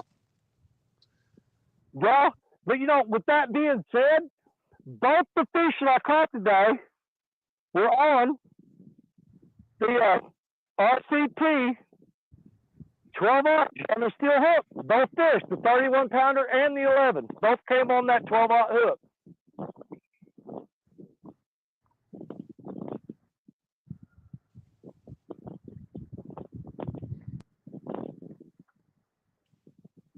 Of course, I got 2 rods out that's got my no, 3. I got 3 rods out that's got the Crimson Red wide gap 8-aught hook, and then I got 3 rods out that's got the 12-aught German steel hook on it. I've got one hook rod with a 12-aught on. All the rest I've got the 8-aughts on. Yeah.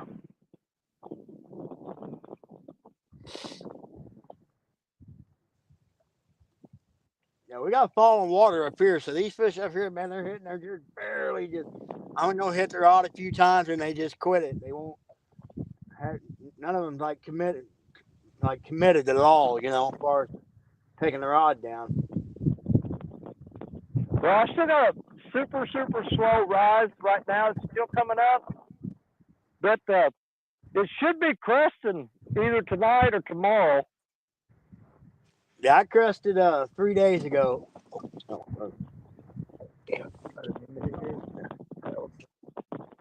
Yeah, 3 days ago we crested here up river here, and like I said, we've been on a pretty steady fall. It's gonna really, really fall off hard about starting the first of this week. It's gonna fall off like big time.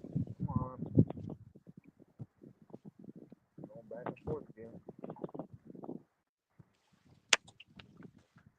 Thought that outside one was getting ready to take down. See, that's what's crazy about it. You're only where you're fishing at is 1 hour and 48 minutes north of me. It's not that far. But when you get a really fast rise or a fast fall, it's really evident where you're at because the river is so freaking narrow. Well, I mean, dude, it's a mile across where I'm at. Oh yeah, you're wide. And so a big fall for you, a big fall for you or a big rise for you, it's all in one little narrow spot, so it's more noticeable. The river is so freaking wide here that if you come up, let's say 5-6 feet, it only comes up about a foot here. Oh wait, Danny, turn around. I saw that. I was sitting there running my mouth, turned around, looked, and that 14-foot mad catch was bouncing. Yeah, my 14-footer's out of commission. I gotta get another reel that Michael Murillo gave us. It Thursday night when I was fishing. It gave up the ghost. The guts finally blew out of it. Oh, really? Yeah, so I got to get another spinning reel for it. That didn't last long. Well, I've got 4 of those. I haven't had any trouble out of them yet. What kind was it? Some English type model. They're made for carp fishing. Wasn't made for this stuff. Man, like I said, with good sized fish, I caught that thing. Oh, it was all that drag wanted. It was all it wanted, man.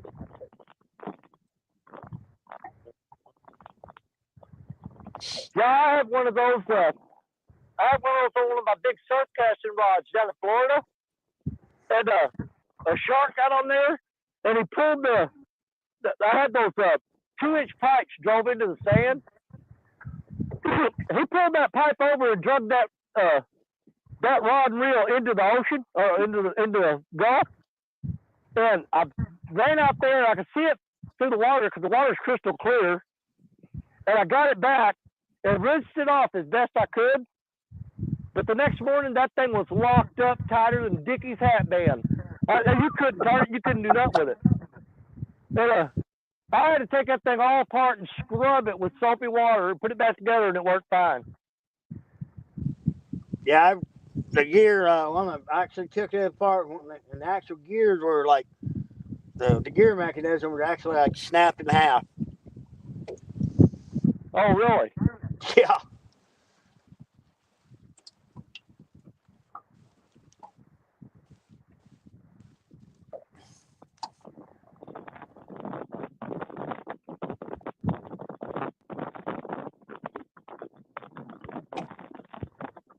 Flying V. Huh? Flying V. Yep.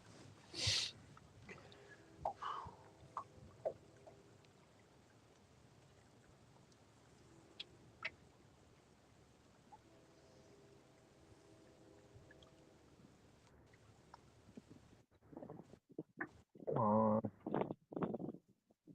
balls.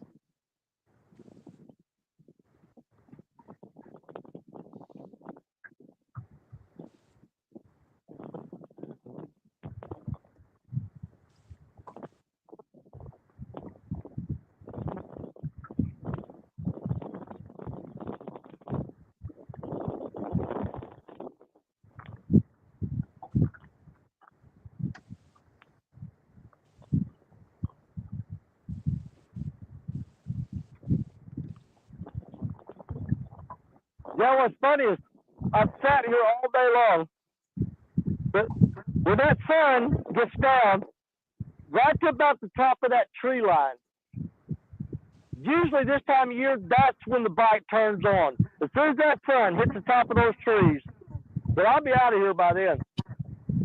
Yeah, it's overcast. It's overcast here.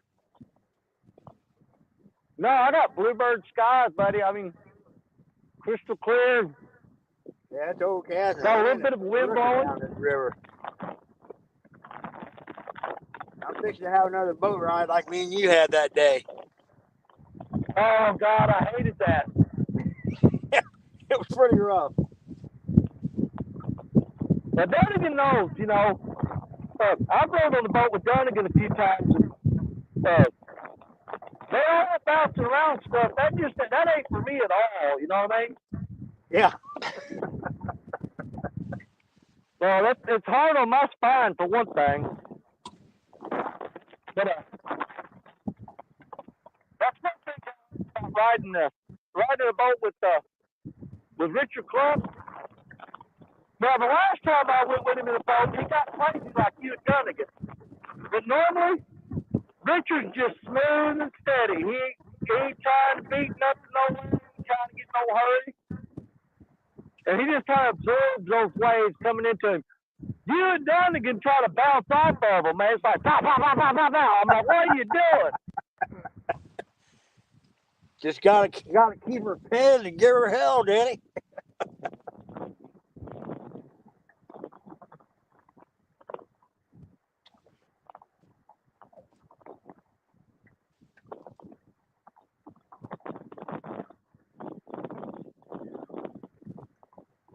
Well, just call it the optimist in me.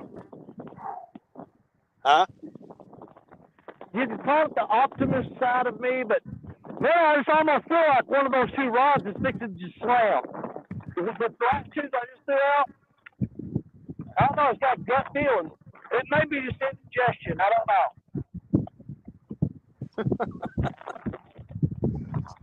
But I just feel like that rod's just fixing to pin, man.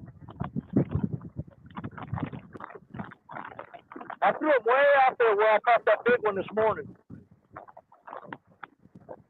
Oh! Let me see what chat's doing here real quick. Oh! Wait a minute. Where the hell did you go? Did you put me on solo? Yeah. Okay. I thought I did it. I hit a button or what?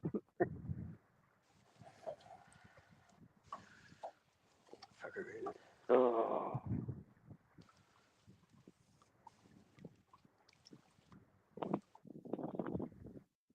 Slacking her up.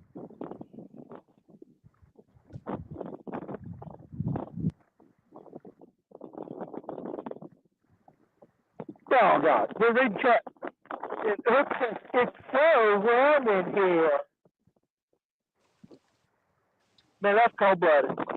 You know, I'm not really freezing though. It's not that cold. It's just a little bit of wind blowing. It's kind of irritating, you know.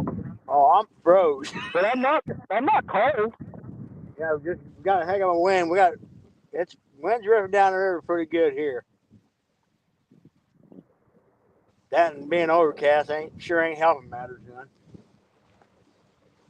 Yeah. Of course, we're on the backside of that big old mountain up there that's behind us. So Oh yeah, dude, I hate that spot this time of day. yeah, That mountain throws that shadow on you, and it's just like the temperature drops 20 degrees.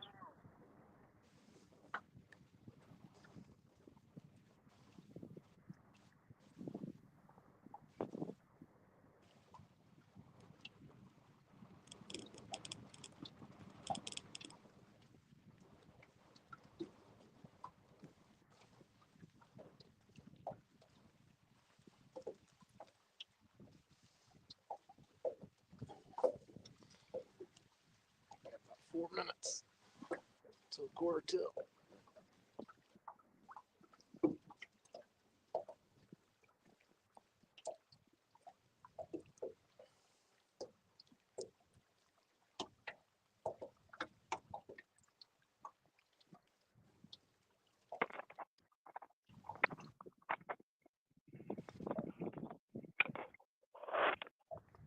Well, I'm glad I got these little earbuds to work, man. That was just like totally stressing me out. yeah. I couldn't hear anything. It was stressing us out. We were yelling at you. And it was stressing us out.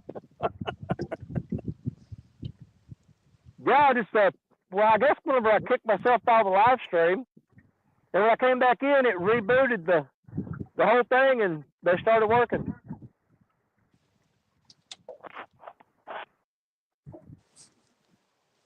Now, these are cheap little earbuds that Stacia got for me because my hearing aids weren't working. Fish on, Danny. Fish on, Fish fish on. on. There we go. I got you. Do your thing.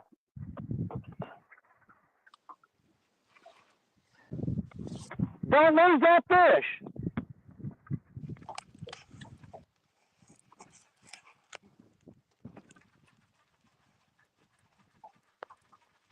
There we go. You get the net? Yeah, I've got the. Got anything on him? I don't have a swivel on this one. It's not a big fish by no means, but I want to try both. I don't care if he's 2 inches long.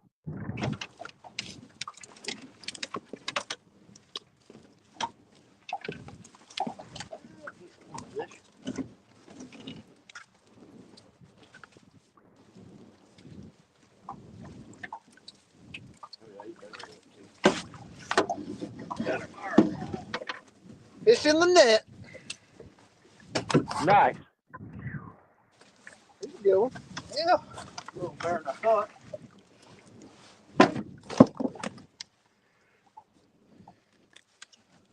Slide out over there. Oh. That's a pretty good little fish right there, Danny. Wow, look at the freaking mud all over this guy's belly. Oh, yeah. You're They're looking bottom chocolate. feeders south. Look at I that. see it. Up here. Yeah. Hey, sign his belly. Jerry Parker before you turn him loose. There we go, guys. Thanks, Chan. That's beautiful, man. That's a good looking fish. It almost looks like a channel cat, but I know it ain't. But well, let's get this guy back. It does. The color of him? Huh? The color of him. Yeah, I Yeah, know. the color of him, it does look like a channel cat. Yeah, but it's not though. No, it's not. There we go. Whew.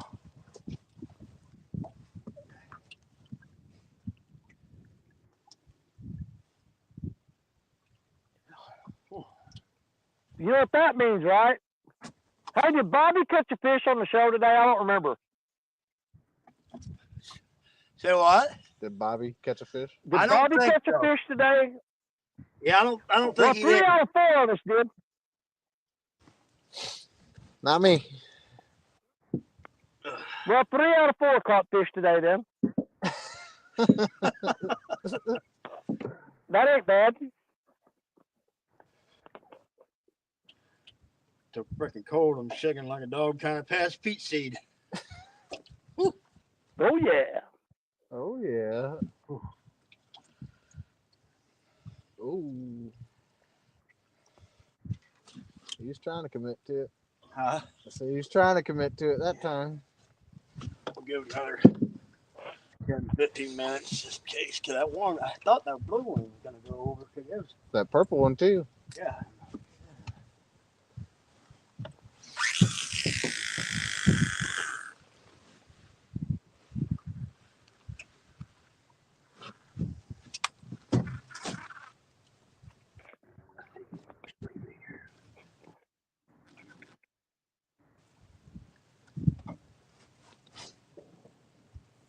I knew you wouldn't let me down. I knew you'd hit something before we ended this. I've been getting pecked to death the last 30 I know, minutes. we're getting hit like crazy, but they just won't commit. Yeah, I got one working on that 14-foot rod right now. These two on the For left, perfect drop slack. these two green ones, they've been going back and forth for a while now. Yeah. Tap, tap, tap, quit. 5 minutes later, tap, tap, tap, quit. Yeah, my two in rod, same thing. Just a little half-hearted little pull downs, and they won't commit to it. And that was a light action rod there. Like I said, I just don't think he felt that thing whenever he. I love that rod for wintertime fishing. Looks like he hit it and came at us a bit though. Yeah.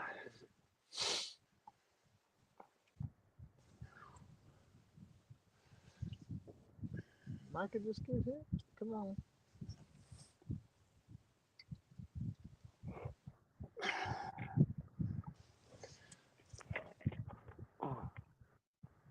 Hey, the sun's gotten down where I can see chat now.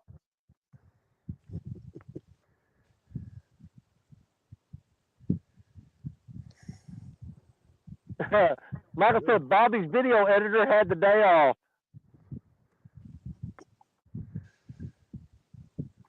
Come on.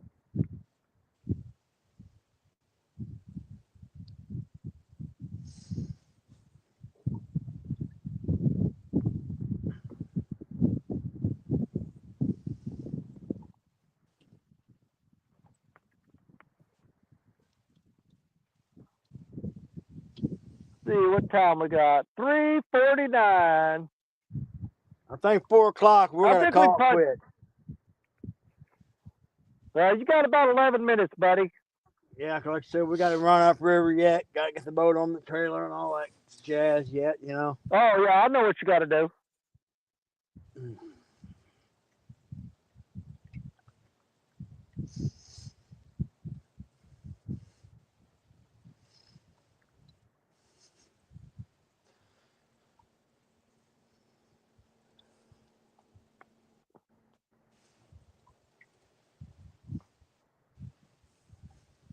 Don't forget about your blueberry donut. Oh yeah, definitely. That'd be a good snack right on. Something nice just rolled up out there. Throw it on Hey, the don't bed. leave your food laying around with Parker's in the boat and take your eyes off of it. I'm telling you. Is that how it works? Dude, he stole his whole cheese Danish from me one day. Hey, I bought him a donut. I already had 2, so I'm not too worried about it. He can have the 3rd one. He don't care. He'll eat them all. Dude, I was in the back of the boat reeling the fish, and he was sitting in front of the camera, blocking all the view of me catching the fish, shoving a cream cheese donut in his mouth. Or Yeah, pastry. I was watching. Didn't you get payback on him though? Oh yeah, I ate his beef jerky. Yep. I got a swim gym when he was catching the fish. funny as hell. No, I had my 2 donuts gone before I got to him. I knew better. Yeah, that was probably, as far as catching fish goes, that was probably my best day on Crab Orchard. I think we caught close to 40 fish that day. Oh, every bit of it. I mean, there was summertime we were double and tripled up summertime that day. Oh yeah, that was a great day right there. And then me and Richard went up the next weekend, and I think we caught like 24. Dude, he just jerked the crap out of that 14-footer and dropped slack all the way to the bank. That's what his just did, more or less. Then he waited about 2 minutes and he was gone.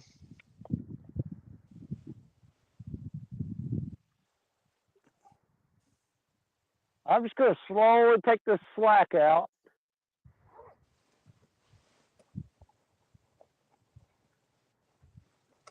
We got a big bed of coals when I get home. I hate living in a trailer in wintertime. Oh, I bet. I bet. Got a nice little wood stove in there, though.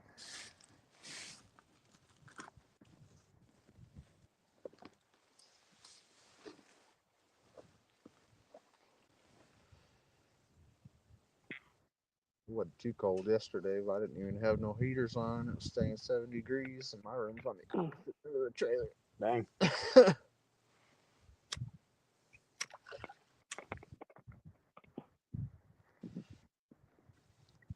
I'll set up a fan in there, and I'll leave it on high. Try to circulate that heat back my way soon. Well, he's waiting. He pulled the slack out.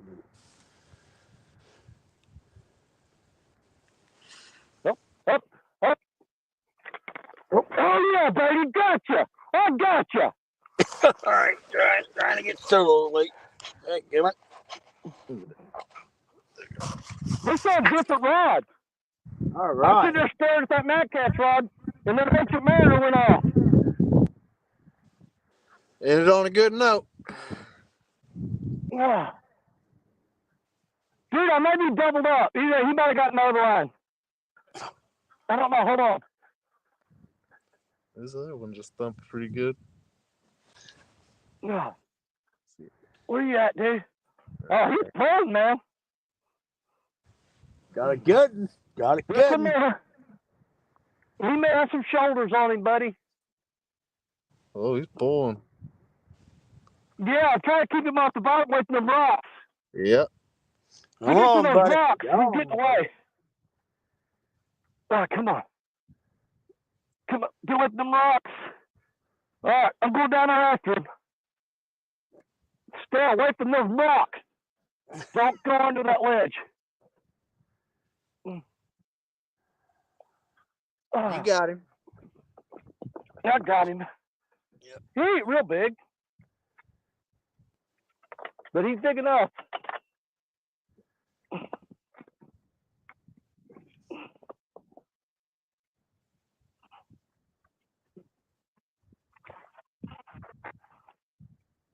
Oh, yeah.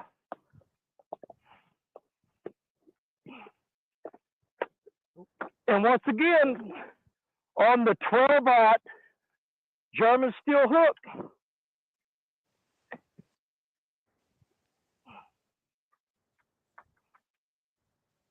Now, he ain't bad. That hook got your lip, didn't it, son? Tell me, how does it feel?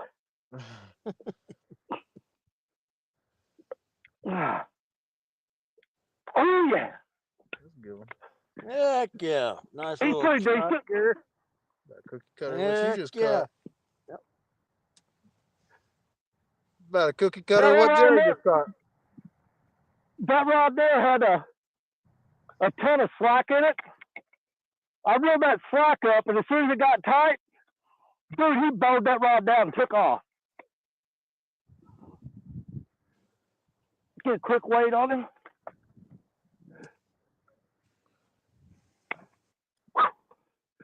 I'll tell you, as soon as that sun hits the top of them trees, every time.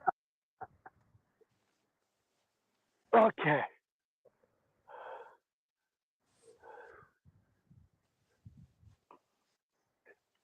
15.66.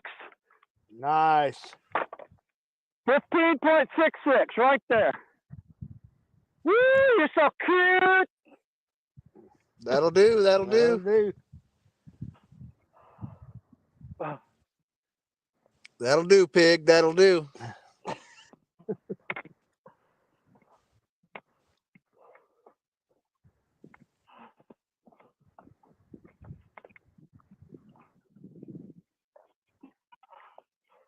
Y'all finally picking me clean. Only took you 45 minutes. Yeah.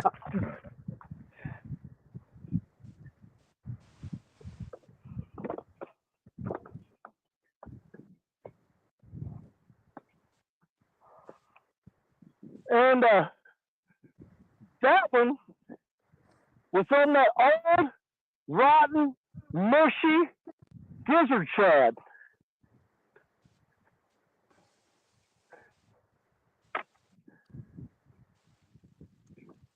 I'm out of breath. I'm gonna throw it right back out there real quick. We got a few more minutes. We'll try to get one more.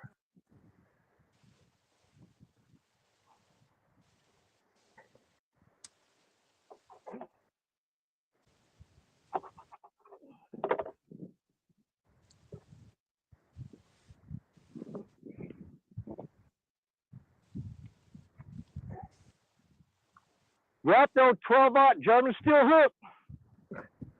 Stuck him.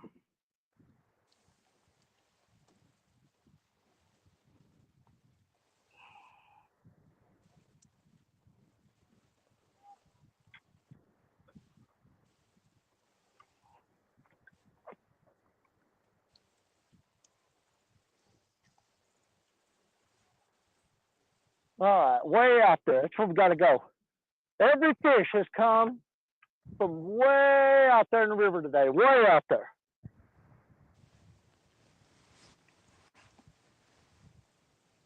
Way out there. Go, go, go, go, go, go, go, go, go, go, go, go, in the water. Man, I almost spooled this reel with that cast.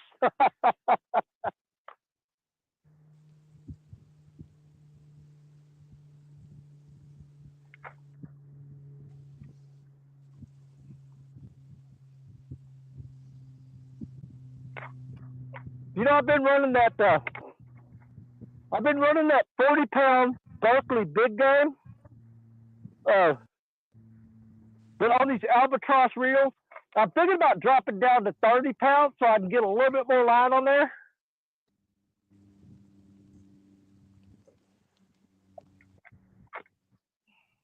Yeah, I mean, whatever. They definitely cast it. They cast a freaking mile. That's for sure. I know it, dude. I mean, I've just almost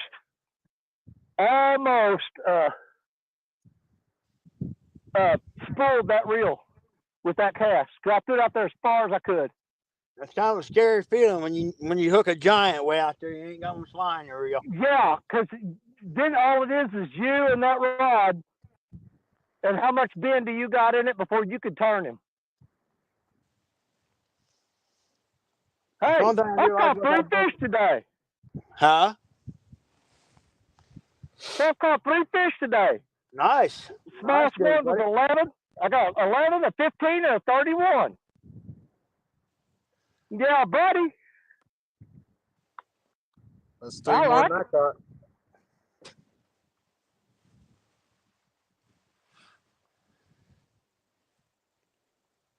I would have liked to got out early this morning.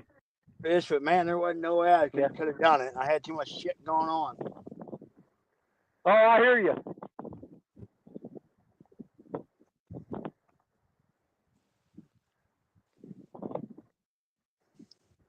You know, I'm not cold, but I've been wearing that coat to kind of keep the chill off of me.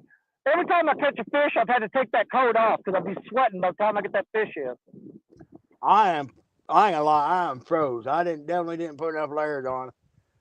I've just got a hoodie on, like a real light, super thin hoodie on, and that's a t-shirt. That's all I got on, and it's a little chilly. Now, see, that fish we just caught I never saw that rod move or anything, but when I was, reeling up the slack on those other two down there, I looked up and saw slack in that one. And so I went there and I reeled the slack up. As soon as that line got tight, dude, he took off. I mean, he put the bend on that rod, and all I had to do was pick it up and start reeling. He's sitting there sucking on that bait.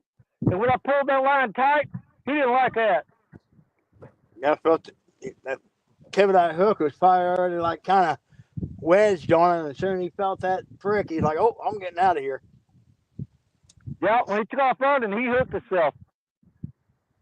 That was right in that bottom jaw around that tooth pad.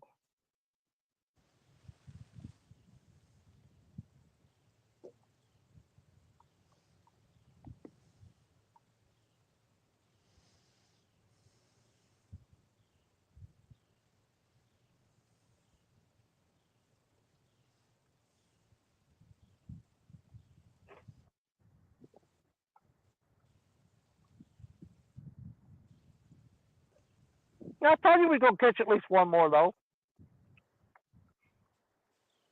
It wasn't on the rods I was thinking it was going to be on, though.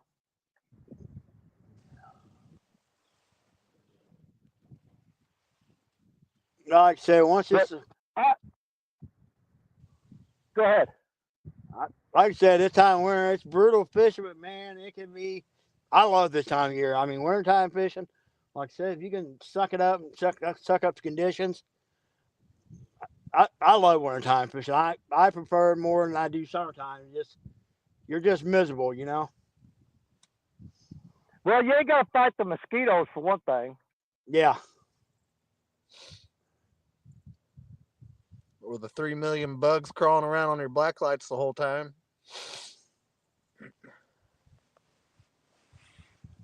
But that's two good fish today on those Ancient Mariner 10-foot rods. And I'll tell you what, man, I love how those things feel with a bend in them. It's perfect.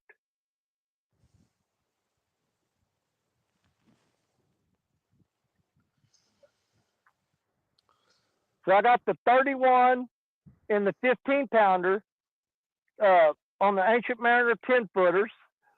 The 11-pounder I got on that Madcap's boat, that yellow one I got from Lisa and Ellen Elliott. Yep. Did I say that right? Lisa and Aaron Elliott. I said Lisa. I can't talk. But anyway, you know who. But when I was fishing with Joe last weekend, both fish came on that Lisa rod. Both of them. I caught two fish that day, both of them. And I caught an 11-pounder, and what was the? Yeah, I got an 11-pounder, and what was it? A 27? 27. Yep. Yeah. It's kind of crazy. I got 11 and a 27 on that rod. It'll be a lot of times. It'll be just about one hot rod, you know, kind of like when we've done the Top Cat challenge. Same thing. Every hit I had, besides the fish I caught, was on that one rod. The other rods, none of the other rods even got tapped. You find out one little sweet spot. I got two Ancient Mariner 10-footers out, and I caught a fish on each rod today. One on one rod, one on the other.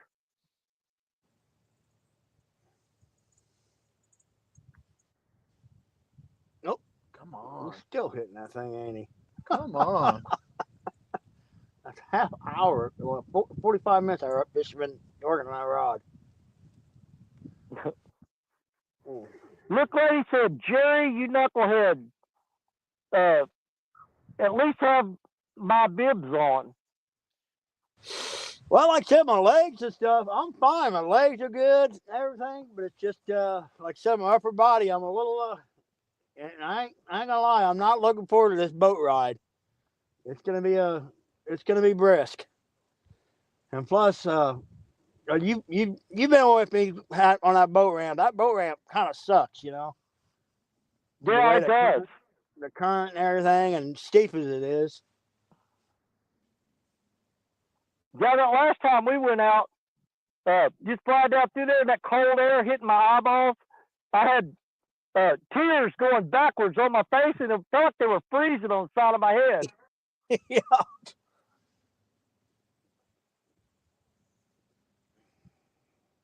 Dude, me and Richard Cluck went out one time last winter in his boat. It was so freaking cold that we were running upriver, and he said, "Dude, we got a long ways to go." He said, "Best thing to do is just to gun it and get it over with." And man, he flat put the pedal to the metal, and we were flying up that river. My face was frozen, and when we got to where we go and stopped the boat, I looked at him and he looked at me, and we both had snot sickles in our mustaches and beards. It's frozen solid. He had 2 icicles coming out of his nose. Look like a walrus. Yep, you might as well just pin it. Just, oh, come on.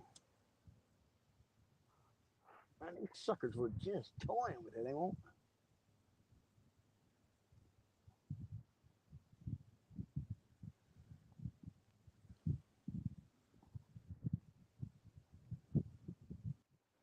Yeah, you just might as well pin it and just get the ride over with, you know.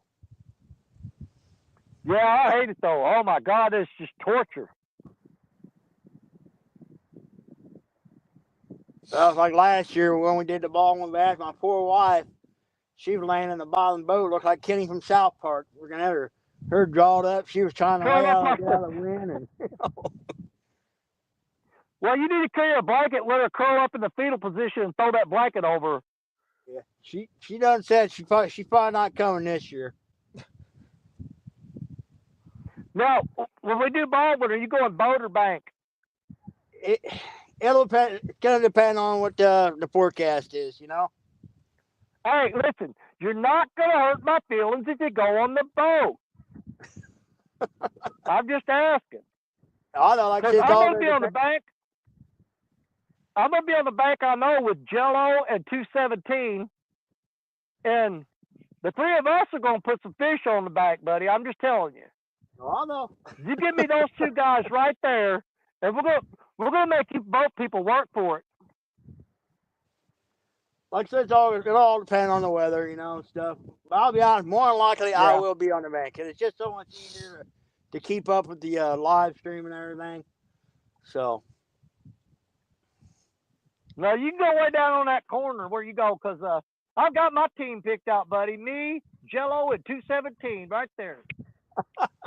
That's my team right there.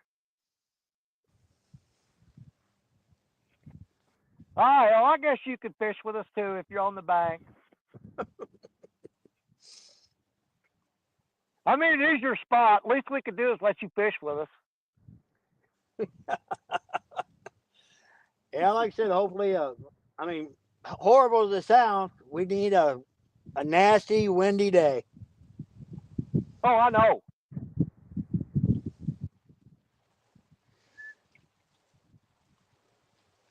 I'd like you guys to come up here and have a day like me and Dunnigan had that during the Winter Blues that one year. You couldn't even keep up. Oh God, yeah, you guys caught what, 58? You caught like 58 fish that day? In like 5 hours. Well, less than 5 hours because the tournament started at freaking 8. So yeah, like literally 4 hours, we freaking put like 58 fish in the bank. Hey, there's retired Rick just now coming in.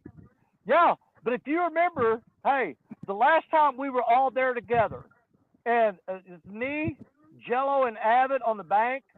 Chad and Dee were out there in the boat. Richard and Stephanie were in the boat. You and Marcia were in the boat. Let's see, Dunnigan and Christina were in the boat.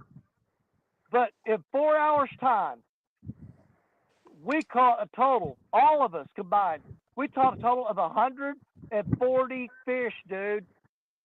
We did catch a bunch of them. Everybody caught fish, you know. Yeah, but everybody combined, we got 140 fish in 4 hours.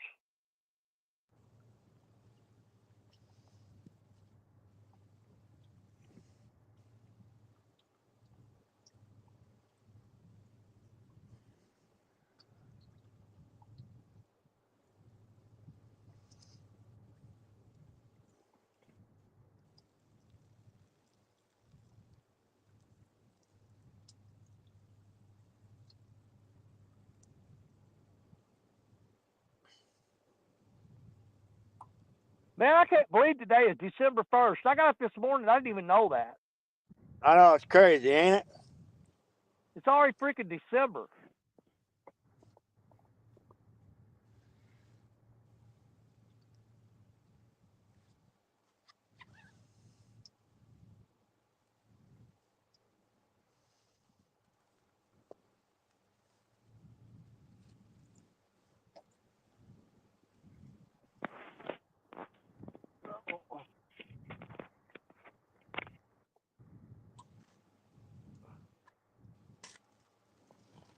As soon as this barge gets past me and gets upriver just a bit past my boat ramp, we're going to take off. But like I said, it'll be just a few minutes yet. Cause... Right. Well, before you take off, let's have you go ahead and say goodbye to everybody. And then when you're done saying what you got to say, I'll tell everybody bye and we'll get on out of here. Yeah, we got just. But don't give up yet because I still got lines in the water. Yeah, we got a few minutes yet because this barge is right out in front Oh of me. yeah, we're not. Let it get up there where I'm not fighting the waves from that thing when I'm trying to put trail on my boat. Oh, I get it, dude. 100%, I get it. Yeah, take your time. We're running on your clock. Whenever you're able to move, that's when we'll end it. But I ain't in no hurry. I ain't rushing you at all. Every minute that them rods are in the water is another minute I got a shot at catching another fish. Yes, sir.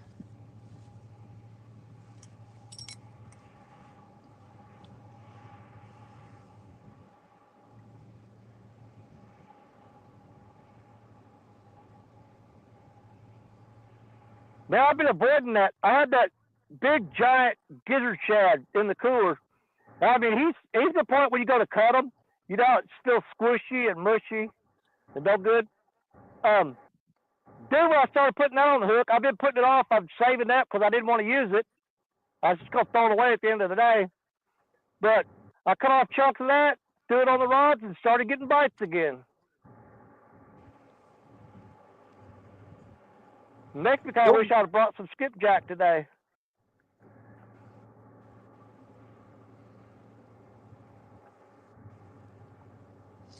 Yeah, I've got several bags of shad froze up, but I need to start looking around and try to find some big gizzard shad, like some big old giant gizzard shad, to chunk up.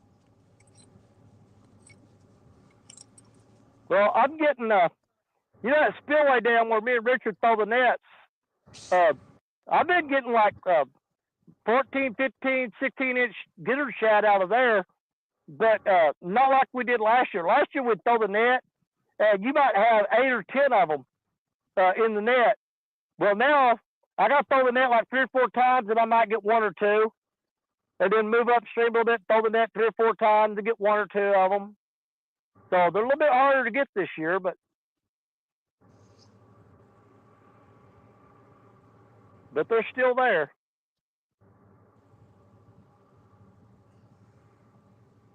I'll be honest, this has been one of the tougher years, like far as getting like quality bait, like the carp and everything.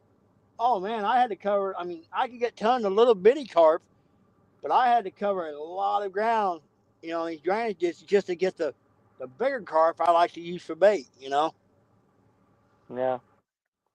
Well, I mean, as far as carp, when we came back from Memphis that time, and we stopped at that one little spot that I showed you. Yep. Dude, I'd go there and I'd catch those carp 8 to 12 inches long, all of them you want. I'd catch as many as you want. And usually I'd throw the net and get about 10 or 15 of them every throw. So carp's pretty easy.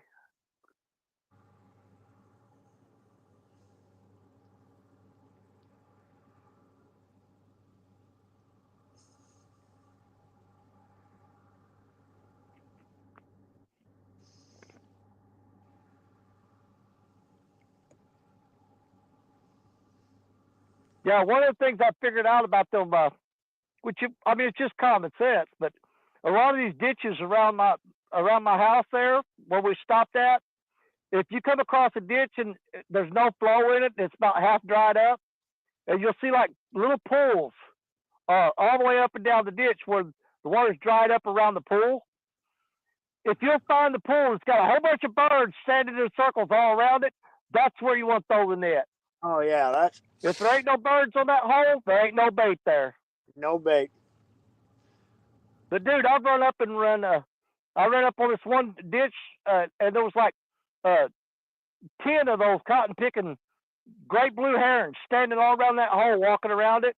And I walked up there and they all flew off. I threw that net and just loaded up on bait, dude. All right, let's reel some rods in, Levi. Yep.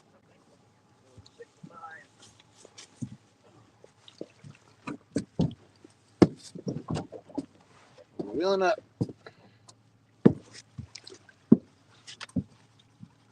Well, when you get to where the point where you're all set up and ready, you just hop up here on solo, tell everybody bye. Then I'll kick your ass out of here and I'll tell them bye.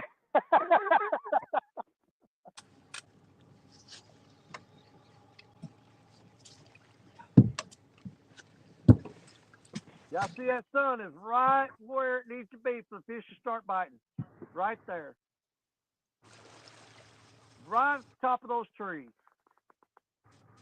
Now, I see her saying that, and that 14-foot Badcock's down there's getting hit.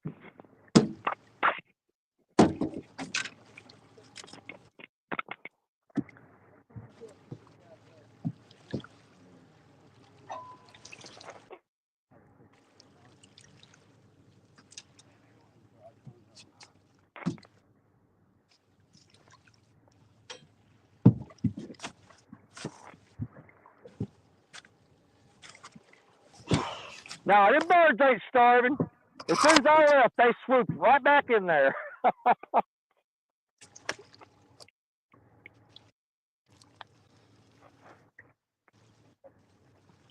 Fishing fever! You coming out of here? We're getting ready to leave, buddy.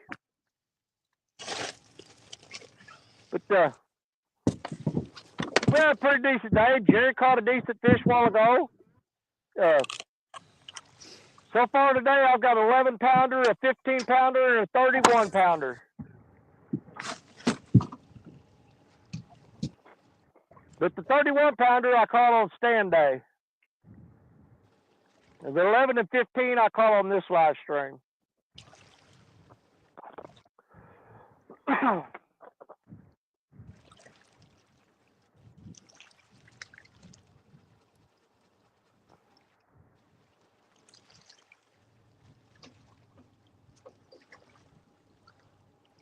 Yeah, the bite's been pretty slow, though. But we have managed to hook up on some fish, so we're not going to complain. But it's definitely been slow.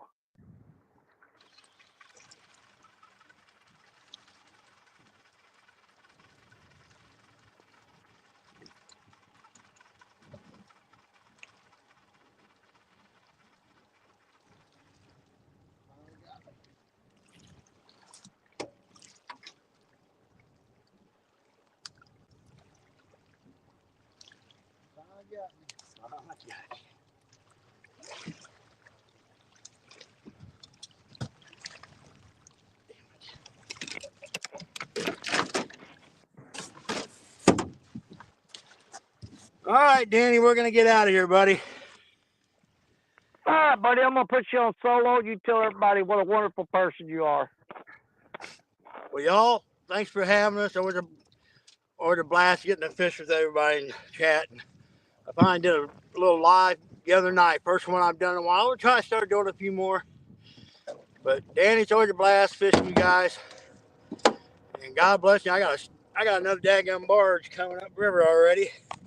So I'm gonna have to blast out past this thing and try to get in front of him. So, but God bless y'all. Well, I can't wait for Baldwin. Buddy. I'm looking forward to it. It's got to be pumped up. That's the next thing on the list. It's going to get my excitement levels off the chart. You guys be safe driving. Be careful. You got to try it too. Get on out of here. See you, man. Later, bye. All right, bye, Jerry.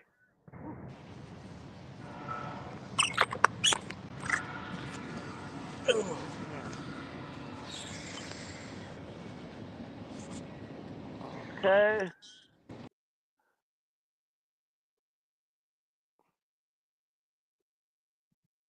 There we go. Ah, 10. Not a bad day. Not a bad day. Yeah, I'd love to come in here and catch 15, 20, 30 fish. That'd be awesome. But we caught a few quality fish today, and that's always better than nothing. I promise you that. Well, sun's getting low, which means it's time to go. Thank you guys for coming out and hanging out with us today. Had blasted you guys in chat. I couldn't see chat very well at the beginning of this because of the sun, the angle of it, and blah, blah, blah, blah. Who cares, Danny? But thank you guys for making it a great show. I always love having you in here.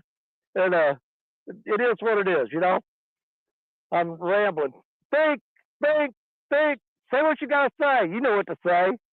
You're my brothers, you're my sisters, you're my catfish family. God bless each and every one of you. Because you know that Danny Stone loves you. And we'll see you again real soon. Hey, everybody. Pontoon Jody, I think, is live right now. So everybody go over to Pontoon Jody's channel. Tell him Danny Stone sent you. And I'll pop over there, turn it on, and while I'm loading this up and listen and watch her do her thing. Again, thank you guys. God bless you. Love you. And we'll see you again real soon. That's it, Danny. Get out of here. Shut up and go away. All right. Bye, y'all.